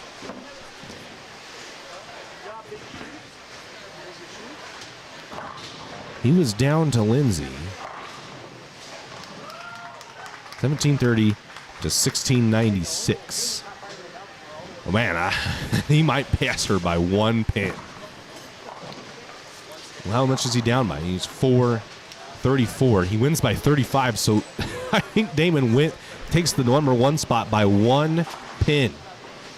Wow, he was down by 35, wins or 34, wins by 5, and takes the number 1 seed by 1 pin. Insane. So Bruce Stefani, there you go. Damon Winslow is going to be your top seed by 1 stick. and gets the easiest ticket in bowling to get to the top. Pretty dang insane right there. Cam Foster. Oh, man, Cam Foster's got a huge game. Cam Foster could shoot 240 here. He'll beat Damon by 40. Beat Damon by 70. 1685, so Cam Foster could jump and be your 1 seed. Cam Foster could jump and be your number 1 seed. If he punches here, I think Cam Foster wins. Well, he wouldn't win by 70, he only win by 40, right? Because Damon also got bonus pins. So you can take the bonus pins out. And Cam Foster was down by 11 to Damon. So he needs to shoot 224 to then jump Damon by 1 pin. And I think he will. As soon as that goes away, I think he will. And Cam Foster will be your 1 seed. I don't think Steve can jump Damon. It's going to go Cam Foster, Damon Winslow, Lindsey Boomershine, Steve Klumpkin, and Tony Woodward, I believe, are going to be your top 5 in the stepladder. We'll see. Cam's Phil will pick his spare. He shoots 226. So I believe he's going to jump Damon by 2 sticks. Wow. So you're going to have Cam Foster making a huge move with a 226 as we get scores in. This is a ton of action, folks. It does look like Lindsay is going to drop to the 3rd spot. Damon jumps her by 1, and it's going to look like Cam Foster will jump Damon by 2. Put him under a blanket, folks, because that's how tight it is. All right, well, the scoring is made available to me. I'll update you. Need a few things ready here for the stepladder finals. I'll be right back.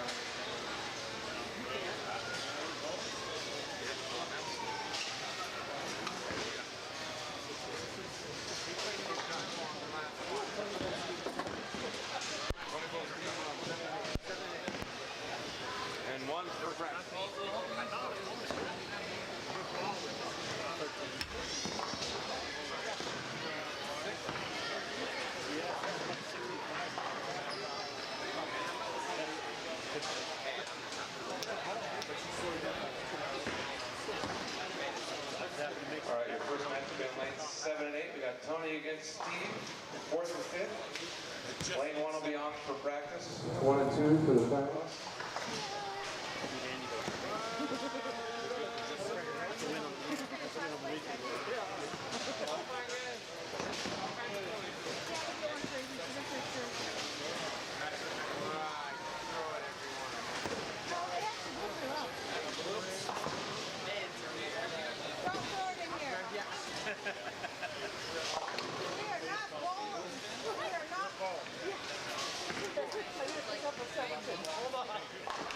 Pretty sure you get 2 balls on each lane.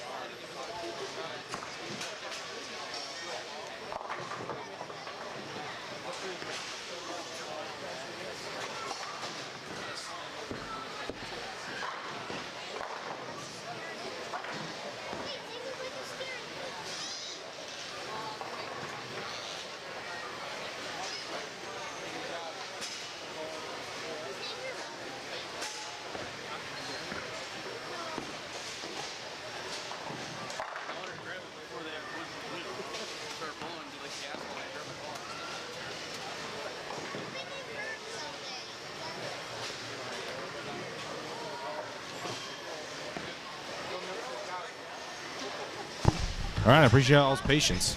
We are starting the step ladder finals. So for those of you just tuning in on Facebook, we do have a live stream feed on YouTube in 1080. So if you want to see it in 1080, head on over there.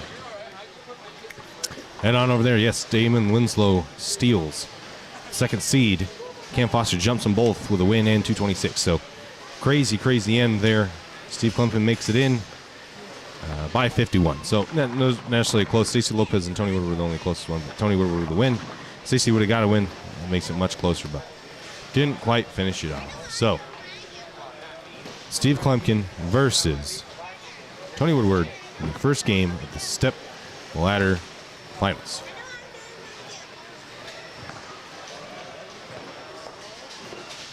You can see the scores above there. And quick, if you haven't shared, go ahead and share it. Let them know. We've got the step ladder finals coming up. The Hall of Famer Steve Klumpkin, Tony Woodward, coming at you live. these finals will be uninterrupted, barring any connection issues, but we'll not be starting any new streams. This is the only one, and this is the stepladder final. So if you haven't shared, go ahead and share right now. Let everybody know I've shared it all over. This is stepladder finals are live, and we're going to start. Steve Klumpkin for your opening shot here in game 1 of the stepladder final. Steve Klumpkin, pusher, yes, gets the 7 to fall. He likes it. He likes it. So Tony Woodward going up against Hall of Famer Steve Klumpkin, Sunday Steve in full effect.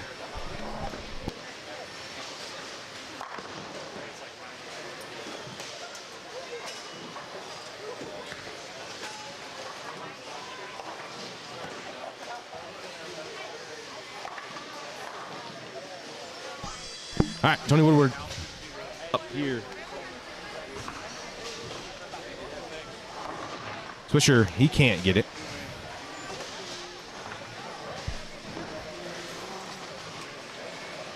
He can't get the 7 to fall like Steve can, so he's going to start out with a spare.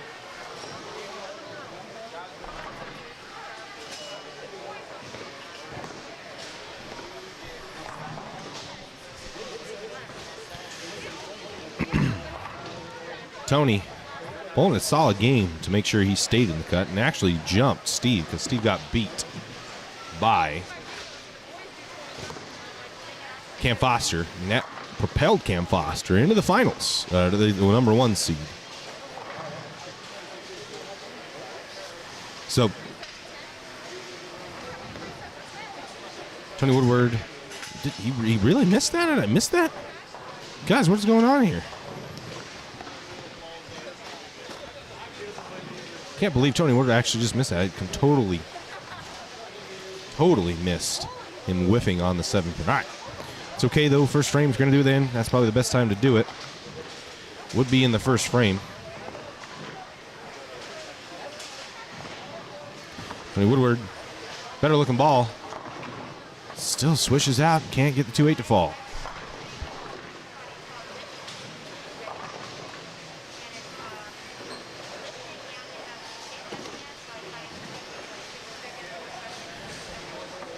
So we'll see if he can pick the 2-8 this time.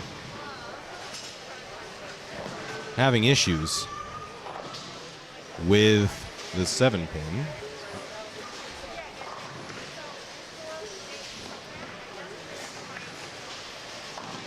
Going to be tough to go up against Steve Klumpkin, knowing that you got to throw a really good game to beat him, especially when you get to a stepladder.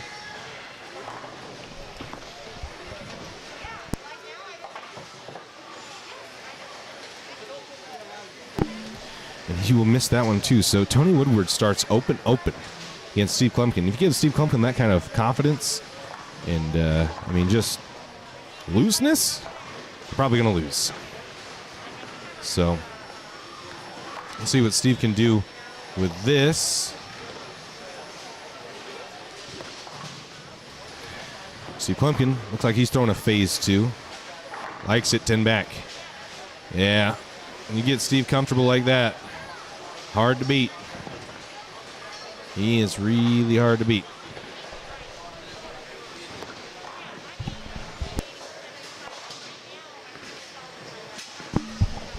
Steve goes 10 back. He's got a double.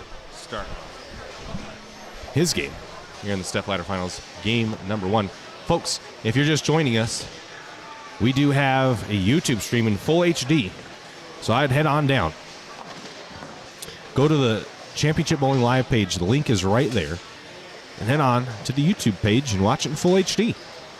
Facebook limits us to 720p, so if you want the full HD, head on over to YouTube. Steve mixing, nope, 2.5. Man, these two are really not getting their ball to shape down there. That's insane. You see Josh Link having trouble keeping his ball in the lane, and these guys, the ball's just not shaping.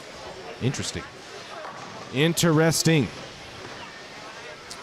So, Steve with a 2.5. I mean, not missing much.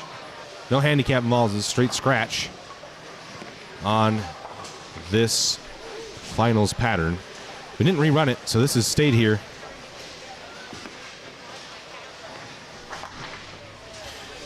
for some time now.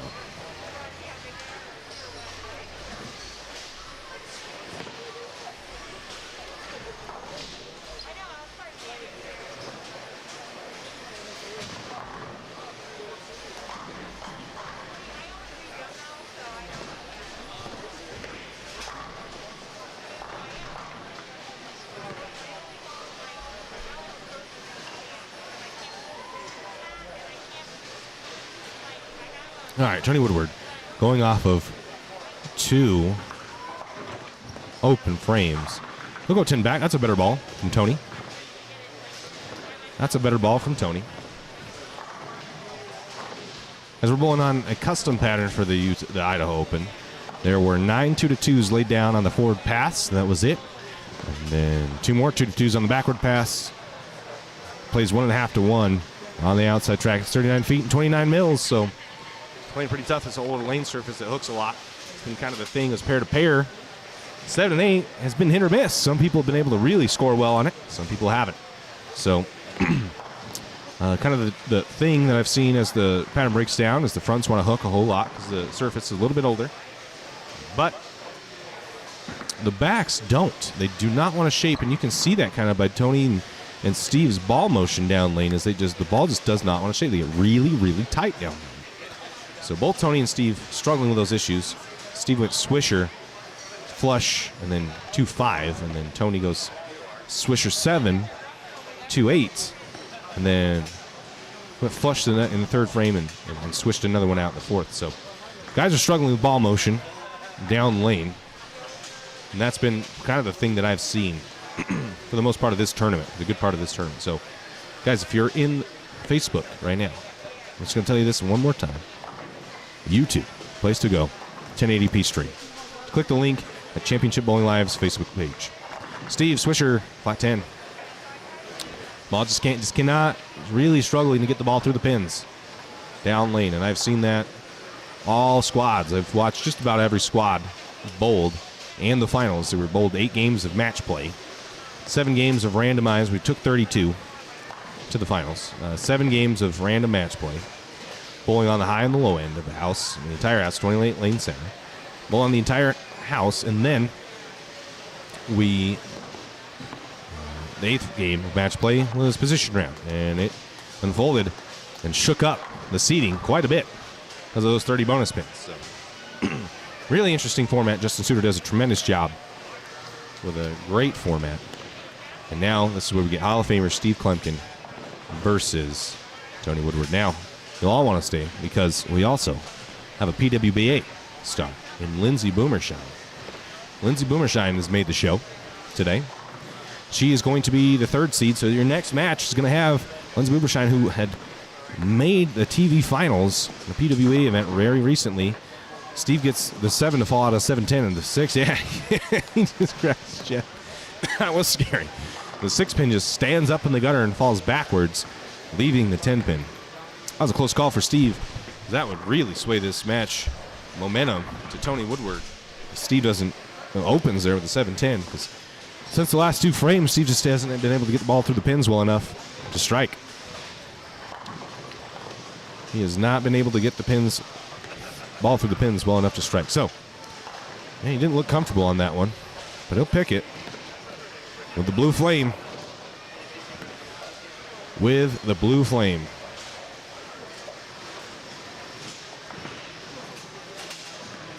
All right, Tony Woodward lining up. Here on lane 8, working on a double, trying to make some ground back, and he can. He throws a 4-bagger here. He's right back into it, even with those opens to begin this match. See what Tony's got here. Ball looks a little left off his hand. Shapes right, high flush. And he does get the 9 pin to fall. That's a good shot. Tony right back into it. His ball is personally, from my angle back here, it just looks like it's shaping a little bit better than Steve's. Down lane, Steve's is a little more flat and rolly.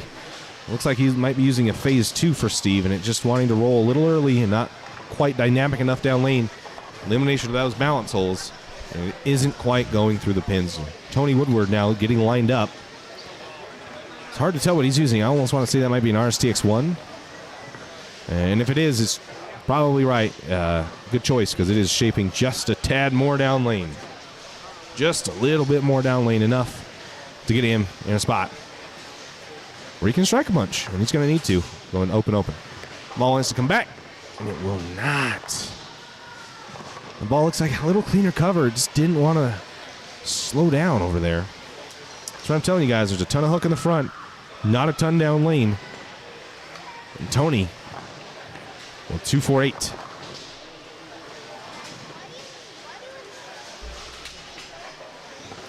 Tony will 248. Halfway through game 1 of the stepladder final.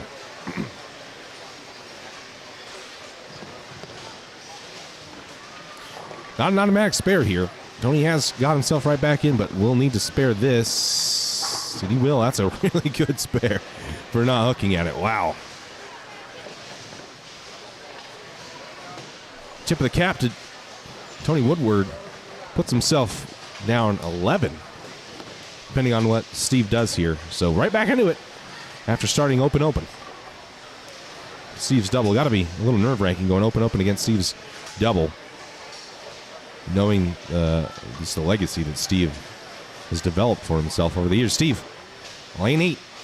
Got a better ball, and that thing just wants to go so straight off the end of the pattern and will not go through the pins. That ball, Steve's favorite ball, so you got to know that he's comfortable throwing it. It's phase 2. But you got to question the ball motion down lane. It just doesn't look tremendous. And it may be good enough to get through it, but I don't know if he'll beat Lindsay with that shot. Damon has been bowling tremendously. I don't think he wins with that kind of shape. And I definitely don't think he beats Cam Foster with a shape like that. It's a good spare. And it's hard to question Steve Klemkin, the Hall of Famer. Guy knows what he's doing, but really hard to question when you know that Steve's done what he's done. So let's see what Steve can do this. He needs a strike here. I feel like Tony's got a pretty good look that he's gonna throw 10 back here in the next shot. Ball looks pretty good off Steve's hand. It just won't shape down lane. Just really lazy. Won't quite turn the corner, and that's the second 2-5 that's been left. I believe that was Steve's other 8 spare. It was a 2-5. Ball failing to shape down lane. And it's showing here, as Steve's just allowing Tony back into this match. Especially with the open start. You really got to kind of put the hammer down. And luckily, Steve stayed clean, because if he hadn't stayed clean, this really wouldn't be much of a match anymore. But it's there. Right for Tony to step in and steal one. Oof. That was a little tight. That was a few quarters of an inch from being a chop. Gotta wonder what Steve's thinking after seeing his ball motion. I don't love it. Obviously physically I'm not nearly as good as Steve, but back here it's really easy to see ball motion. I do not like the way his ball is going through the pins. I just don't think it's going to really hinder Steve's ability to string strikes together without absolutely acing shots, which we know he can do. Steve can ace shots, but to what level? And under pressure, it's pretty tough. All right, Tony Woodward, that ball looks way left off his hand. Oh, he gets so lucky and trips the 5 off the 5-10. Cuts one off. A blessing for Steve there. Did not catch that break, because I've seen a lot of that. Whole lot of those breaks throughout the tournament.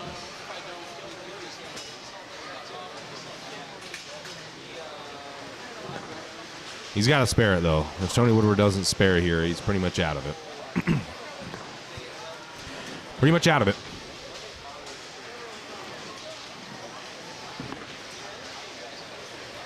He does. That's a good spare.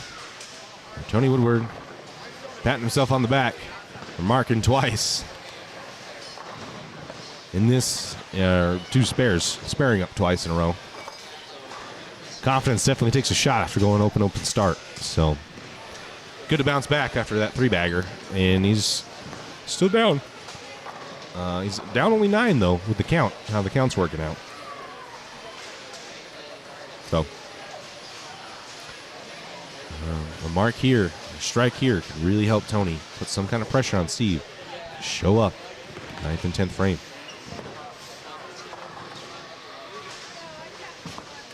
Ball looks much better off his hand. Oh. It just will not shape down lane. Will not do it. It won't. Seen it all weekend, folks. All weekend. That shape right there. We haven't really bowled on this pattern this long to really see what it would do and how it would hold up. It's holding up pretty good, especially for Tony and Steve. Like, they're not having to really loft the gutter, like Josh Link was if you were here during the finals. But man, it will not shape down lane. It will not shape down lane. And Tony will miss it, and that is going to put the dag piece. Steve really doesn't even need to show up now. And Tony's frustrated with himself.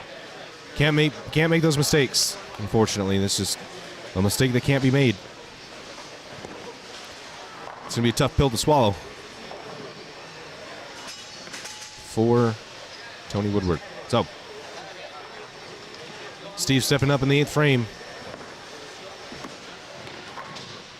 Ball's left off his hand. Gets a nice break and trips the 10 out of the 310. It's going to help Steve out a lot. He's got a ton of good breaks here. Tripping out splits all weekend. All day. He actually only came today. Made the cut on one try, and he's been cruising ever since. So, that's pretty awesome. For those of you in the Facebook chat, just want to make you aware that we do have a YouTube stream where you can stream this in full HD quality. If you're looking for HD, that's the place to do it. Steve Klemkin will spare a 6-pin and now has 20-pin lead depending on what he does here.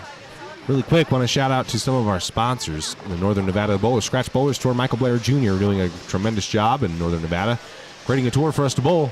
If you're interested, go check out his Facebook, and we'll let you know that Strike Zone Pro Shop on operated by Dale Williams in northern Utah in Layton. Dale's doing a great deal. We'll give you 10% off of a bowling ball purchase if you let him know you watch the stream. So go in there, let him know you watch it, and he'll get you set up. Steve. Ball's left off his hand. He's going to go Brooklyn and carry it. That's going to be the dag piece for this game. Steve Klemkin's going to advance pretty much. Tony can max 202. If he punches and Steve has got, well, I mean, Steve's got to show up. That's not really going to do it. Steve's got to at least show up. But Tony's is throwing an RSTX1. His lack of, he hasn't struck since the 5th frame and thrown okay balls since then. But not quite over. He does need to punch, though. He needs to punch out and have any chance. Competitive Edge Delton Sports Center, in West Valley City, Utah, offering sports shot practice on Friday afternoons. Guys, go hit them up.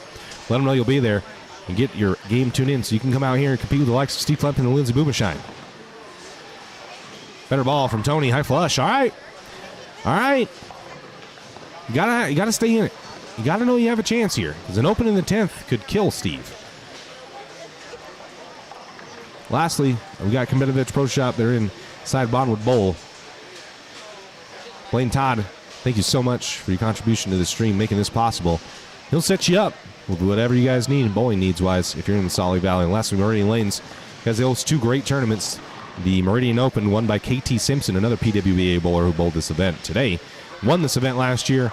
The Meridian Open last year. And then the Idaho Masters, won by Rhino Page. PBA major champion Rhino Page winning the Idaho Masters. So you know that Meridian Lanes is putting on great tournaments. Okay, conclusion of this match, going to the 10th frame.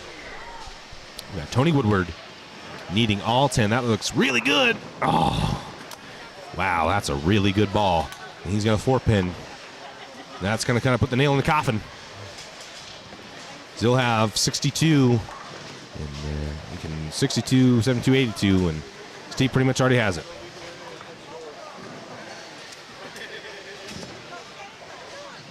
Well, not anymore. Not with that. He needed that one because Steve goes spare strike. He has 82, 92, 02. And Tony now can max 182. But yeah, previously they could have tied. Tony needed that one to make Steve show up in the 10th, and Steve no longer needs to do that. So they're tied right now, and Steve just needs a 10 fill at this point.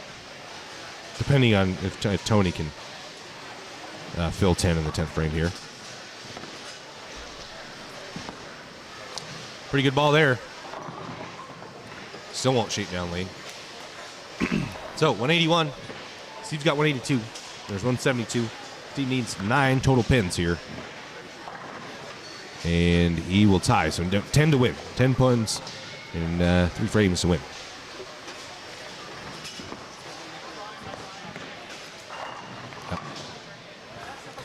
Yeah, that's it. Steve Kloempken moves on to the next match. I'm going to take a quick break, reset the cameras. We'll be right back for Steve Kloempken versus Lindsey Boomershine.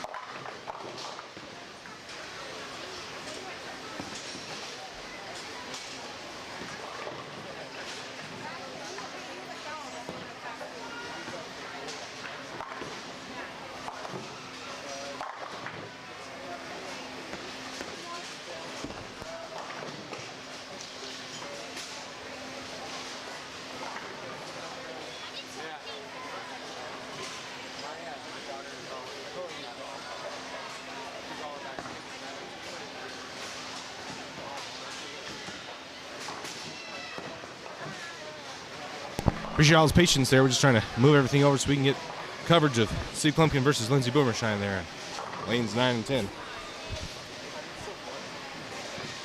As they finish their practice shots up in front of us here.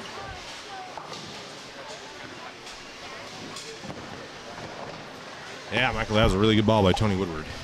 Guys, again, if you are in Facebook group, if you're in the Facebook live stream right now, know that we have a HD link. I'm not sure if you knew that. We do have an HD link. I'm going to go ahead and repost it, okay? I'm going to go ahead and repost it because we're just about ready to get underway.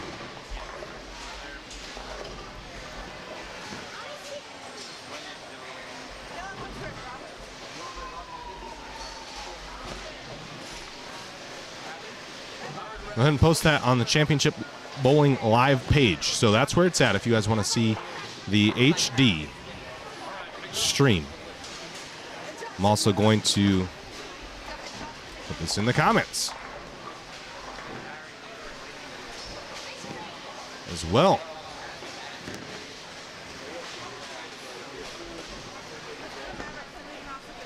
This is the HD stream link. So if you want to see this in HD, there it is, right there. Click on it. It'll take you. I don't care where you watch it at. I just care that you watch it. All right. Lindsey Boomershine versus Steve Klumpkin. Here we go. We're underway.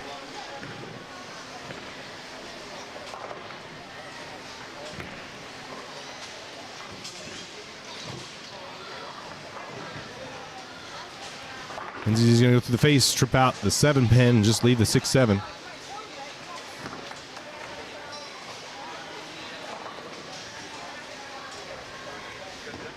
She's been playing there all finals long. So tight. She's just getting the ball to not read the mid lane. That's where these players that have this role really have an advantage. The ball just doesn't see the mid lane, so they can get it through there. Now, the issue is they need to shape it down lane, and I think Lindsey's pretty good at that. And that's why she's where she's at. Damon Winslow. Oh, man, that was close. She knows it. She knows that was close. Damon Winslow, though, he is a lefty. And he's one of the very few lefties here in the field. Bowled really well, and he doesn't have much traffic over there. He doesn't have to move a ton. So, all right, Steve Klumpkin. After that shot from Lindsey Boomershine.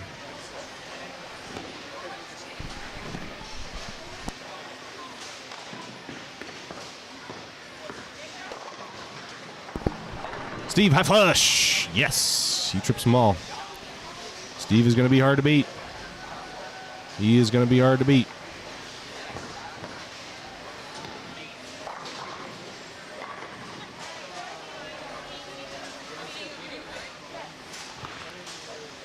Steve has changed balls. That is a supersonic.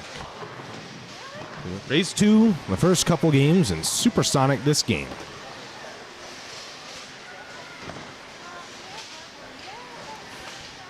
Supersonic this game. Let's see what he can do here.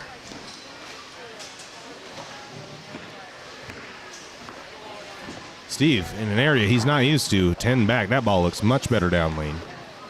Looks I don't know what it is. Maybe this is the diff not making it lock up so quickly or what it is, but that ball just does look much better down lane. Maybe it could just be this pair. This pair just shapes more down lane. It doesn't hook as nearly as much up front and hooks a little more down lane. I don't know what it is, but this ball looks much better. Going through the pins on lanes 9 and 10.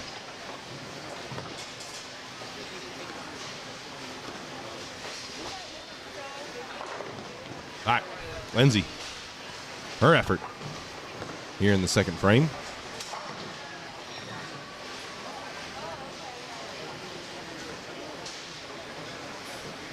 She's going to go Brooklyn. And leave the 5 pin. Looks like they're hooking a little more for her. I don't know how good of a ball that was. They're hooking quite a bit in the front part. She's not quite getting the hold that I saw that she got in the match play portion of this tournament. So, interesting to see. But, yeah, PWBA star, Lindsey Boomershine, right here at the Idaho Open.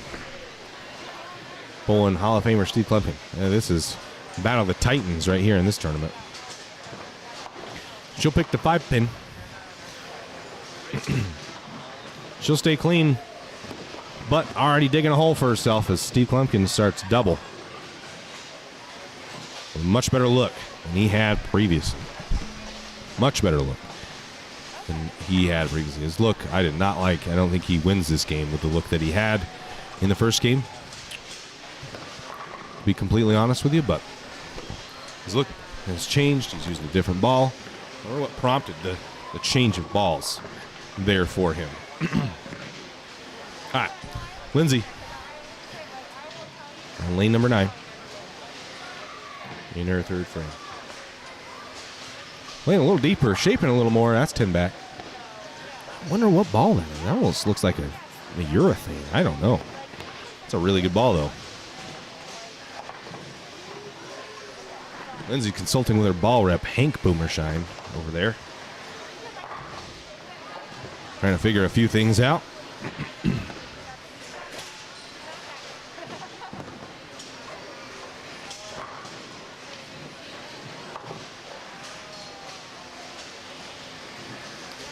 See, we got Steve. Steve's got for her here. If he can put the throttle down and maintain the lead that he's built so far through 2 frames. Likes it. Yeah. That ball looks much better now. That ball looks so much better than that phase 2 did on 7 and 8. Much better than his phase 2 looked on 7 and 8.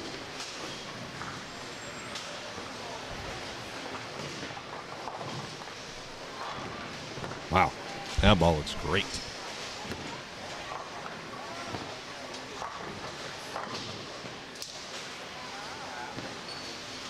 It is a supersonic, by the way. For those of you that are new, in the pinned comment, that's the HD stream on YouTube. If you want to watch this in HD, click on that link. It'll take you to it. Stream it on your TV. Kick back, relax, baby. We'll be here for another couple games. The conclusion of this one will be Damon Winslow versus the winner of Hall of Famer Steve Klumpkin and PWBA star Lindsey Boomershine. See, cuts that one off a lot. Wow, he's so good. He didn't love it. Looked like he maybe grabbed it a little bit. Hooked early. Goes Brooklyn, and he trips him out. Steve Klumpkin starts with a 4-bagger, putting Lindsey in a little bit of a hole.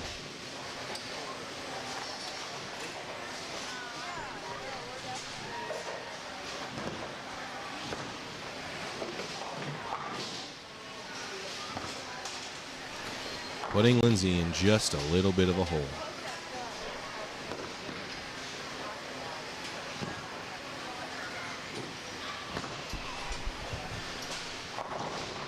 All right. Lindsey Boomershine in the 4th frame, working on a strike. In a hole from Steve. And that ball never shapes. Yeah, I don't know. Maybe she's just not really bowling well. I don't know. But her ball does not look nearly as good as it did during match play. That's for sure. That is for sure. Guys, in the YouTube chat, go ahead and like my video really quick. I'd really appreciate it. Helps us out a lot. Gets us a little more exposure. And if you haven't subscribed, hit subscribe and hit the bell icon. Then you'll know anytime that we go live for any of our live stream events here on Championship Bowling Live's page. Because we'll be on Facebook and YouTube every time that we stream. All right, Lindsay at the 1-2-4-8. That's a good spare. It's a good spare to stay clean. She needs him. Steve Klumpkin's got a 4-bagger, and he's not looking back. He's not looking back after that Brooklyn strike, so she needs one here. A little frustrated from some of the shots that she's seen, that she's thrown.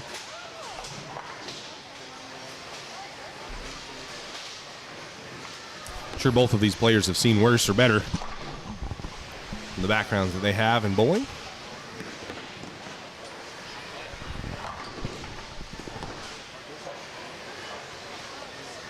All right.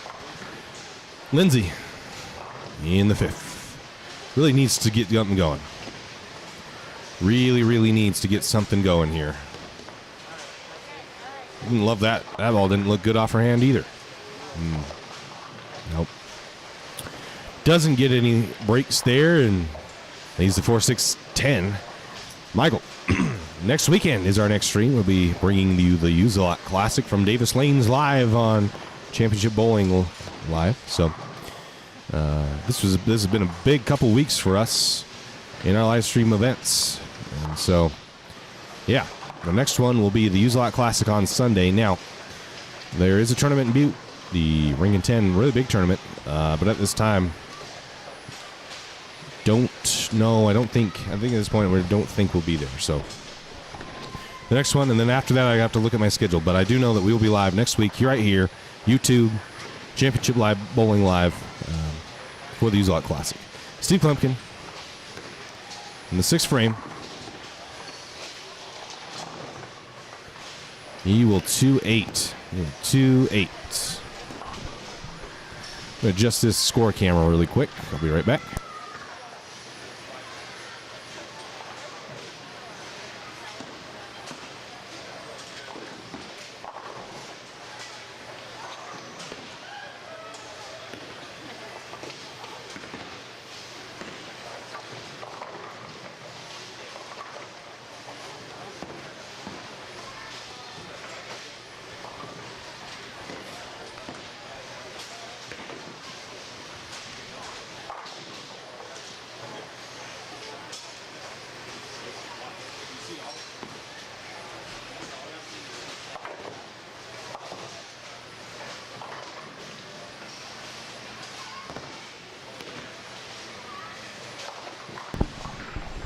All right.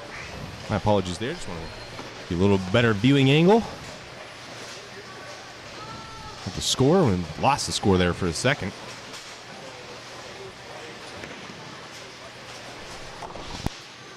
All right. Steve picks his 2-8 up. He's thrown a couple of not so great shots so far. So good shot here and a little confidence.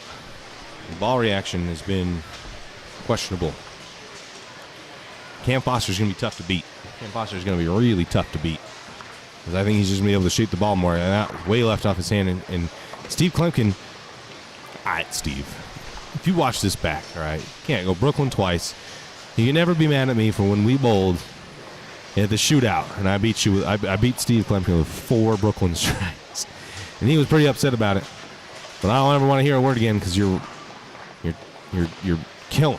You're killing Lindsay with the Brooklyn. Come on, man. But I don't ever want to hear it again, all right? Brooklyn strikes. You take your breaks and you run with them. Lindsay in the 6th frame, working off of a open. Through the face, she'll not get the Steve Klumpkin carry, and she'll leave the 9-pin. That ball through the face.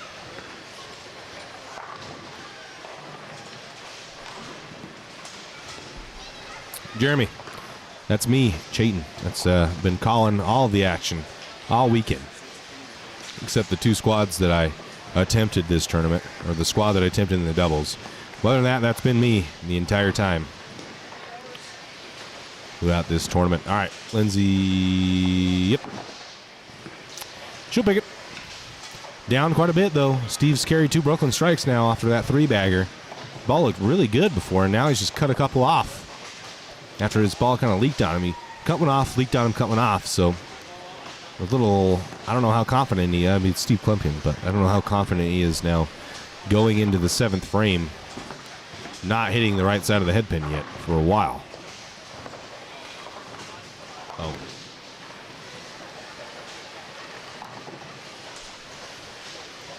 I appreciate you guys tuning in as we wrap up this match here. Lindsay in quite a hole as her ball reaction has completely deteriorated. Hard to tell what she's throwing. That ball looks pretty good, and at flat 10s. That's one of the better balls she's thrown in this match.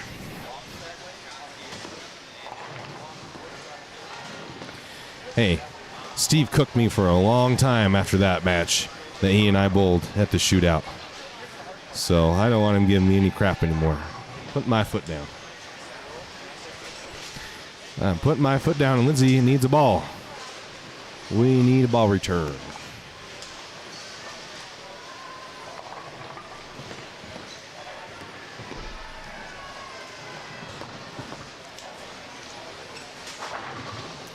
I'm looking at Damon Winslow over on 1 and 2 or lane 1 practice, and he's packing shots.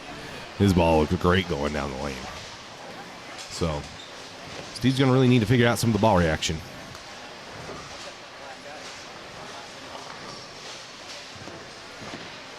As we wait here for this ball return that has held up the progress of this match, it's currently 7:30 p.m. here, and we're looking to get out of here as soon as possible. The drive home it's not long, but it's definitely not short. All right, she got her ball back. We're back on track. Lindsay at the 10 pin. Really good ball she just threw.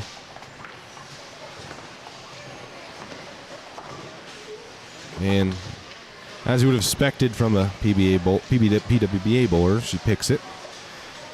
So, I don't think Lindsay's got anything. She aced a shot and doesn't strike. So unfortunately, I don't think she has anything for Stevie. I don't think Steve's opens 3 times in a row, and I don't think Lindsay strings any more strikes. Unfortunately, the ball doesn't quite have it down lane to get through the pins. Not like it did in match play, because in match play, man, she looked good. Steve through the face. Oh, he almost stripped the pick for it. Wow. Wow. That's impressive. Steve doing Steve things. Keeping himself in the lead. Getting all the breaks. All the breaks we wish we got.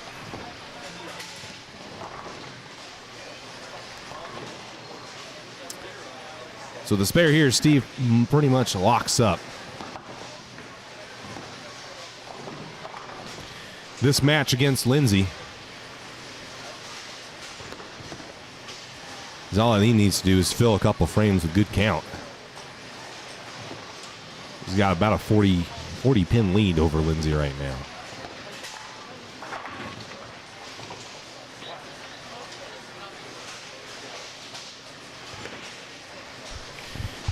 All right, Steve. At this point, I'd start searching for ball reaction. Damon looks pretty good here over on lanes 1 and 2, or on lane 1. He looks pretty good, and I don't really see him missing a whole lot. He's both good all finals long. Maybe the break had hurt him a little bit. And then it looks like he went back to his face 2, and it just is lazy down lane. Just doesn't shape. And neither ball really looks good. Supersonic looked great the first 3 frames. I don't know if he was just absolutely acing them, but they look good the first 3 frames.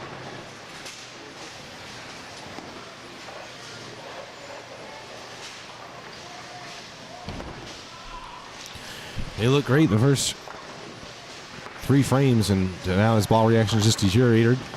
Steve picks the spare. Pretty much automatic at this point.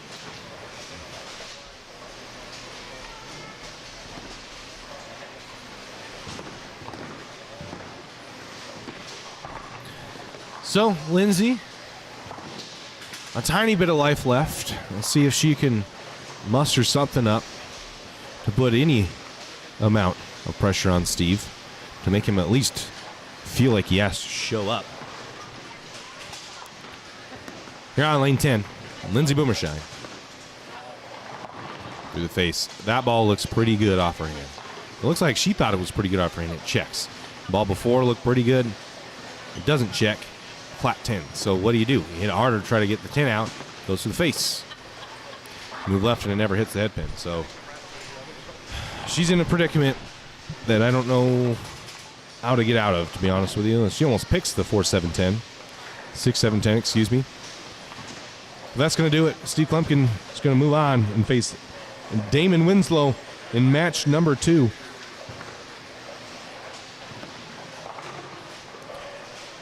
To finish off match number 3. So only 2 more matches to go. Damon Winslow and Cam Foster waiting in the rings for Steve. Steve on a tear here.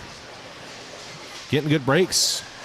Throwing good shots and picking his spares when he needs to. And it's pretty good because There's another ball that she just gets a little wide and it never hits that pin. Yep. Her ball reaction, man, it's hard. If you weren't here before, just watching her bowl on the match play was awesome. Like, she jumped so many people after like the first 2 games just because of how well she bowled and just was winning every match. And it's great to watch. She's making a shape no one else can make, and now that shape that she's making isn't really viable. She opens, going to the 10th frame. Steve Klempkin's going to be your winner in this match. And we'll get things set up for the next match, and I'll be right back, folks. Stay tuned.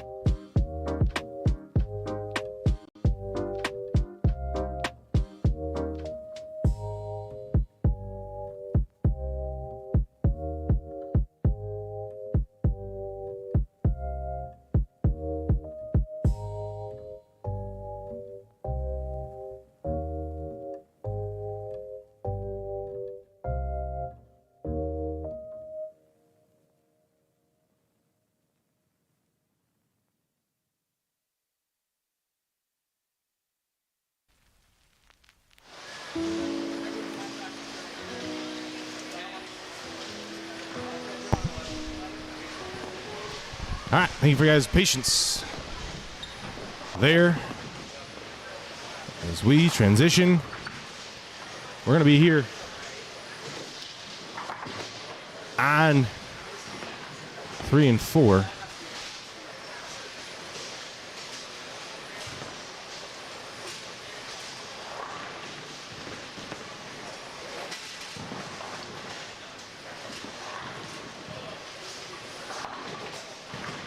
momentarily.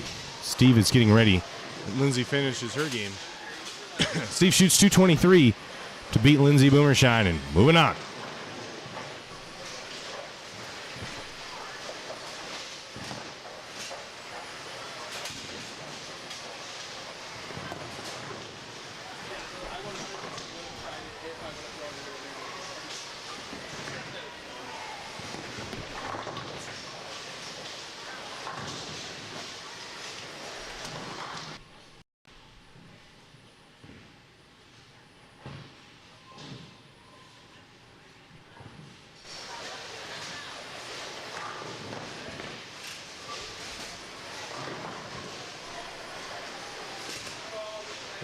What's going on?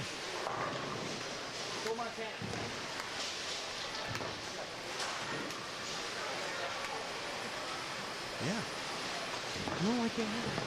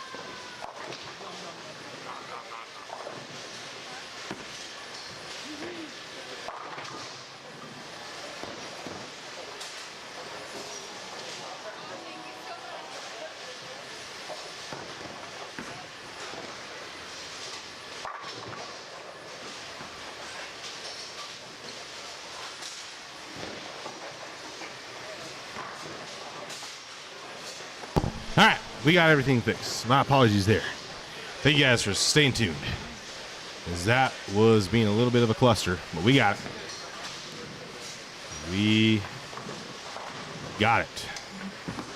So Lindsay Boomershine gets defeated by Steve Plemkin. So now Damon Winslow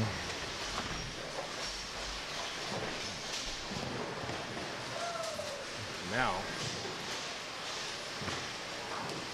your second seed will bowl Steve for the opportunity to bowl Cam Foster in the final.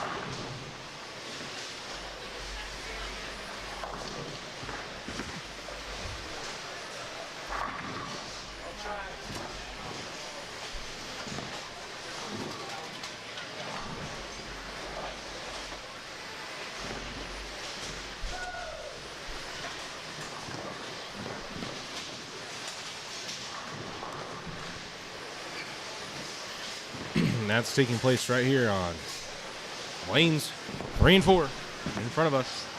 And the championship match, Cam Foster will be bowling, will be on 5 and 6, a pair that he did shoot 275 on. Now, granted, that was the first game, so it plays nothing like it did when he shot 270, but confidence may be there.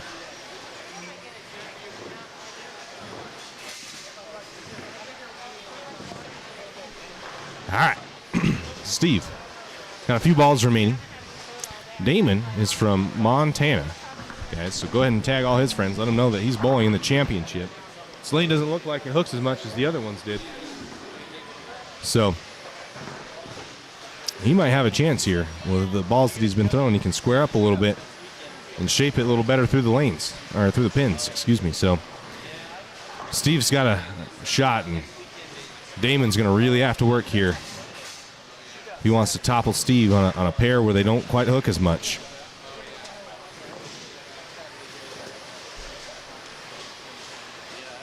Quite the drive for him.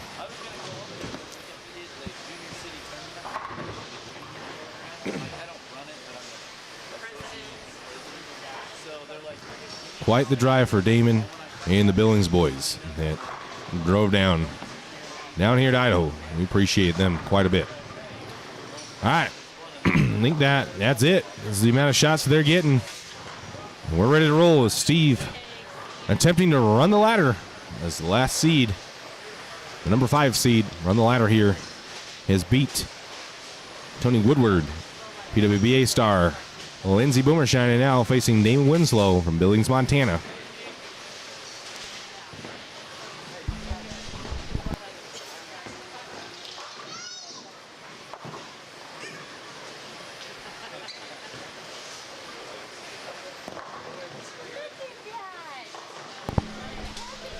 All right. Steve's going to start. Damon will give Steve the start.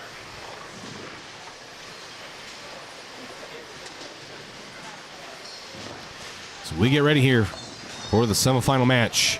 Steve Klemkin versus Damon Winslow.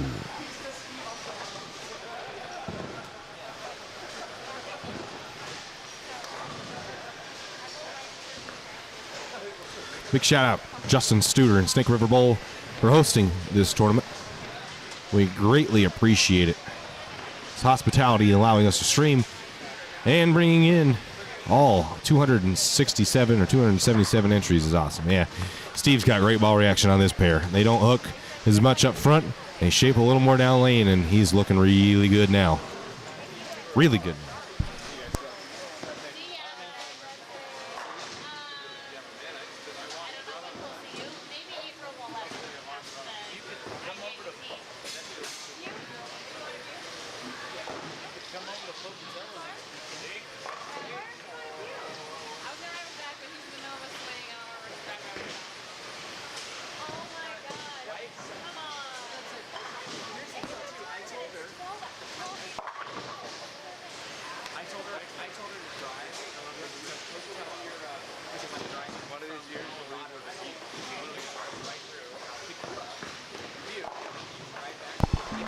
All right, Damon leaves the 2-7.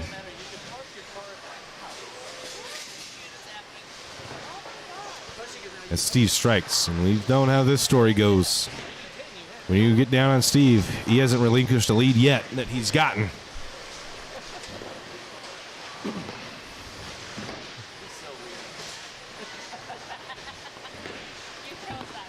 Damon. Did I spell it wrong? Did I spell Damon wrong? Is that what you're telling me? No, I got it right. Damon. D-A-M-O-N. Damon Winslow. Damon. Matt Stricker. I don't know if that's an inside joke or not. I think you're duping me right now. I don't appreciate it.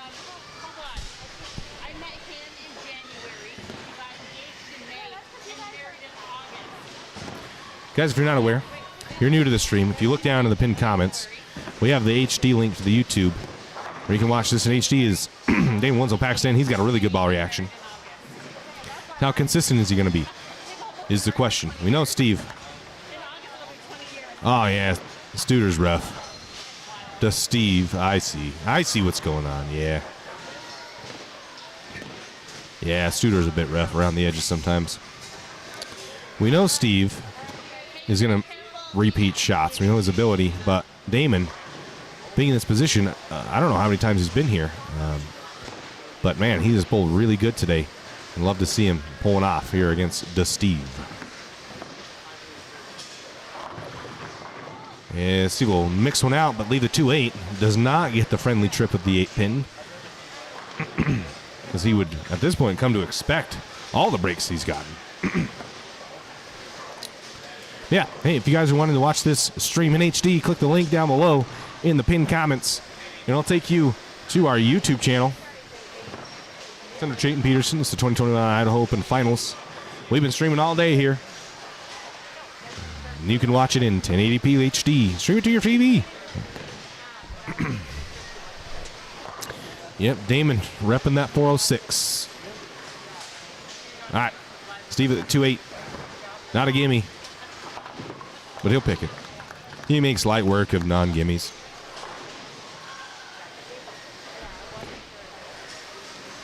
Light work.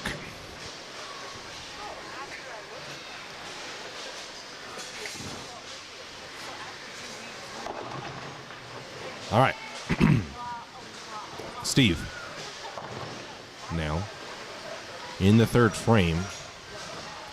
A little bit of a lead here because of the baby split that Naaman that left and did not pick, did not convert. See what Steve's got here for us.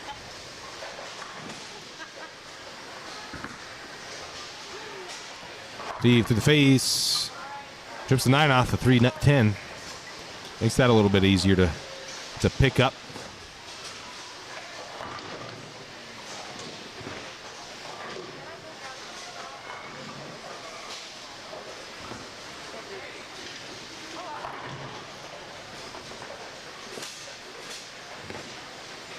All right.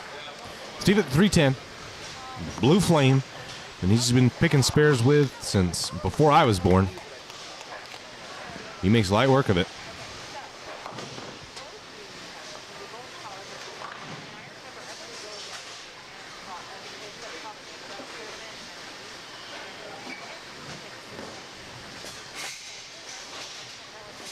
All right, let's see what Damon's got here in front of us. On lane 4. In his third frame. Damam. Cuts that one off. And he'll carry it, Brooklyn. Gonna need those breaks. Steve had a couple of them last game. So can't be too upset about those. Cannot be too upset about those. Steve took them, so can you.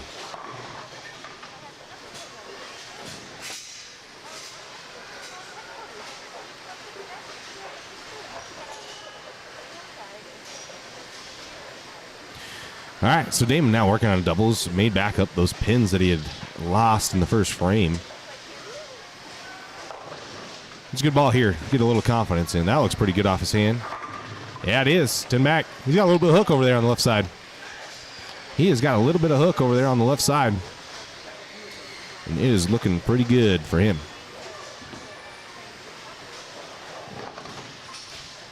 All right, folks, we're running into a little bit of a connection issue right now. Should be fixed momentarily. Going to be okay now.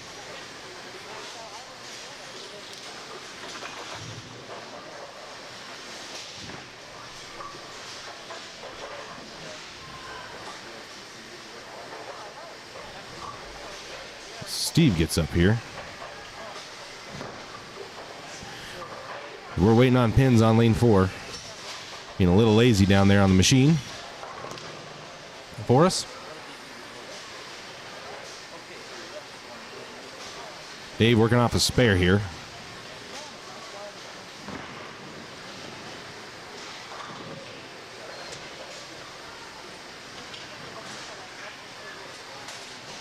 Steve. Good face. He's going to go Brooklyn and trip it all out. No, he won't. His head was in the way. Dang it, Steve. Move your head. 9 pins through the face.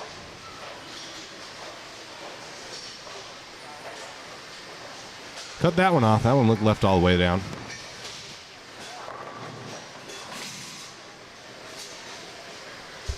That one did look left.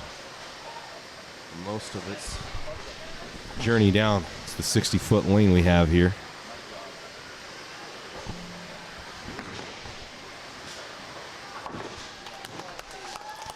Steve will make his spare, though, with that blue flame, like he always does, like he has been doing for quite some time.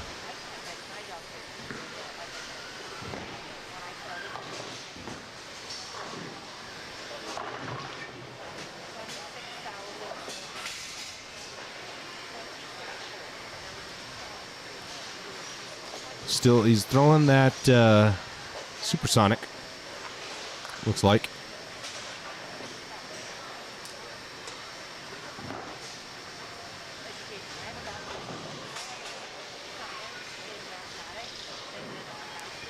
See what he's got here on lane 3. In his 5th frame, Damon is working on 3-baggers, so Steve's got to be thinking about it at this point. It's a good ball, 10 back. One of the better balls thrown this match so far. From SK. Steve Klumpkin.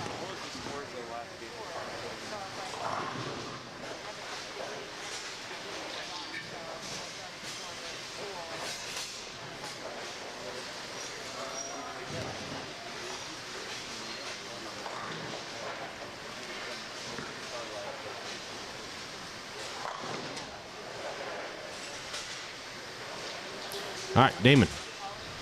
Up here on lane 4. Working on a 3-bagger. Run the ball really well. Looks like he's using an Axiom Pearl. Cuts one off. For Brooklyn again. No. Doesn't quite get the crossover. And goes to the face and 2-7s. Baby split for the lefty. Left that twice. That's the only thing he's done other than strike. Is leave the 2-7. Both balls pretty much identical that left that spare too.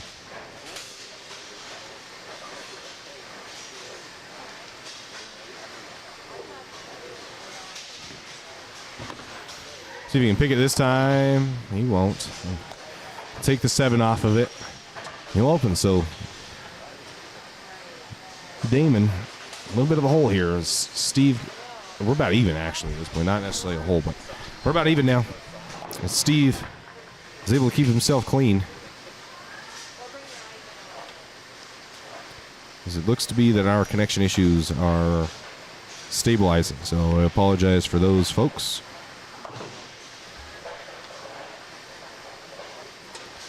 Yeah, Al, it probably is. Sounds like somebody's on the Wi-Fi here, taking up our bandwidth. The face 2-4-7.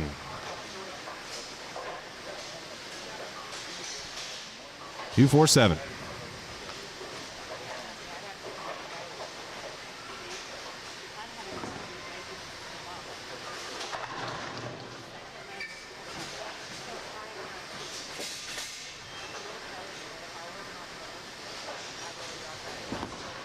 Damon at the 2-4-7. It's a good spare there, not a gimme. Difficult spare, and he'll pick it. Keep himself in this match.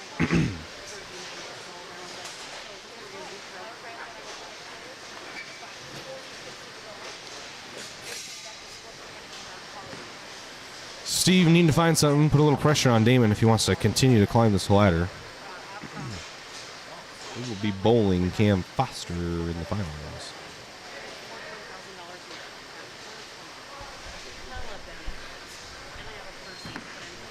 Warming up on the high end. Ooh, Steve through the face. Trips the 10 out of the big 4 and leaves a 6-4-7. No, 4-7, 4-6-7. Goodness gracious, 4-6-7. So Steve getting no breaks there on that end. No breaks.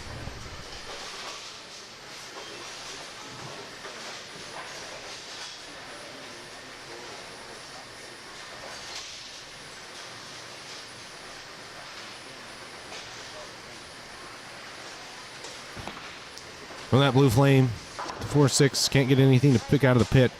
So we're even, guys. This is a close match between Damon Winslow and Steve Klumpkin. Stick around for the conclusion, folks. I'll be right back.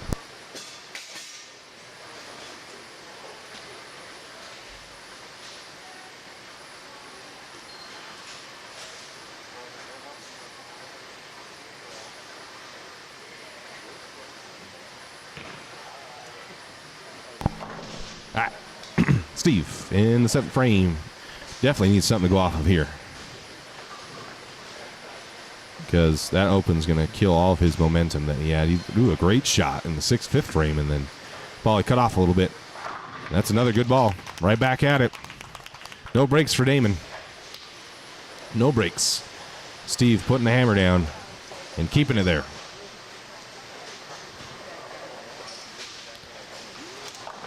Keeping his foot on the throttle, putting a lot of pressure on Damon to show up.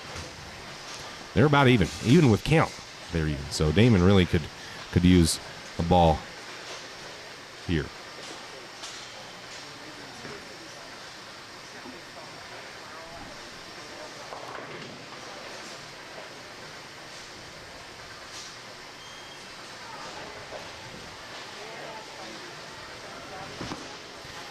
Damon, ball looks better. Swisher, yes. He'll get it.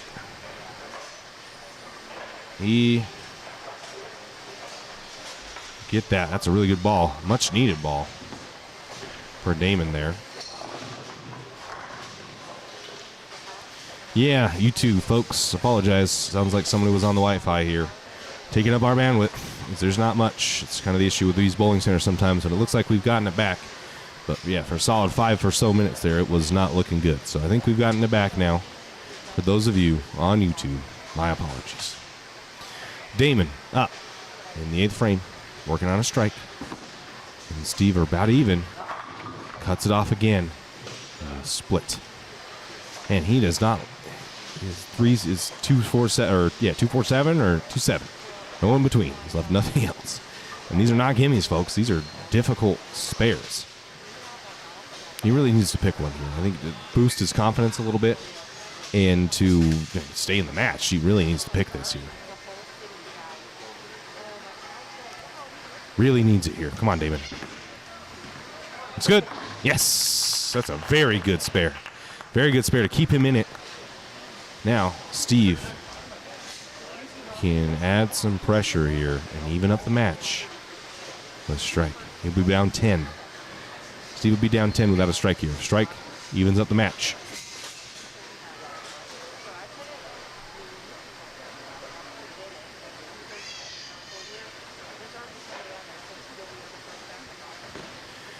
All right, Steve Klumpkin under pressure here.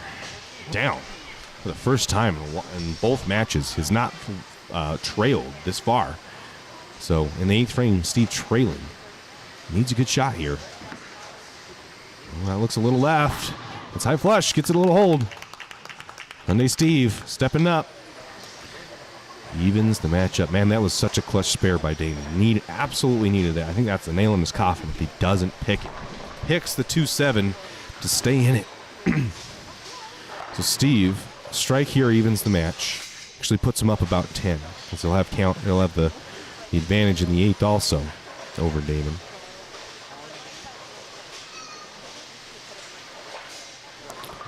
Nine here loses the count. So this is a big shot for Steve. He wants to stay in the lead. It's a big shot for Steve.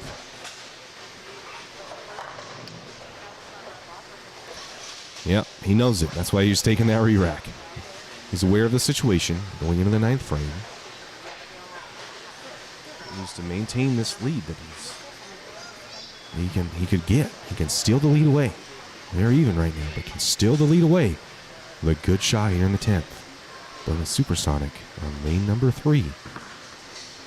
Looks pretty good. Needs a shake. Oh, it doesn't. Leaving the 1-2-10 in the 9th frame. Not a gimme. Also not a split either. All of you bowling nerds out there.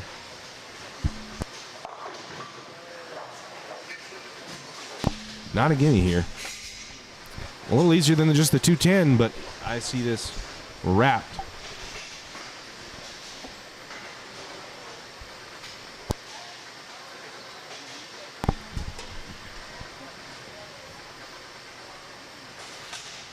All right. Steve Klumpkin really needs a spare here to keep himself alive. Looks pretty good with the blue flame. He does it. He picks it the hard way. Overcuts it just enough. Get the headpin off the side wall and trips the 10. What a spare conversion to even up this match. Now, Damon with that 7 spare. The strike here in the 9th will have a 3-pin lead. At 155 in the 8th, where Steve will have 152. We've got a close one here, folks. We have got such a close match. Damon really needs this ball here. Really needs it. Oh. Cuts the split off. There goes the count. We have a 1-pin lead, folks. Damon holds a 1-pin lead going into the 10th frame against Steve Klumpkin. Needs all 3 to shut him out. Anything less. And Steve, he needs a spare first. Definitely needs a spare first. Then going into the 10th, he needs All three. Shut Steve out. No picket. It's a good spare for Damon. He's bowled really got up to this point. He's cut a couple shots off it. You can tell he's nervous. He's bowled so good throughout this whole tournament. You can tell he's cutting him off a little bit. Looks a little nervous. He's made a very good spare conversion in the 8th frame to keep him in this match. He has a 1-pin lead in the 10th frame. Can shut Steve out with 3 strikes. Can shut him out.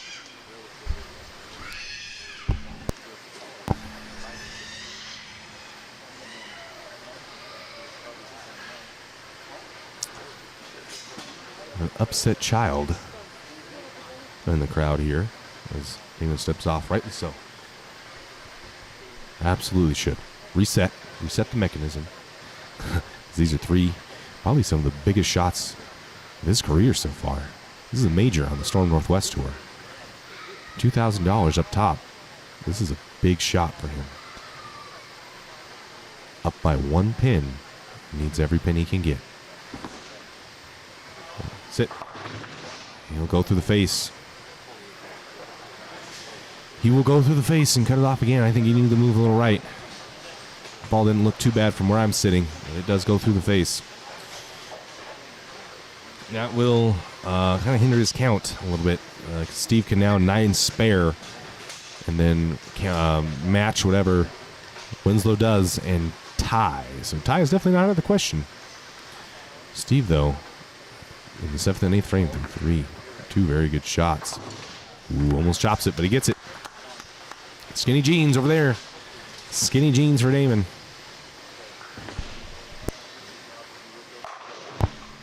Cam Foster goes 10 back over on his practice shot. We're going to be bowling on 5 and 6, folks, for the championship. Damon really needs 10. He needs a fill here because that will force Steve to go 9 spare strike. Needs one here. Better ball. Yes. Very good shot. All right. That forces Steve to mark a 9 spare tie. His strike is good. Strike 9 spare wins. Strike 9 spare is a winner. 9 spare strike is a tie. Anything less than 9 spare in this game, this frame here, Steve is a loser. Yep. So 9 spare is a absolute must. Wow. Coming down to this. The count, folks, the count on some of these shots is so important. It comes down to stuff like this where that 1 pin matters a whole lot. All right, Steve, 9 spare has to happen. Anything less than 9 on this ball, he's a loser. Steve. Looks good. 10 back. 10 back. All right, folks, any mark. And Steve is a winner here. Any mark. So, well, I would agree. No drama in there. Any mark from the Hall of Fame. We got a Hall of Fame bowler, folks, right here. Packing 10 when he absolutely needs it. And now any mark is a winner. Steve taking his time. Needs this shot. Knows he needs the shot. Needs it to be good. Splits are not out of the question at any point on this pattern. So, Steve lining up. Absolutely needs a shot here. Any mark wins this game. Ooh. Yes! Steve is a winner. That's money, dude, right there. That's Sunday Steve at his finest. And Steve is a winner here. We're going to move on. He will win by whatever his fill is because he's got by 1 now. It'll be Steve Klimkin versus Cam Foster in the finals here on the Championship Bowling Live Facebook page and on YouTube. Link down in the description, down in the pinned comments. We did have an issue with connection, so that is why the stream probably didn't look good on YouTube, so I apologize for that, but it looks like we've since fixed those issues. And it will be Steve Klimkin versus Cam Foster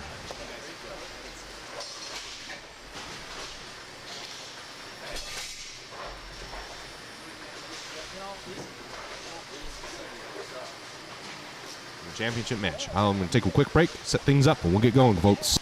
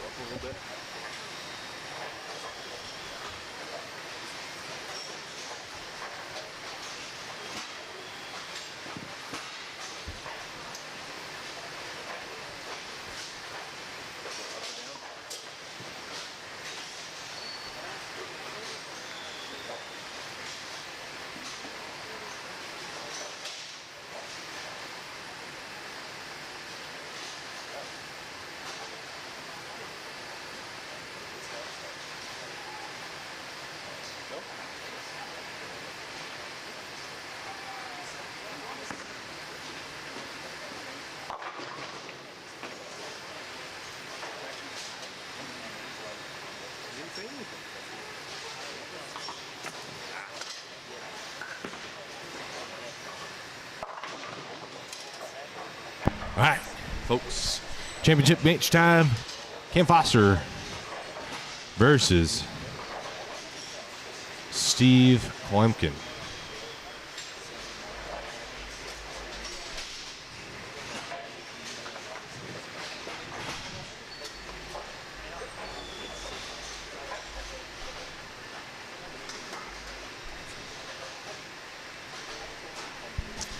Wow, our bowlers are throwing their warm-up shots. Getting a feel for this lane. Yeah, that was great. Shout out to Damon Winslow, as that was a great game. Great finals appearance to get himself into the second seed, jumping Lindsay Boomershine, beating her in position round. So huge shout out to Damon Winslow. Before we get into it, I wanted to say a huge thanks to some of our sponsors. Well, a lot of you are in the stream. First, the Northern Nevada Scratch Bowlers Tour. Guys, if you're in the area, head over to the Northern Nevada Scratch Bowlers Tour. Michael Blair Jr. He's got an awesome tour going on. August to June next year. 100-ounce silver bar for the Player of the Year. Got a point schedule, everything. It's a pretty good setup. Very organized. Michael Blair Jr. Hit him up. Huge thank you for all of the support he did. I really appreciate it.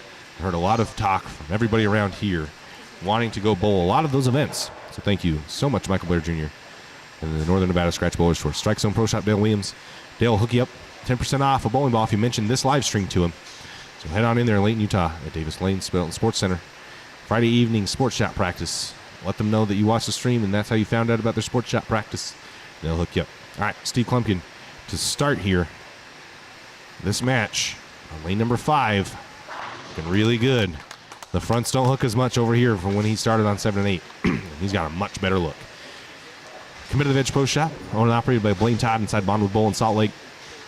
Going him up, he's been doing it a really long time. Gary Okamura, Brandon Smith, the whole team over Competitive Pro Shop do such a great job, and thank you so much for helping support this stream, making it possible, and last, the Meridian Lanes in Meridian, Idaho, hosting the Meridian Open in October and the Idaho Masters in November, won previously by KT Simpson and major champion Rhino Page. Cam Foster to start. Let's see his kind of ball reaction he's getting. Hey, it's good. This is going to be a shootout, folks. Steve's going to have to rise to the occasion because Cam's ball reaction looks great. If you guys didn't know, Cam Foster has won this event back to back, and he is in the title match for a three-peat. This is Cam's tournament right here. He owns Snake River Bowl. This ain't no Justin Studer's place. This is Cam Foster. He put his name. Put some respect on him, people. All right. Cameron. Lane 5. Is that a little left? He's got room, folks. The ball was left of the first one, and it went through the pins great. Wow. All right. We got a shootout. We have got a shootout here. Cam Foster doubling to start. Steve feeling the heat. He hasn't had an opponent do this to him yet, put any pressure to begin with. And it's here now, folks. The pressure is here now.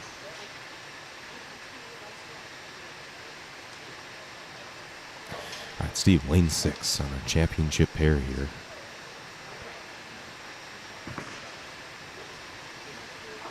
Walking it off, yes. Light swisher, he likes it. Steve, man, rising to the occasion. Two great bowlers. Cam Foster in the previous U.S. Open, which we didn't have one last year, but the one before that, shot 300. Okay, Cam Foster is a national talent. Steve Klemkin, I mean, Hall of Famer, guys. What more could you want? More could you want? That's the Northwest Tour up here. We have some awesome bowlers bowling some of these local events, and it makes for just some crazy drama. Steve working on a double. Perfect through 4 for both bowlers. Ball looks a little left, and it's holding. Man, this pair is good. This pair's got some room in it. It's got some hold left and some hook right. And when you put two bowlers at this caliber with kind of room like that, there's going to be some good scores. We're perfect through 5. We are perfect through 5. Cam Foster steps up here in the third frame on lane number 6 in his Mario-themed jersey, Rotogrip jersey. You can see the trophy right there on the table on the bottom of the screen. Cam Foster really ripping on the cover. Yeah, it looked like he grabbed the crap out of that through the face, and he'll 3-6. Good break. Ball was not good off his hand. It was much further right with how much he was hitting on the ball on the previous frame. So impressive that he only gets out with 3-6. Drops the 10 off, making this spare far easier to pick. Uh-oh. Ooh, that didn't look good. He didn't like it off his hand either. He'll stay clean, though. Steve Klemkin with the lead now.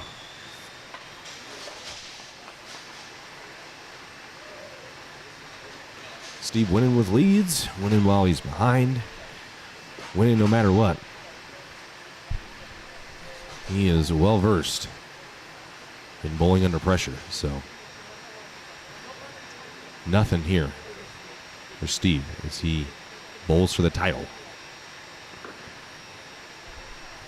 All right, Cam Foster, better looking ball there. High flush! No, can't get the 10 pin out. Trips the 4 out, though. Saves himself the split. Needs only the 10 pin. Keep him alive. It doesn't look like Steve might miss. I don't know if Steve misses here. He has got a tremendous look. His ball reaction looks great. He's going through the pins well now. After that game on 7 and 8, where he simply just had no ball reaction, here he is.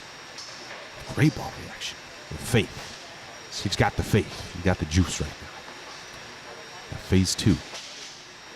Wasn't he throwing the supersonic? Oh, wow. Must have missed that. Must have missed that ball change because he is throwing a phase 2 now. We're right here behind the action. I'm sitting directly behind 5 and 6.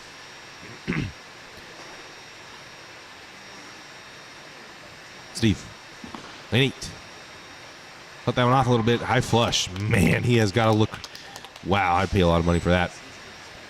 That is money, dude.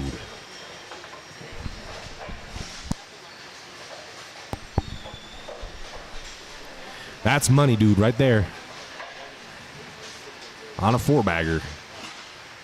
Steve Clemkin did not too long ago in a PBA regional down at South Point shoot 300 in the final championship match to win. So that very well could be the case here. We're going to see, though. Steve steps up here in the 5th frame on a 4-bagger, perfect through 4. Putting the pressure down on Cam Foster.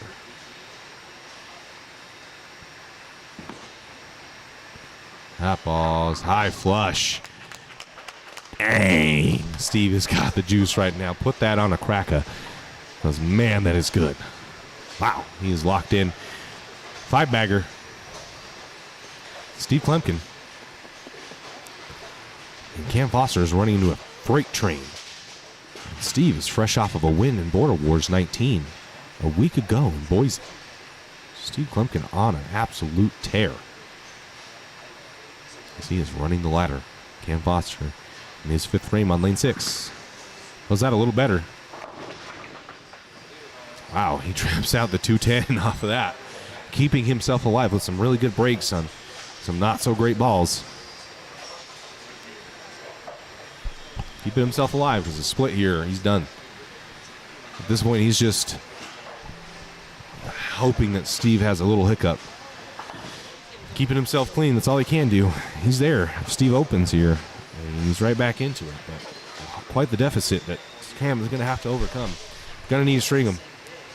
Even if Steve falters at some point, he's going to have a string of strikes to make the pins back. He's just lost so many. Going double to open up. And 3 spares in a row. Cam Foster, lane 5. Playing him a little bit different. I don't know if he sees something in a couple shots he got for practice. I don't know if he sees something a little different in each lane, but they do look different. Getting off much cleaner off his hand on the left lane. That's 10 back. Look, maybe it's just the angle I'm sitting at, but that ball does look like it's coming off his hand a little cleaner. And he's be able to keep it in a little more than he does on 6. I don't know. That's just from my viewpoint. My angle's not tremendous on lane 6, so I can't confirm that, to be honest with you. Guys, we've been bowling since 8 a.m. this morning. It is 8:26 p.m. here in Garden City, or excuse me, in Burley, Idaho. So, Steve Clemkin on front 5.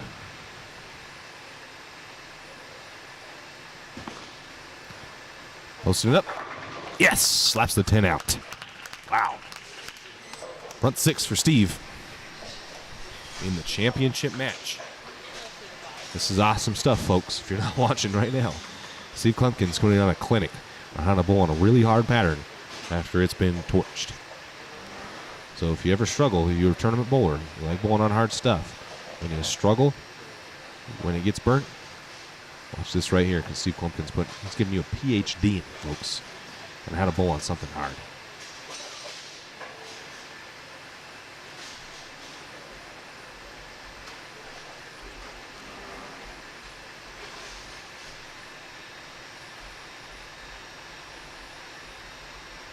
Steve, lane 5. Switches it out. That's front 7.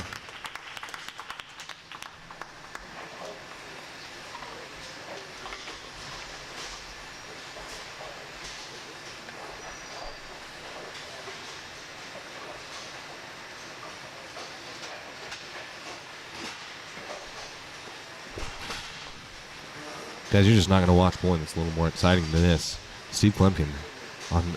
Guys, this is a hard pattern, okay? This is a really hard pattern, and Steve Clemkin's got front 7 in the championship match. Cam Foster through the face again. 6-10. Unfortunately, Steve has just absolutely run into a buzzkill. Steve just lacing him, completely locked in. This is awesome to watch, folks. You want to see some really, really good bowling. There it is. Cam cleaned up his spare. Just trying to stay somewhat in his ear, but Man, Steve has ran away with it, and he is just absolutely lacing shots. This is awesome to watch.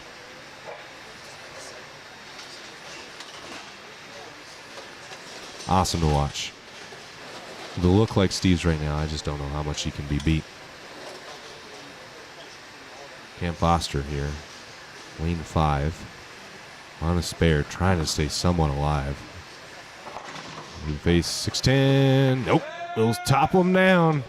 Cam Foster gets a break. Peanut Gallery back here loves it. Cam doesn't.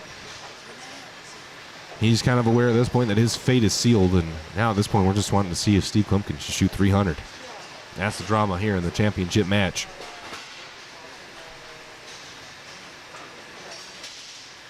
To Steve. One Steve. Sunday Steve. You name it. He's here. All right. Steve Klumpkin. Front 7. Lane 6. For the Idaho Open 2021 championship match. Hikes it. Yes! Slaps the 10 out. That's front 8. That's front 8.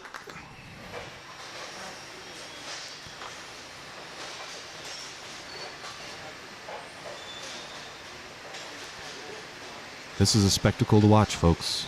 Steve Klumpkin, yesterday, was inducted to the Northern USBC Hall of Fame. He's a USBC Hall of Famer. The guy's done it all. The guy has just about done everything you can imagine. He's been here before. And Steve is on front 8 in the championship match. The 2021 Open. Let's see if we can keep that string continue. Here on Championship Bowling Live. Flat 10s. Slow messenger. No, it falls off the deck. What a run. What a run. Guys, that's about to seal the deal. There's nothing that Cam can do at this point that's going to deny Steve a championship. Steve goes back-to-back weekends winning on some extremely brutal patterns, folks, on some older lane surfaces that pair-to-pair is impossible. Steve Klumpkin gets lined up in the championship match here on 5 and 6, right here on Championship Bowling Live, and is front 8, only to plaque a 10-pin on a great ball to win the 2021 Idaho Open. $2,000 up top, and that trophy you see down there right in front of the scoring pads is all his. At this point is a technicality as Cam Foster finishes his game. Guys, I want to thank everybody for tuning in as we take the time to just finish our games here. I want to thank everybody for tuning in to Bowling Championship Bowling Live, excuse me. On our rebranded channel. Go ahead and like the page if you haven't, because we're bringing you content like this constantly of live bowling with some of the best bowlers in the world, really. Cam Foster, Steve Klumpkin, come on, man. We're getting some really good bowling out here, okay? And you almost saw a 300 shot on live bowling. Doesn't get any better than that. So thank you guys for coming out. Thank you to all the sponsors. The Northern Nevada Scratch Bowlers Tour. The Strike Zone Pro Shop by Dale Williams. Delton Sports Center, Trevor, Zach, and Trent Orr, and the whole Orr family. Competitive Edge Pro Shop and Blaine, Todd, and Meridian Lanes for all that they've done to make this possible for me to be out here to bring you guys this action live, as Steve could potentially shoot 279.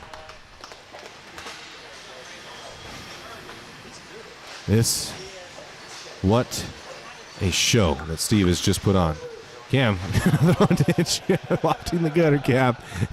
His fill ball will shoot 203. Putting the show on for the fans. And Steve Klumpkin.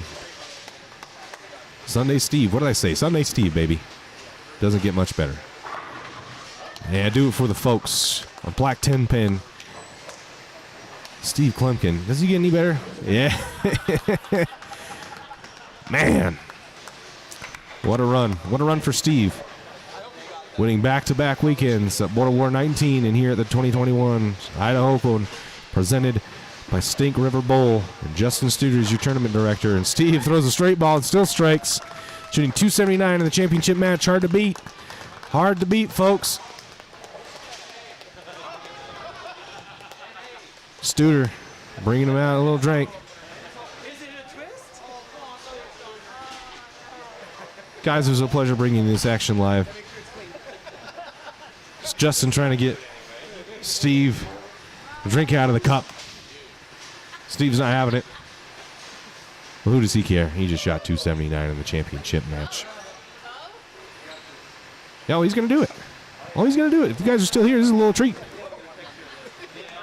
Wow. Josh almost topples over here. All right. Hey. SK. I'm going to fill him up. The Dos Equis. I don't even know what that is. Some NA beer. It's non-alcoholic. And Steve's going to take a sip.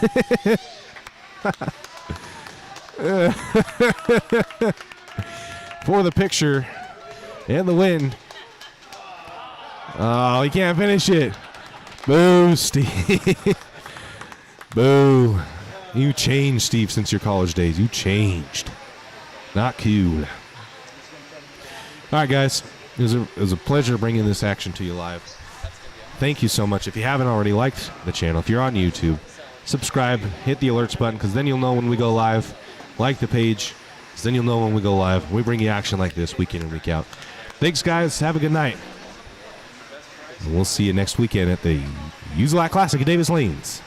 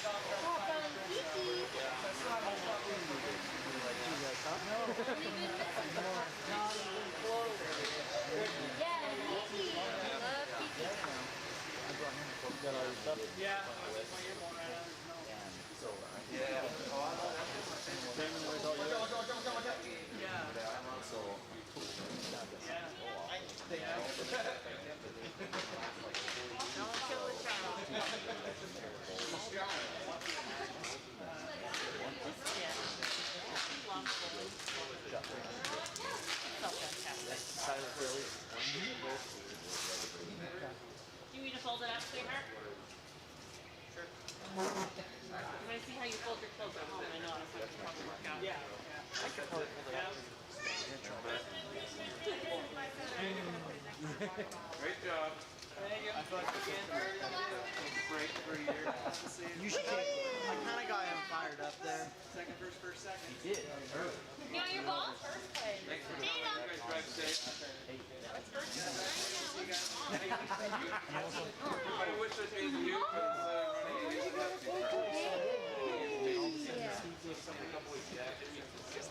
You got a long trip home. He's got 2.5 hours longer than me. Say He's gonna go all the way tonight. Are you gonna go? You're off tomorrow? Yeah. You got smart about it, didn't you? actually. After the Utah that one about 2 years ago, showing up at 5:30 and then sit down. Because these guys have made it a habit of getting top fives. So Yeah, that's a Monday's kind of out of the You question. drive all the way here. Yes. Damon buying dinner though, right? I sell it. And he was kind of like, well, I went bagged on that. I went, "You having beer?" I'm like, "Nope, I took a bit of my ice cream." I have an ice cream. Me pay for dinner. Way more fun. Still got my $700. There you go. Oh, you know what'd been better? Yeah, there's a T for it. ABT. No. If you go strike, stop, and then That is very expensive. You know, No, the weather's there's so many elk that run across from Idaho Falls up to. Oh, Steve's right here. It's gonna sound bad, Garrett. It's gonna sound bad. This is the first time. All right, winner gets choice. Literally made it Yeah, winner gets choice. Sunday. yeah, from here Not to first time, Pocatello. but- Steve, you better hurry. Steve, do you want a lot of hundreds or a lot of 20s? From Pocatello to Okay. Blackfoot right That now would is be a a big lot of problem hundreds, right? from crossing. Yeah. Okay, you got that. That should be From something. Idaho Falls up, basically to, like he said, United. And you get all the time. And then once we get through the night, then we have to rework the meeting from the night out back up in front of you. Okay, go get your jacket on and your hat and get your life together, Woods. I'll leave it 6 and get it. No, it's not. Grace.